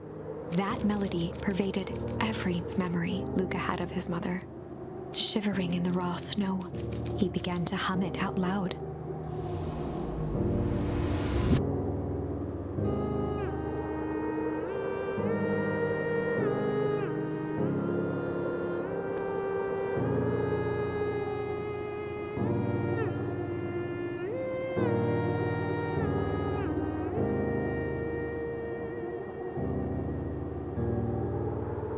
Gran lowered the torch, listening closely.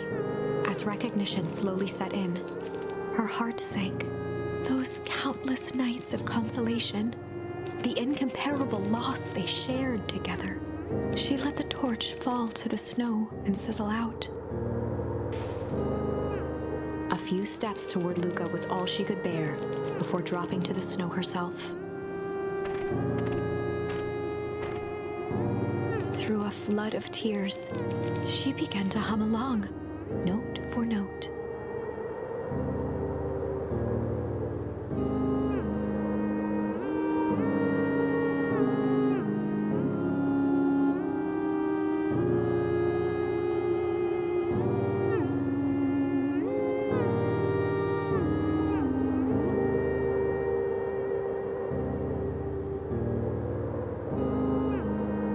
Lifted his head in astonishment. The last time he heard that melody was the last night he saw his mother.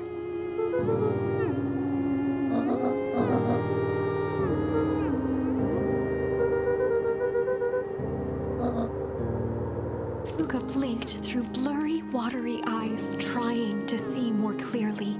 He could just make out the impression of a familiar face. He peered across the snowscape at the woman on her knees. Something about her was undeniably his mother, only smaller, older, changed.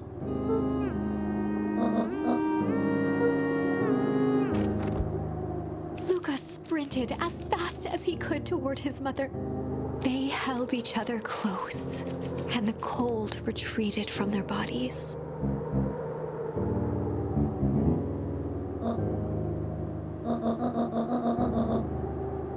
Looked down at Luca, tightening her embrace in an appeal for forgiveness.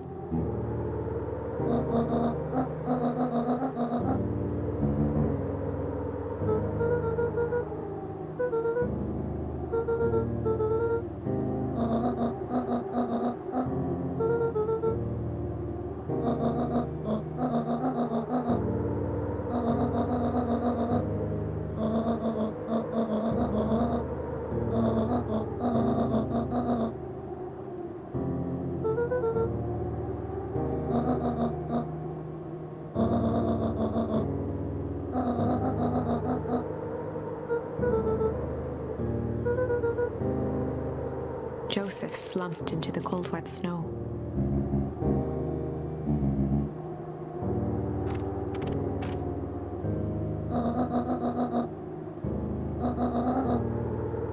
For the first time in a long time, her voice felt like her own again.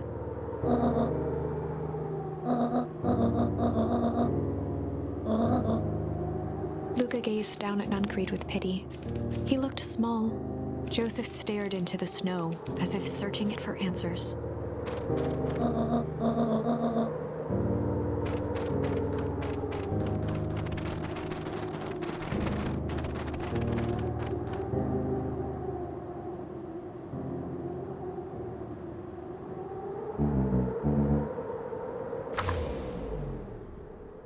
Chapter 9.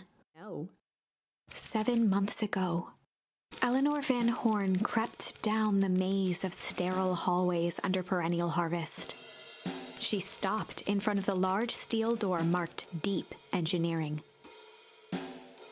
No turning back now. She raised a trembling hand. The stolen keycard worked as promised, and the door buzzed open with mechanical efficiency. She was immediately hit with the smell of disinfectant. It was some sort of laboratory. In one corner was a desk covered in papers. Across the room stood a tall metal pod with hoses protruding from its base. She rushed to the desk and began shifting through the piles of papers. They were experiment reports on something called Tempest Liquamen. There were dozens of them, every one stamped failed. Eleanor heard the sharp echo of footsteps approaching. She was out of time. Her eyes scanned the room, eventually landing on the strange pod.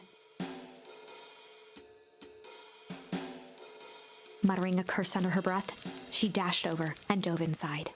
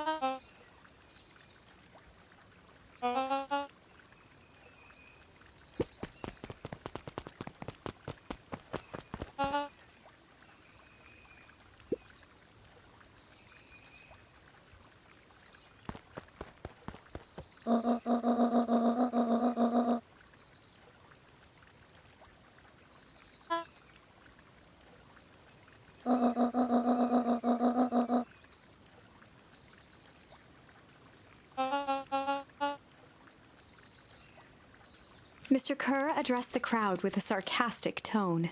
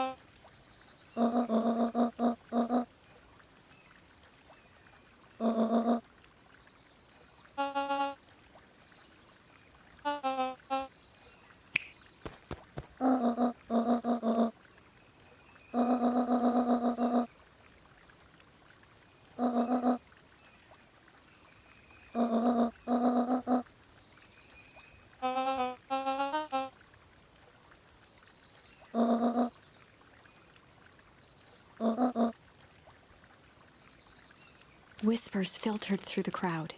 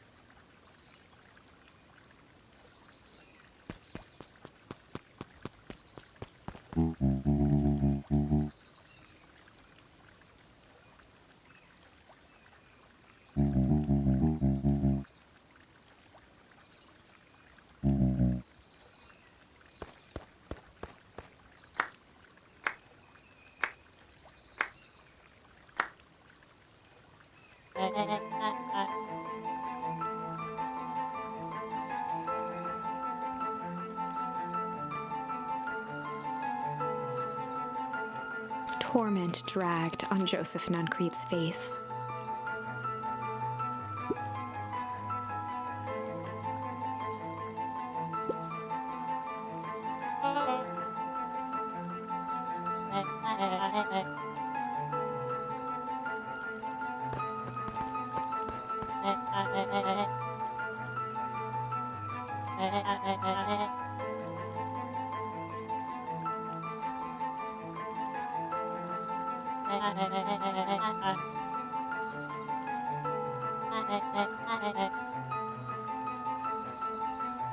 He paused for a moment, plucking a piece of fuzz from his sweater and discarding it to the ground.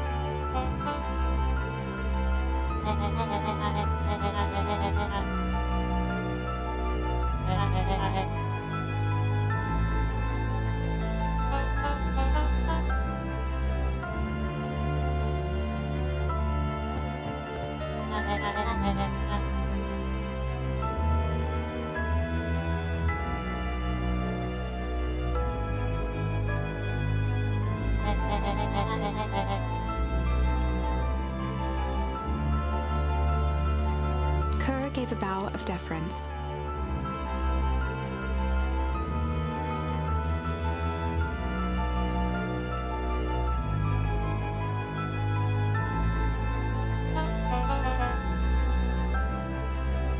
Gasps rippled through the crowd.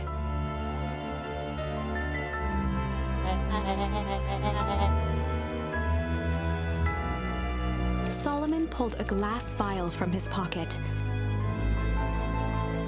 In one smooth motion, he downed its contents.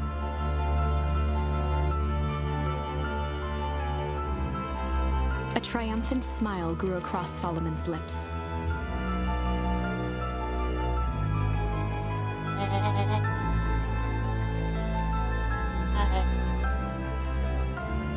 His body and face began to contort and expand as he disappeared into a belt.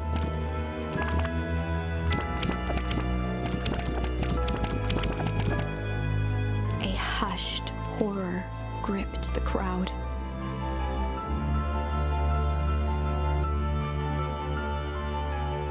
This is a story about change.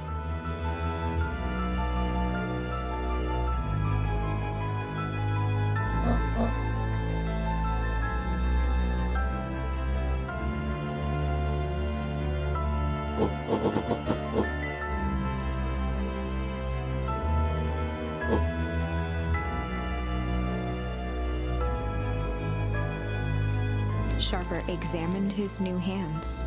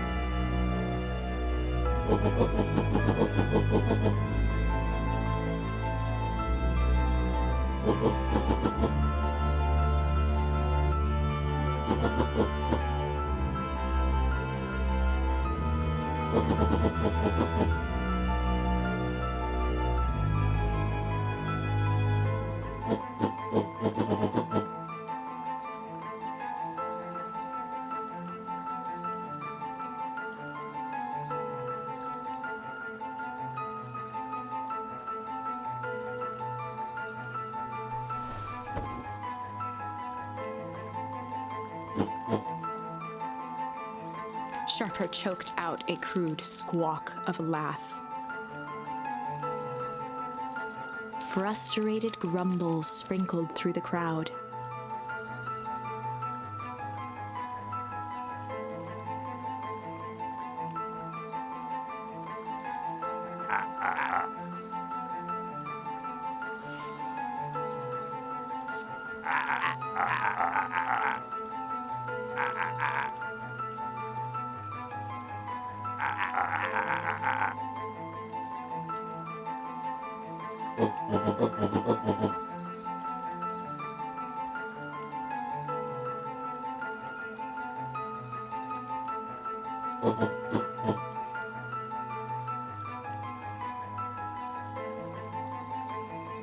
William Kerr gave a subtle nod to the clipboards.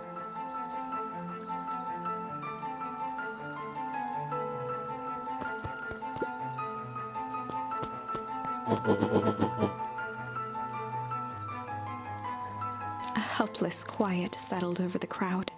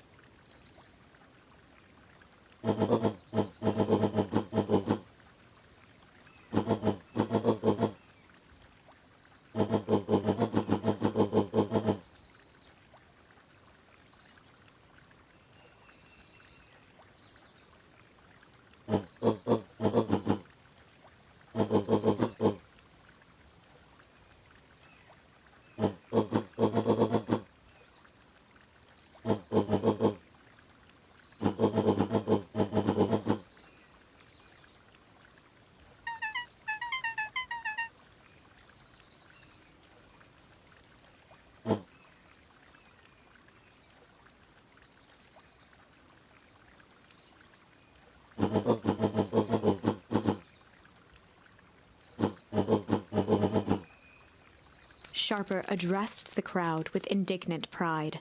He'd planned this moment for so long that now, at the deed's fruition, it almost felt frivolous.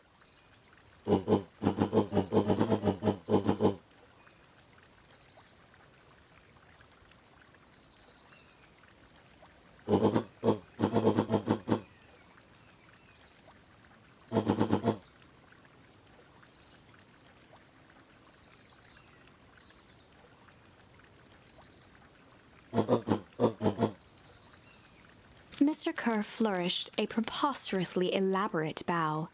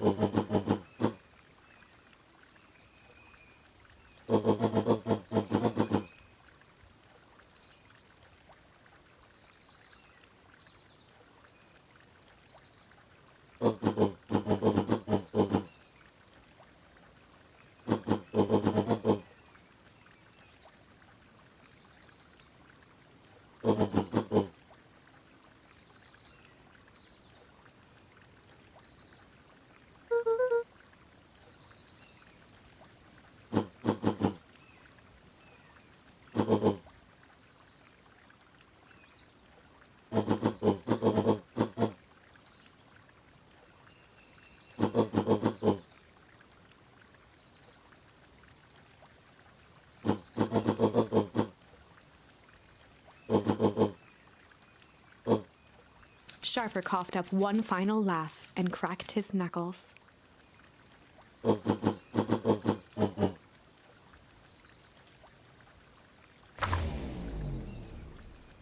And so, Sharper set about remaking the town in his own image.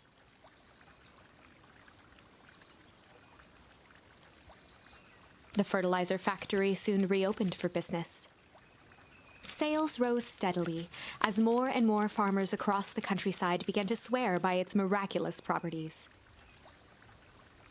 Beacon Pines became famous. A secretive town that, for the right price, shared its gifts with all. Gifts that became more and more necessary in a world where winters grew longer and longer. The end. This is wrong, but things are becoming clearer now. You can feel it, right? We can't let Sharper win. He might just be the key to this whole thing. Let's see.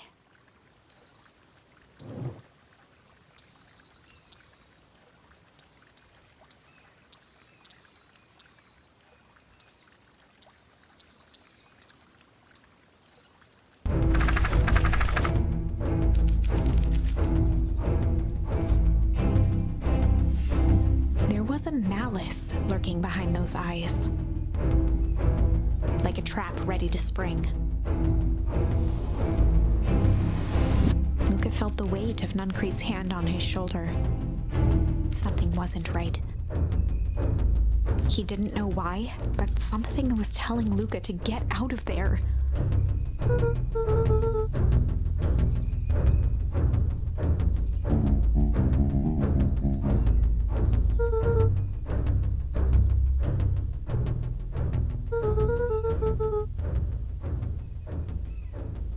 Luca twisted free of Nuncrete's grasp.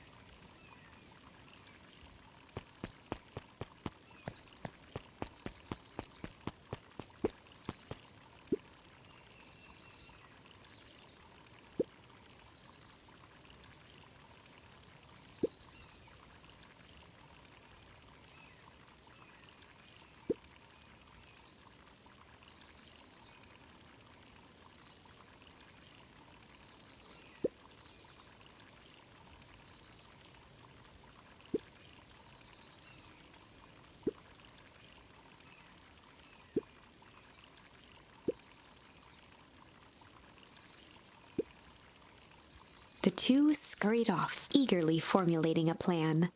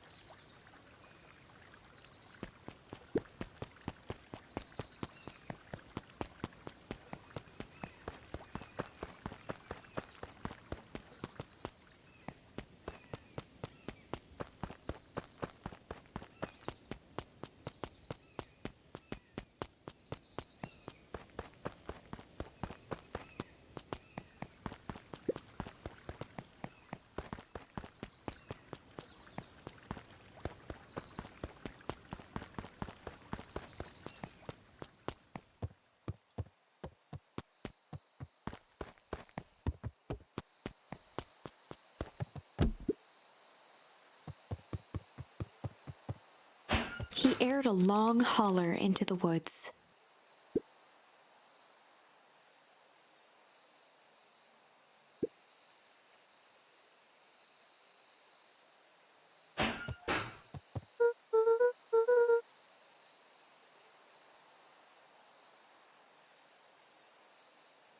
Luca felt his eyes getting heavy and plopped into the beanbag.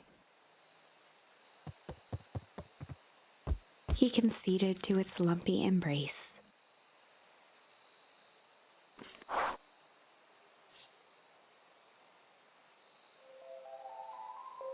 Once again, Luca found himself in a vast black expanse. This time, he knew exactly where to go. He took a single confident step forward. The world flickered and pulsed.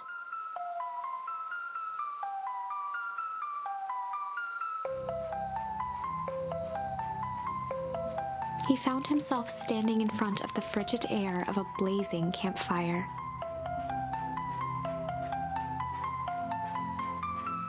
The source.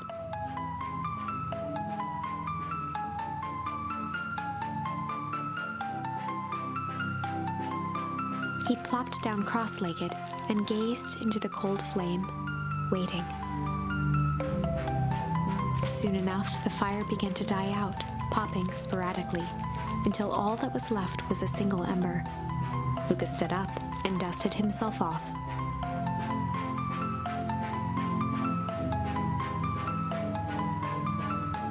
He plucked the glowing ember from the cold ash, examined it, and slid it into his pocket. A keepsake. The voice of his father spoke behind him. "You made me proud, Buckaroo." Luca turned to face him.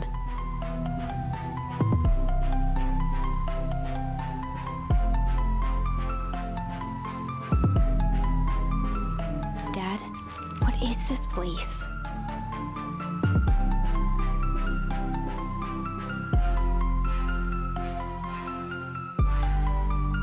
A warm grin grew across his father's face.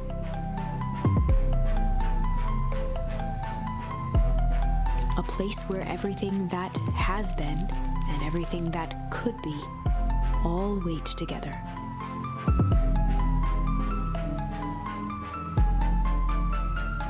Luca found himself staring at his father's face, trying as hard as he could to memorize every single detail. Wait? For what? Another voice spoke out as Luca's doppelganger stepped forward. "That's up to you." Without knowing why, Luca began to weep. Is any of this real? Are you real? Luca's father bent down to smudge away a tear. "Of course. I'm as real as the part of you that misses me."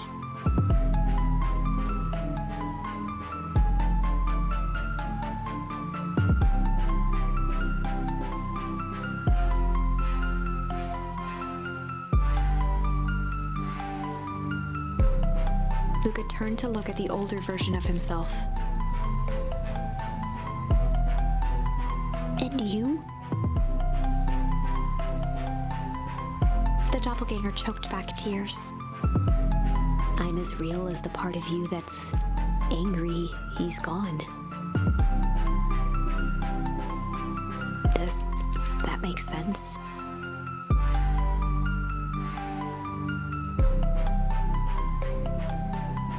Through his tears, Luca laughed. "I think so." His father pulled him in for an embrace. "Time to go, Buckaroo." Luca was startled from his dream by a banging on the floor.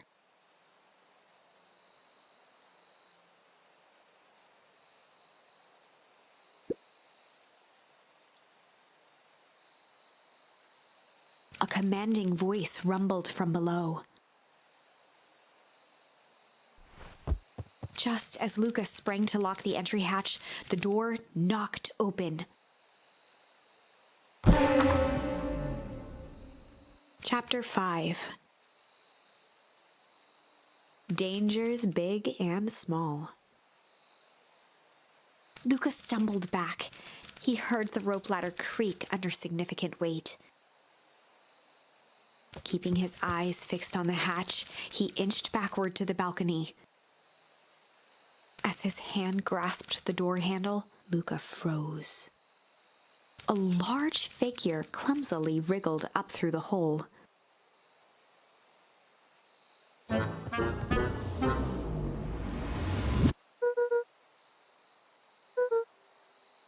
The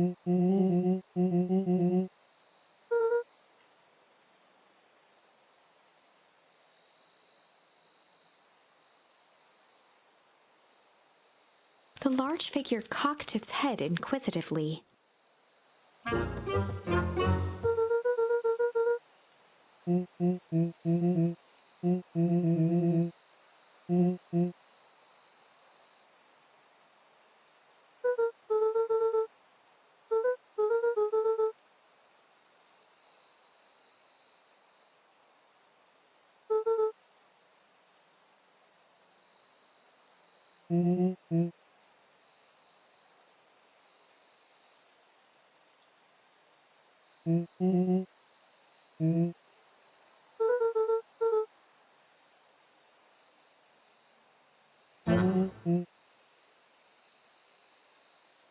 Luca's jaw dropped. He peered more closely at the man standing in front of him. Something about him was undeniably Rolo.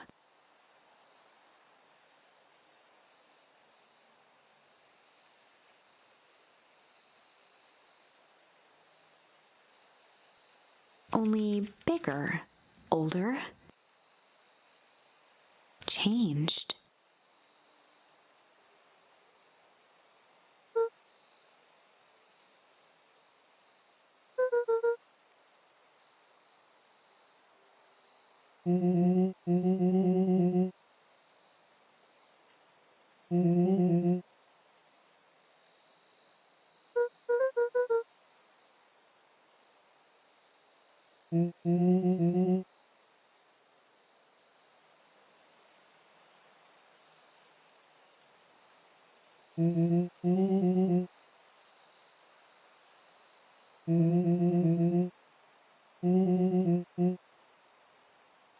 Rolo proudly presented his hands to Luca.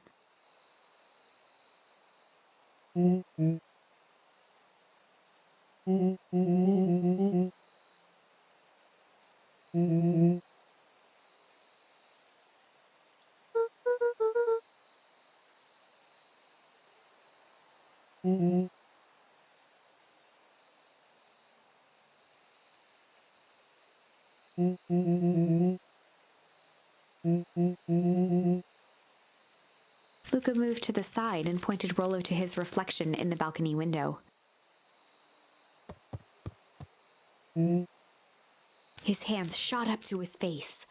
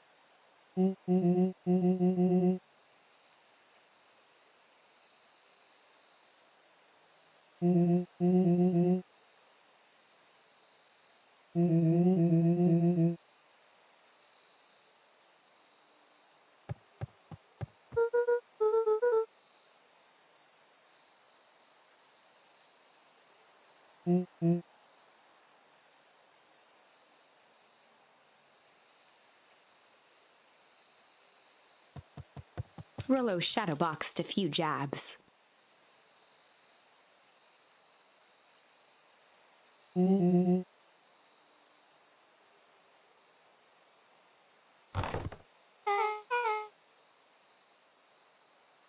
With a yelp, Rolo dove behind Luca.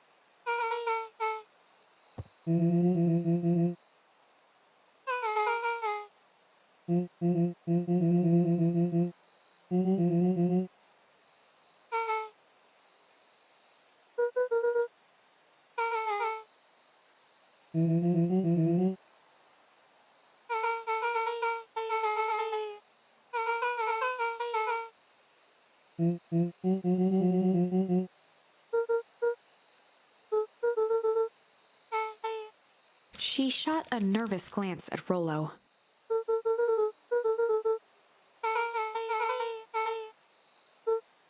Beck's eyes narrowed.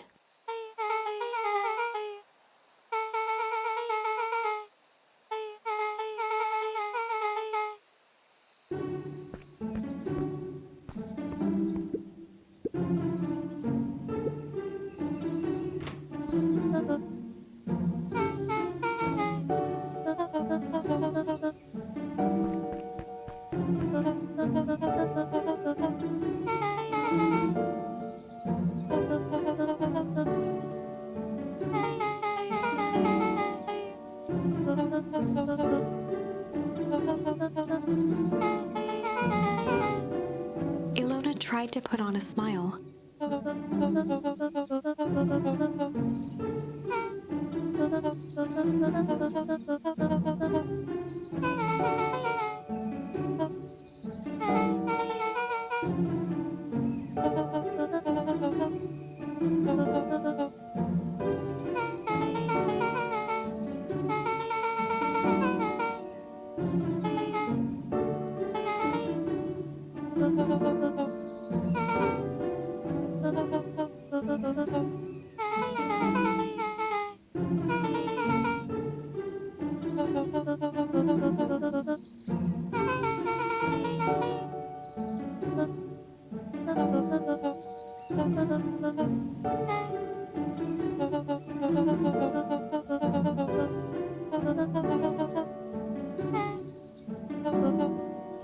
She sighed, and after a moment, looked down at Beck sympathetically.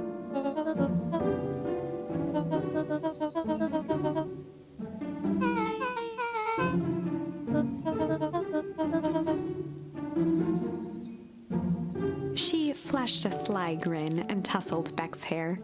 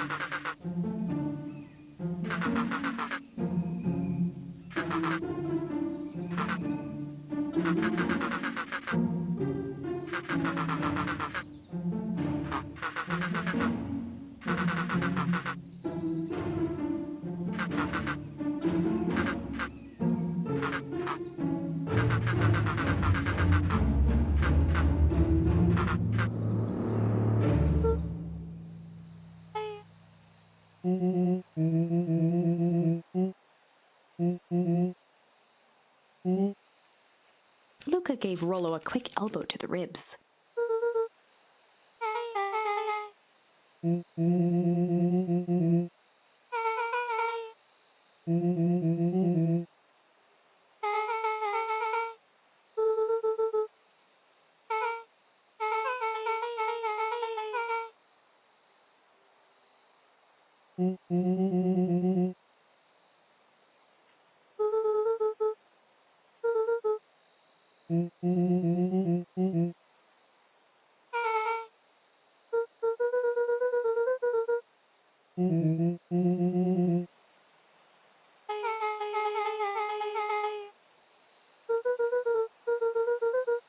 Beck flicked a large sheet of paper out of her pocket and slammed it on the floor.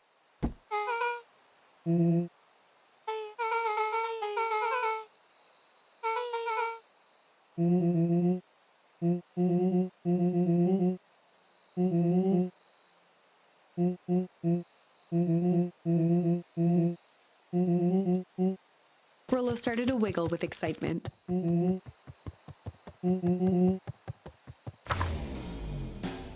Chapter 6.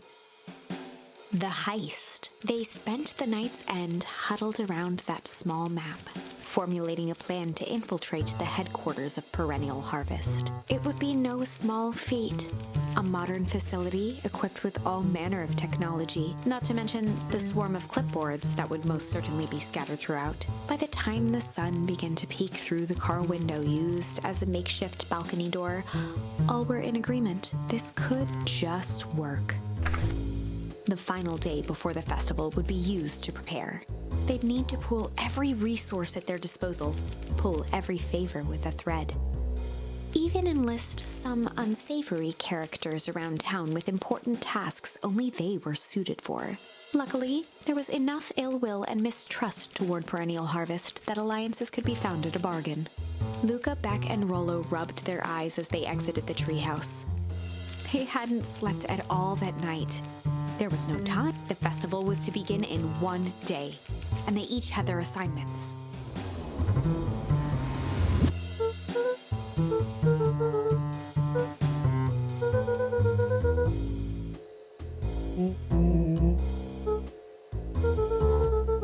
He waved vaguely at Rolo's sizable figure.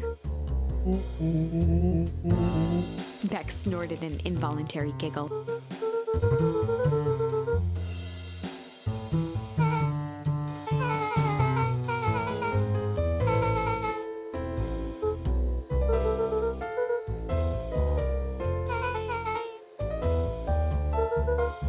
They each looked at each other with sleepy confidence and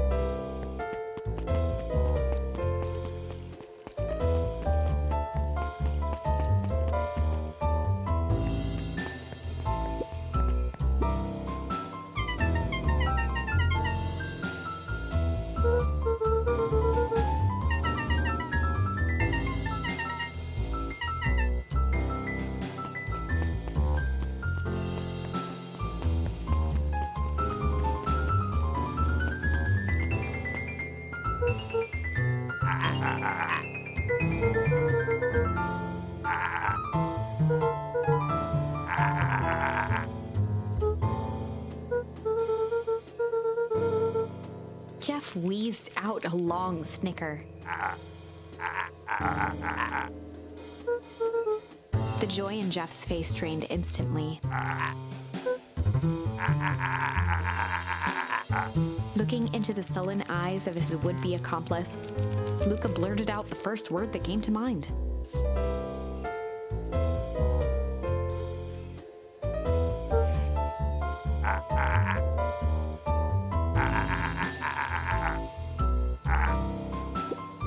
Luca wasn't ready to give up so easily. He shouted out again.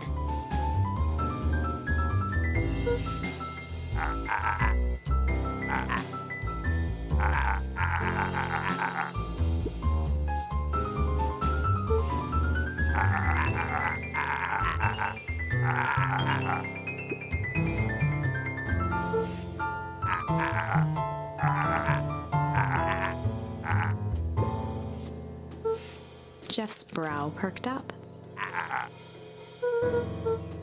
Sensing some traction, Luca carried on with vigor.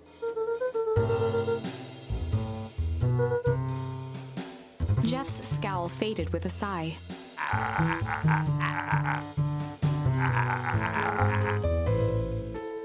One good stomp of the foot was all Jeff needed to drive his point home.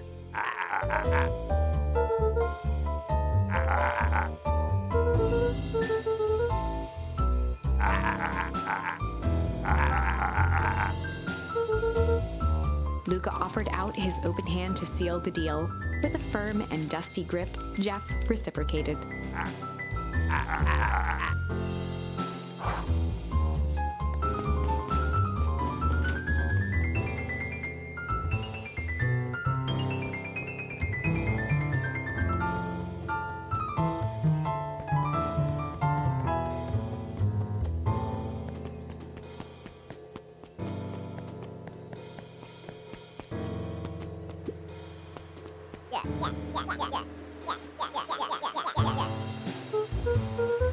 Iggy raised an eyebrow suspiciously.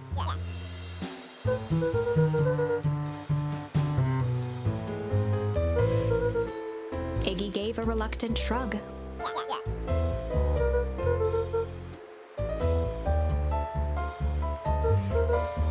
Iggy considered the point.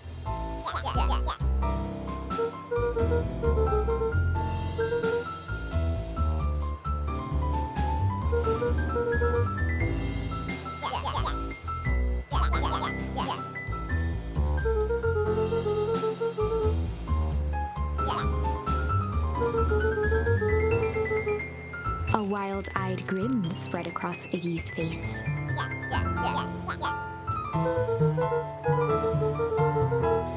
Iggy glanced over to Tish, who nodded in agreement.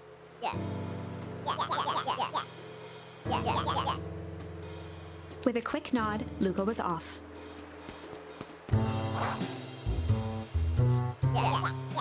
Iggy gazed up at Tish with a smile. A single tear ran down Tish's cheek.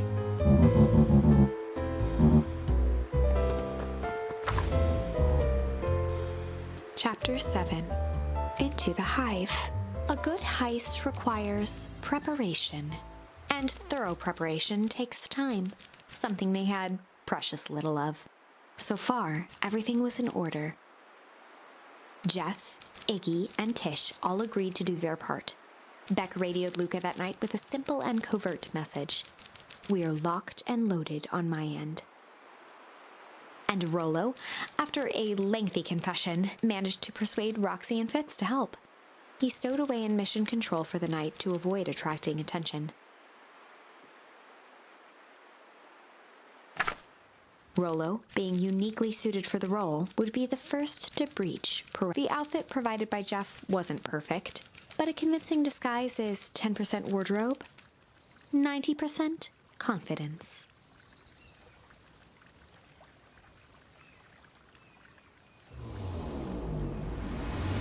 Rolo took a few vigorous breaths and shook out his arms.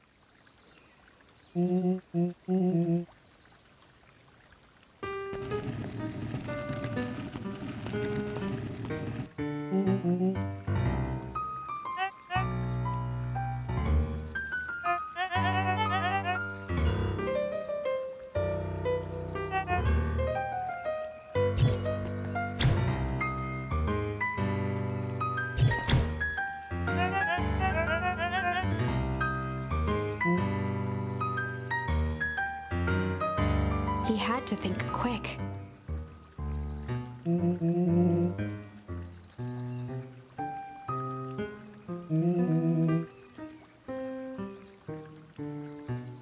Rolo sighed, adjusting his tool belt.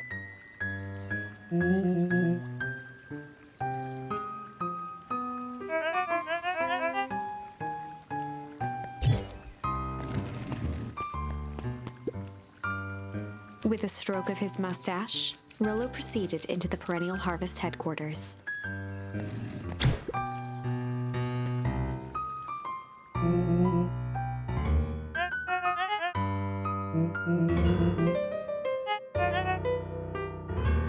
He stammered and flipped through the pages of his clipboard.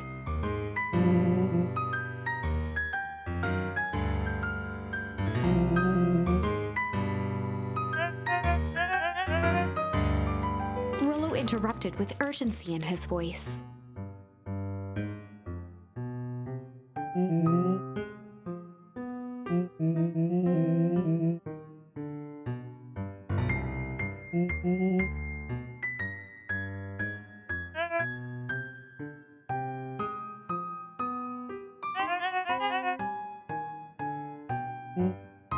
Rolo panicked.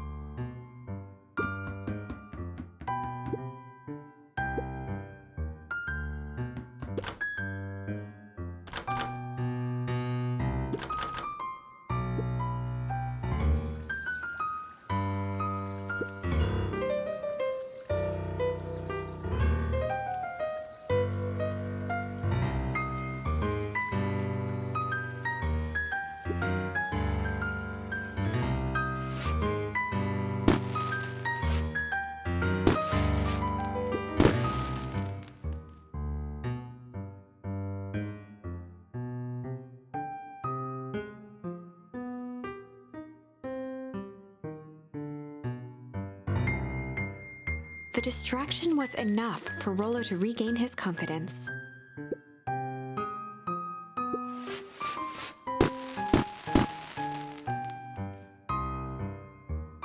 The clipboard fumbled around in a frenzy.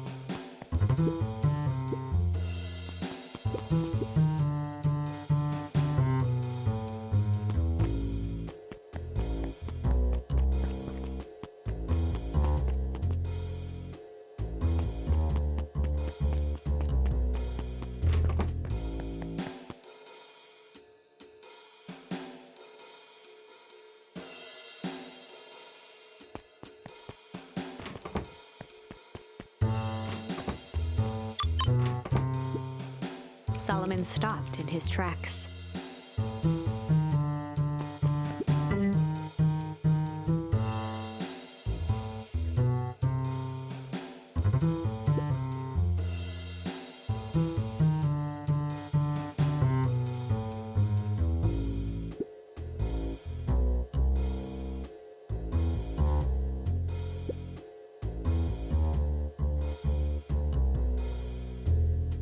A veneer of confusion flashed across Solomon's face.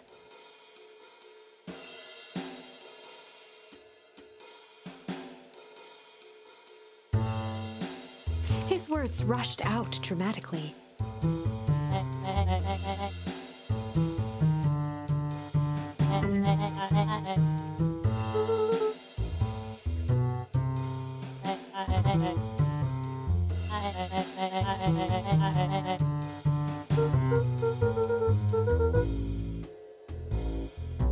Solomon's facade briefly faltered.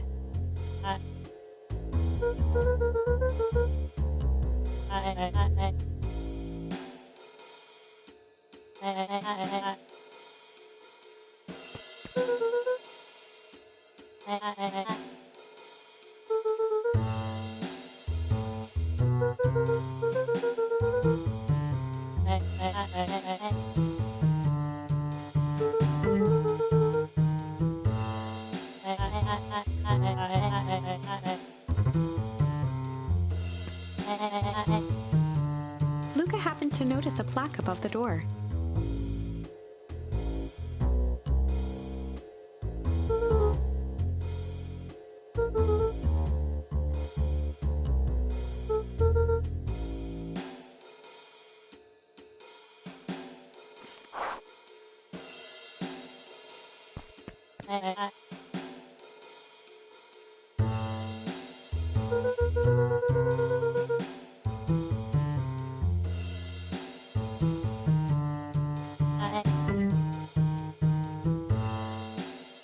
Luca tried the handle.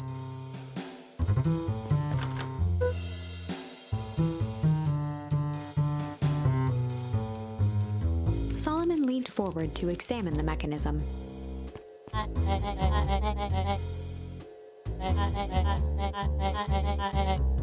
Luca smiled and looked at his watch.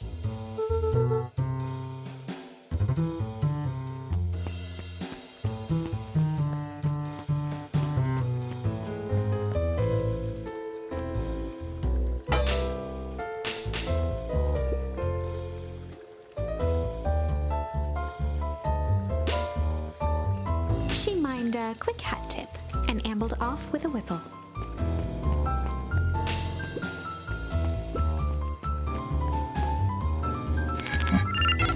The light on the keypad changed from red to green.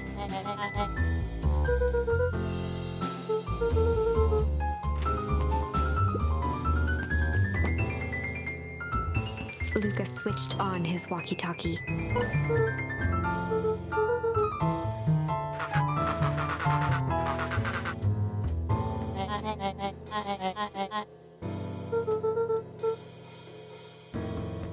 On the computer screen, a green cursor blinked in a password field.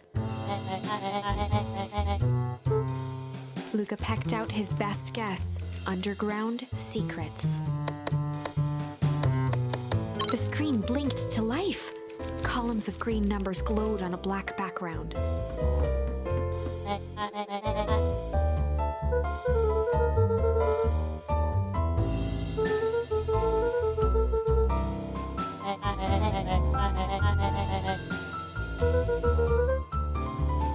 Solomon's jaw clenched into a half smile. Luca quickly scanned the columns for number 24601.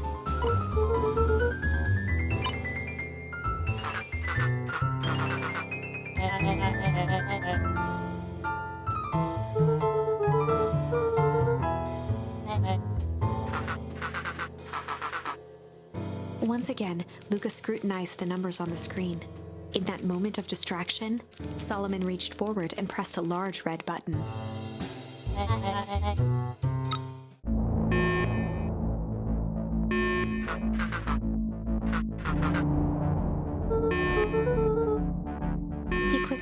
the screen with his finger.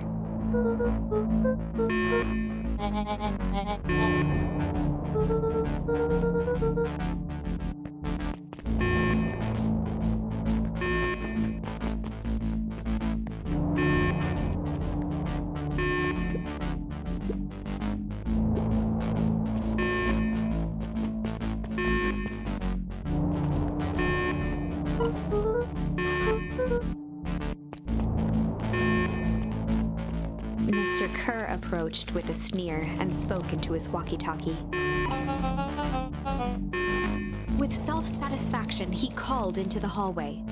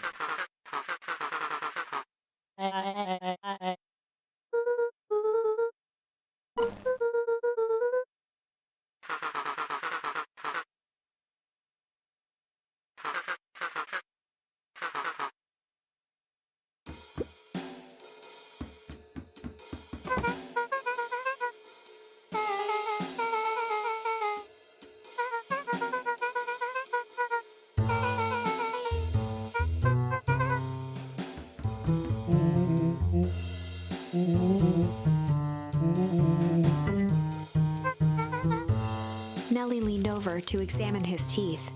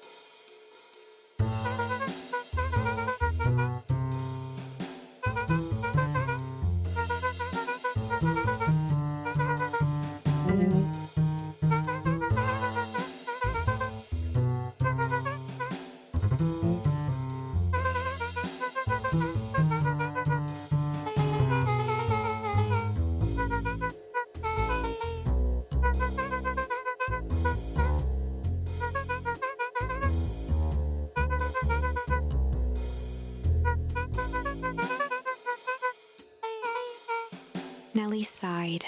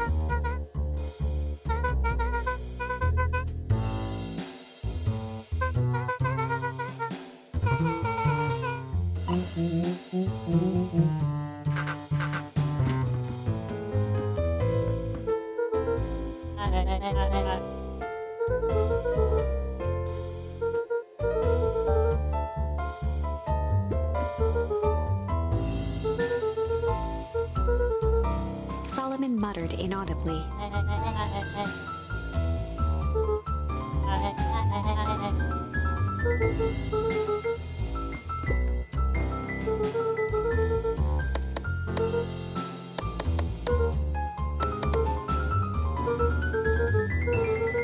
Solomon once again muttered under his breath.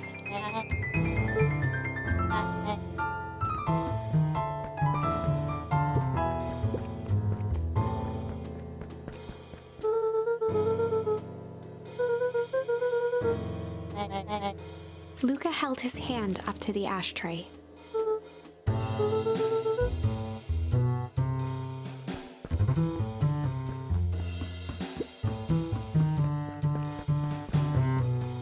Luca tugged on each of the cabinets.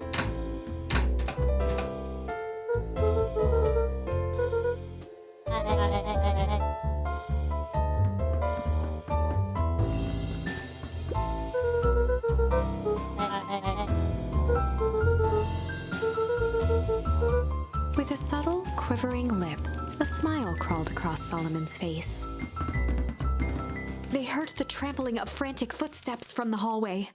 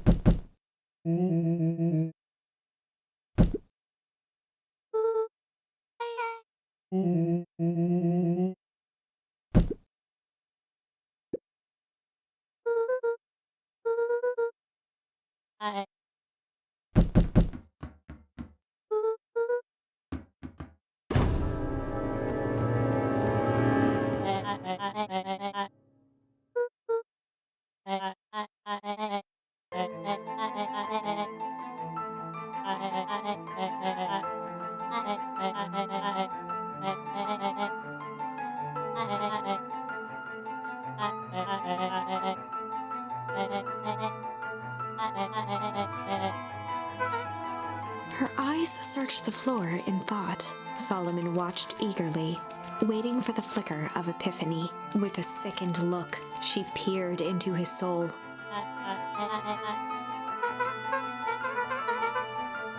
Solomon clapped with genuine delight.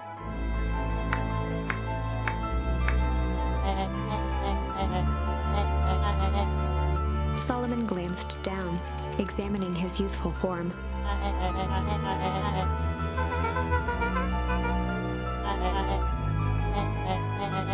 Kerr presented it with a theatrical twirl of the hand. Before he could finish, Rolo snatched the vial from Kerr's palm.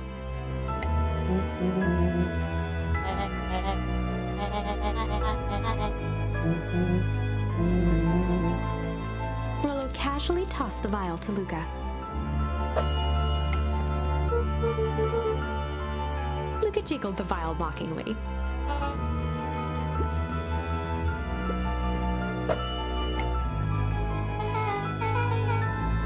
She held it tightly behind her back.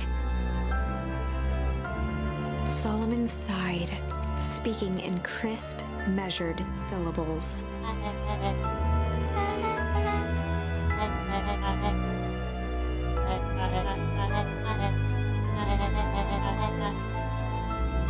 He pursed his lips with feigned sincerity. A deep uncertainty washed over Beck.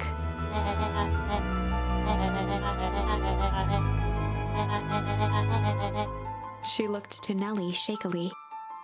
With a dispirited nod, Nellie sighed in defeat. Beck slowly approached Solomon.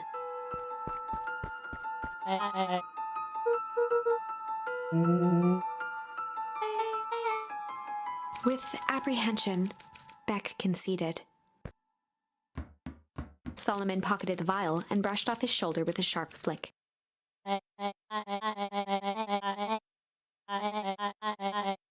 The blood drained from Kerr's face.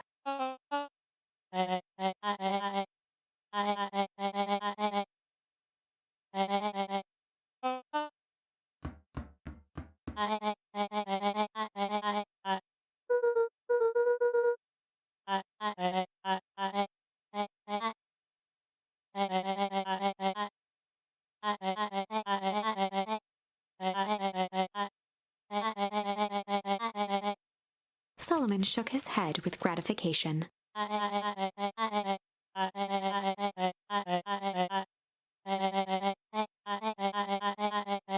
A muffled applause resonated faintly through the walls.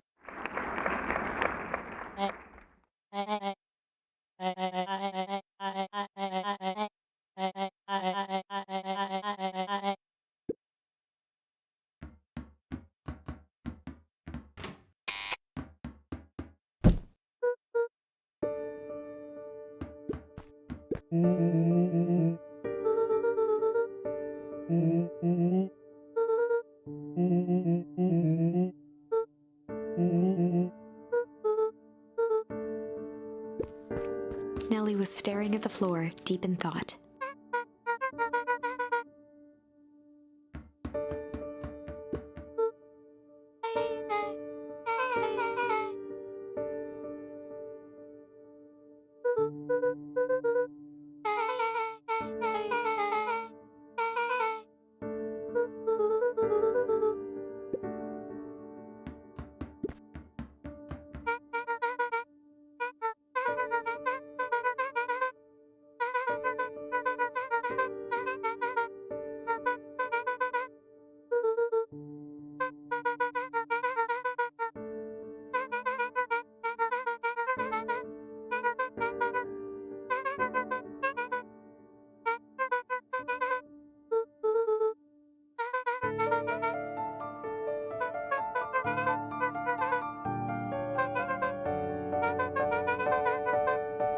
The color dropped from Luca's face.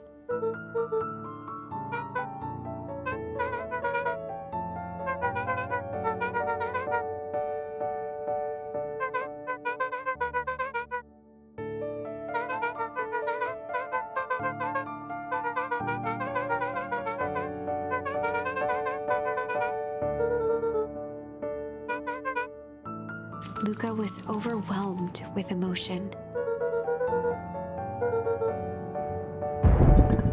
A sudden explosion sounded from the hull.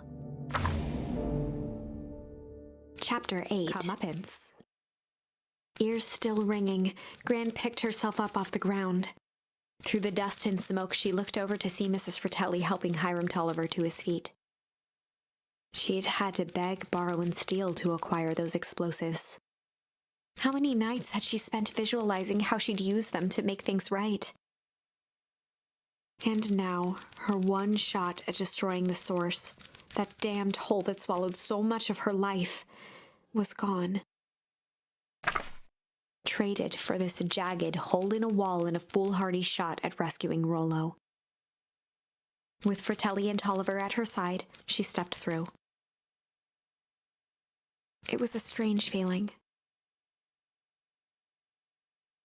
The last time she'd stalked this maze of hallways, it was in a different body.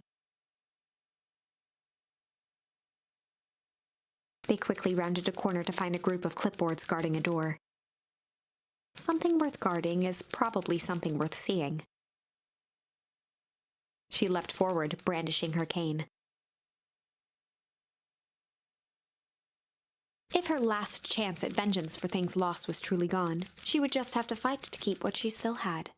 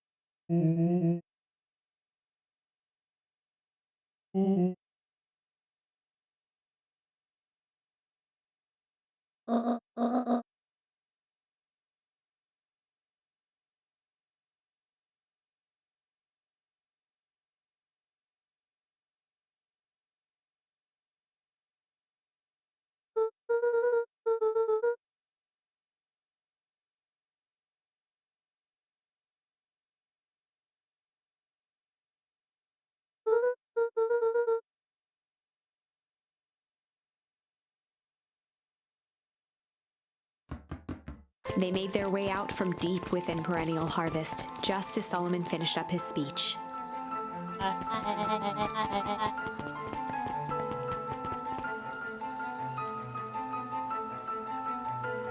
Solomon pulled a glass vial from his pocket.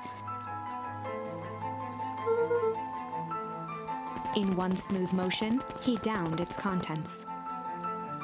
A triumphant smile grew across Solomon's lips.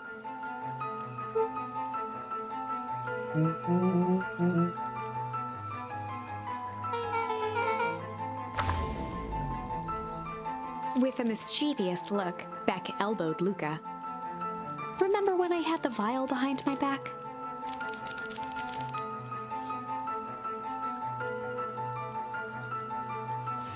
I might have tweaked his wonder potion with a little junk.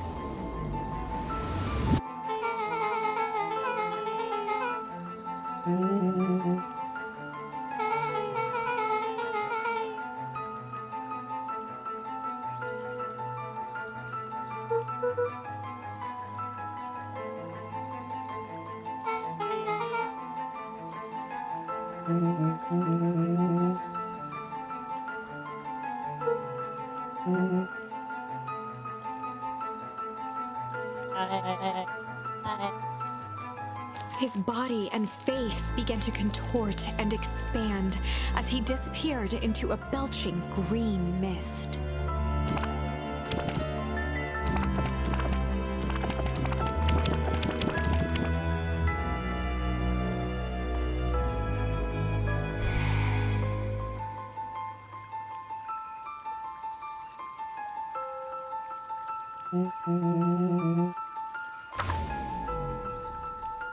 As the last of what was once sharper Valentine wafted into the air, the crowd began to disperse, still numb from what they had just observed. Sharper Valentine was gone for good. His end would be a new beginning for Beacon Pines. A new chance to let go of the things they had lost and grab hold of a new future. The end. Well, I'd be lying if I said that wasn't a bit gratifying. If that feels to you like a good note to end on, I won't stand in your way.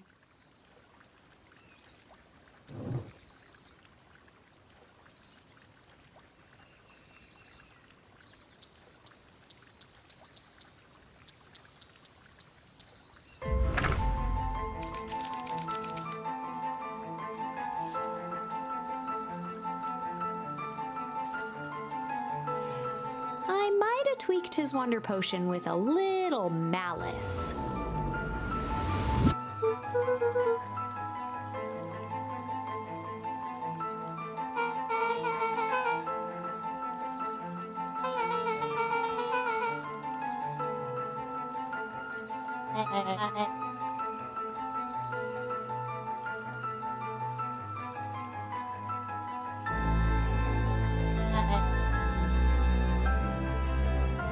His body and face began to contort and expand as he disappeared into a belching green mist.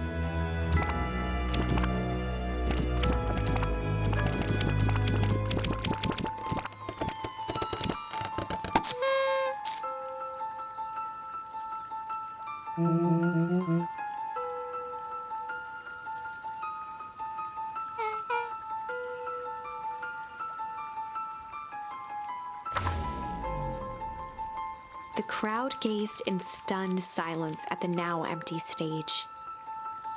The quiet was broken when William Kerr sprinted off stage and into the distance. He was never seen around Beacon Pines, or anywhere else for that matter, again. Watching the silhouette of Kerr disappear over the horizon, Luca began to laugh. First, a low chuckle that became uncontrolled, heaving laughter. Through his tears, he was vaguely aware that the crowd had begun to laugh with him. The end.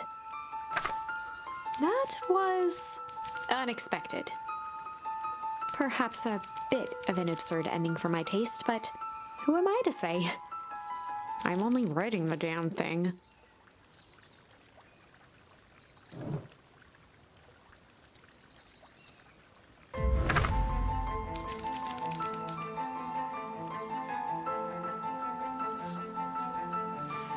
I might have tweaked his wonder potion with a little change.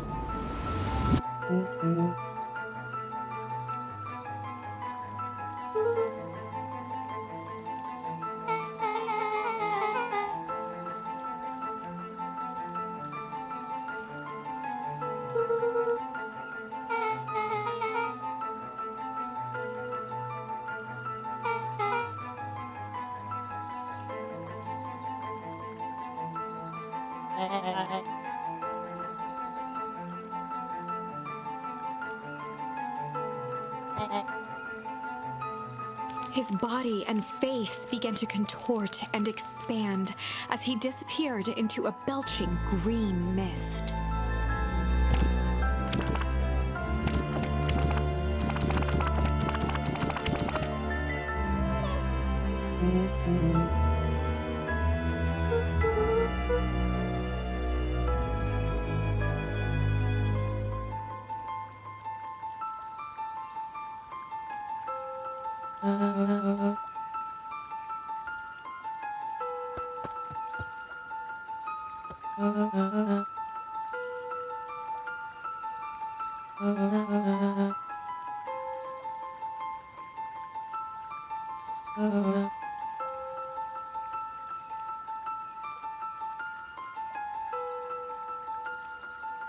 Eris awkwardly cradled the squirming child.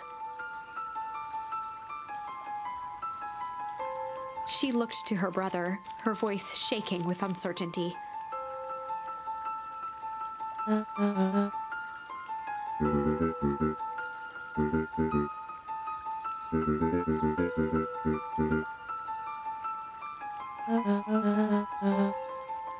She looked back down at the infant with equal parts kindness and terror in her eyes.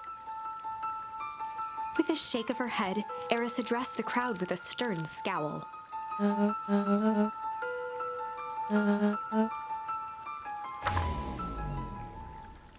Epilogue. Beacon Pines' coldest summer on record came and went without much fanfare. Folks shared what they had, and none were left wanting. The new school year was ushered in by the falling leaves of autumn. After everything Luca, Rolo, and Beck had been through, middle school was bearable.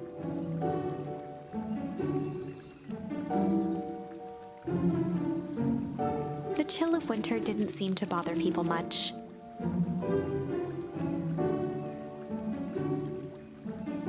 They kindled a hope for a better future in their hearts. When spring arrived, farmers planted their crops with a sense of joy and optimism. And as the dawn of the first day of summer came again, its light slowly spread through the shallow valley. It crept over the town square, across the river, past the neglected welcome sign, and came to rest on a young boy sleeping at dawn. His mind at peace, knowing he is here for a reason.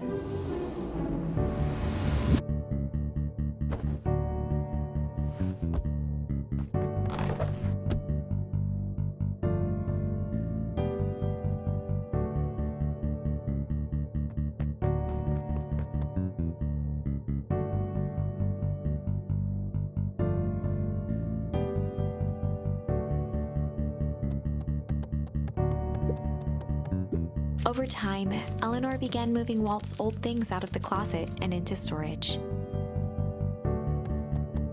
Eleanor had moved back into her bedroom.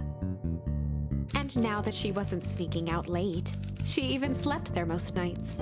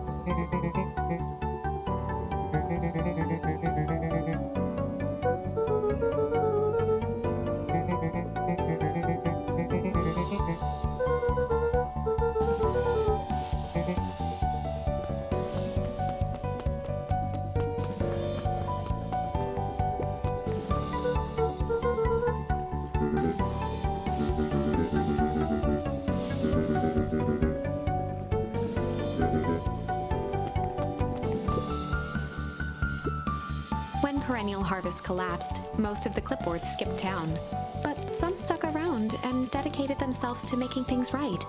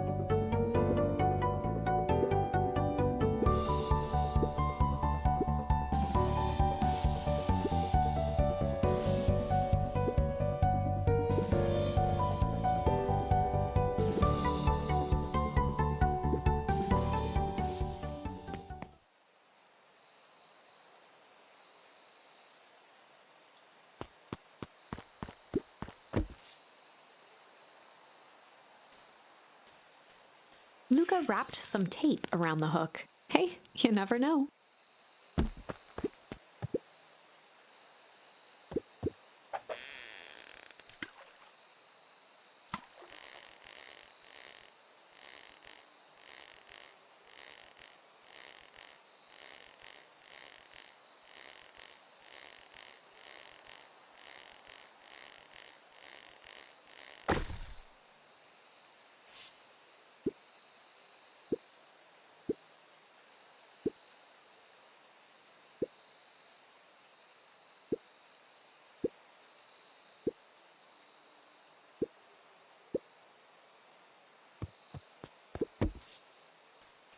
Luca placed a sinker on the line. Sometimes the best stuff is at the bottom of the pond.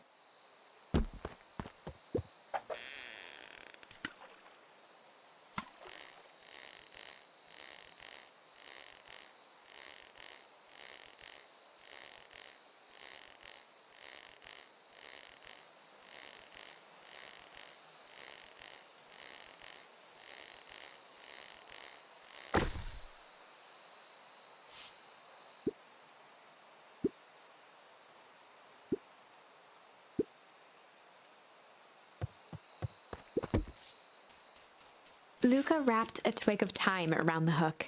Some fish have refined taste.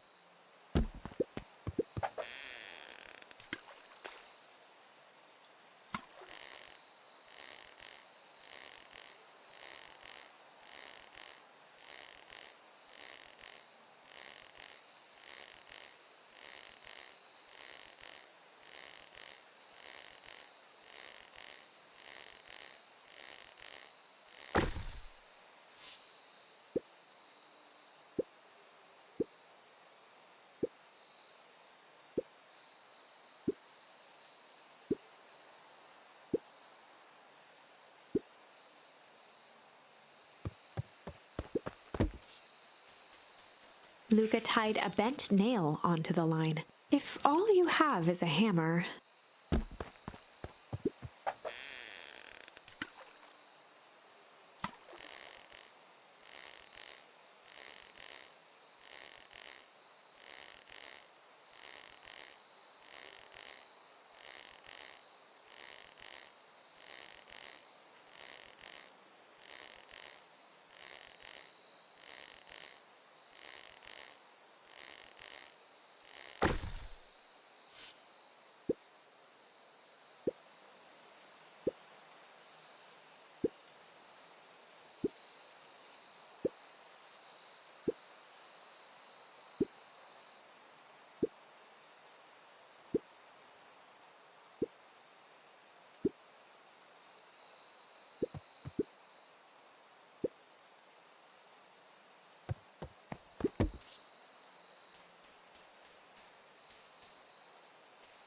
Luca tied a shoe. What fish could resist a nice shoestring?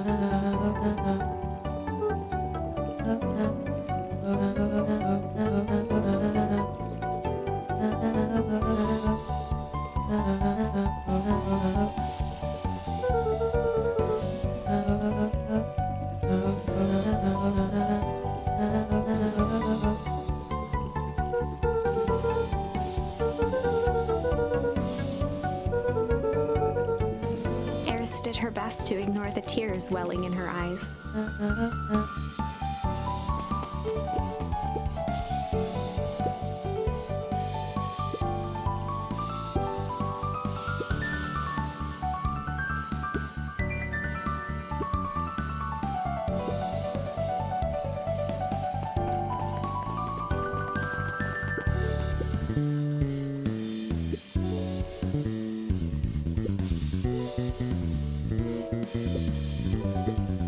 Closing her eyes, Miss Hatch took a deep, relaxing breath.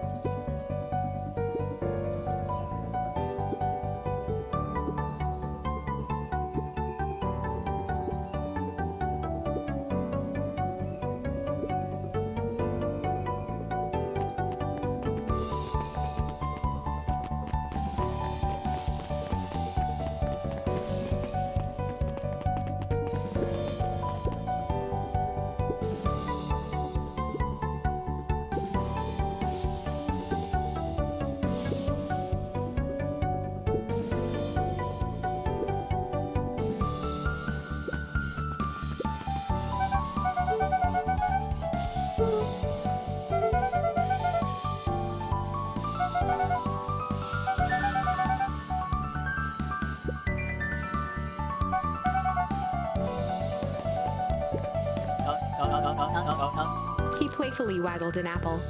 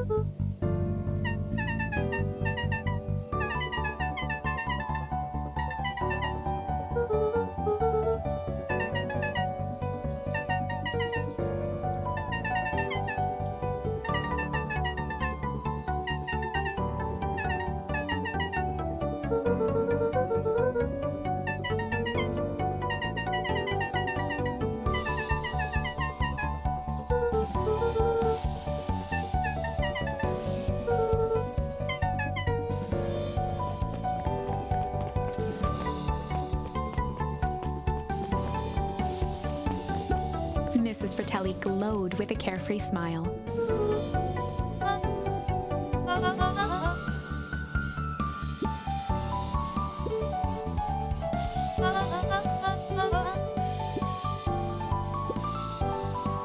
Mrs. Fratelli sighed with a zen-like calm.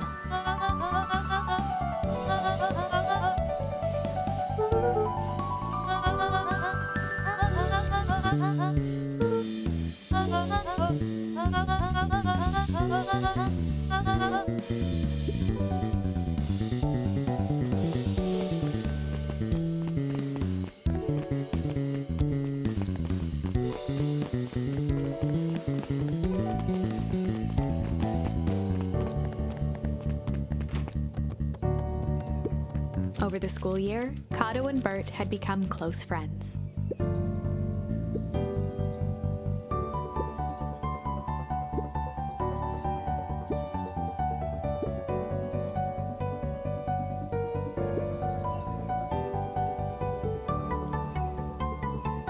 It typically went on like this for quite some time.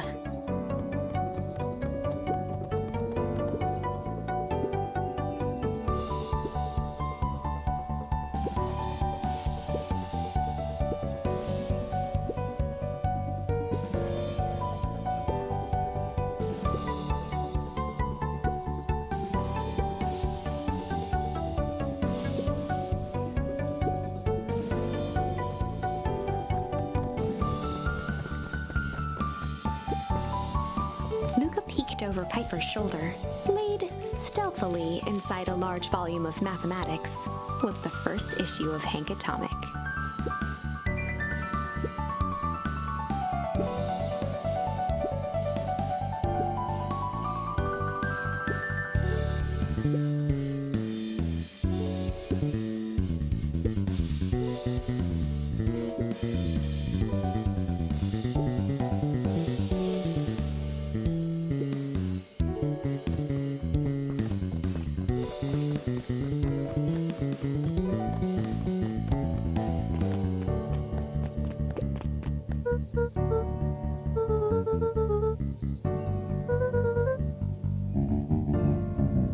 Mr. Nuncreed shook his head.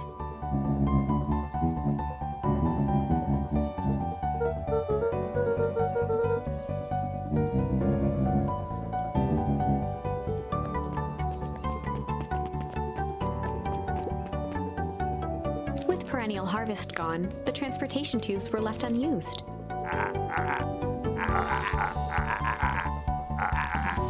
Well, maybe not completely unused.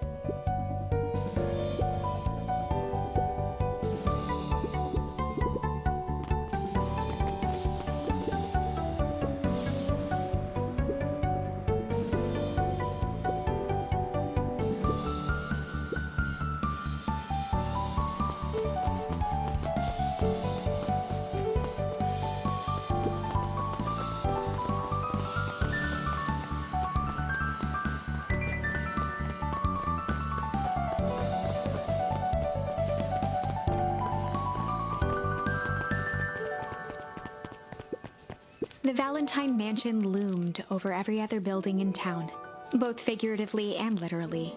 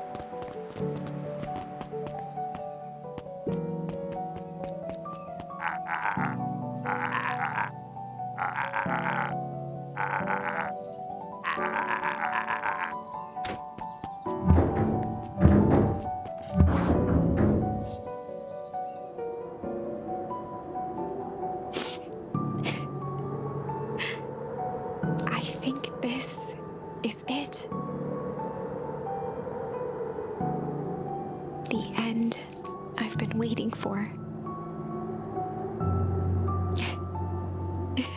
Honestly, I began to lose hope of ever finding it. But then you came along. I don't know exactly how to thank you. It's hard to explain how much this means to me. It's funny, now that our time together is finally ending, I'm at a loss for words. Let's just watch the end together.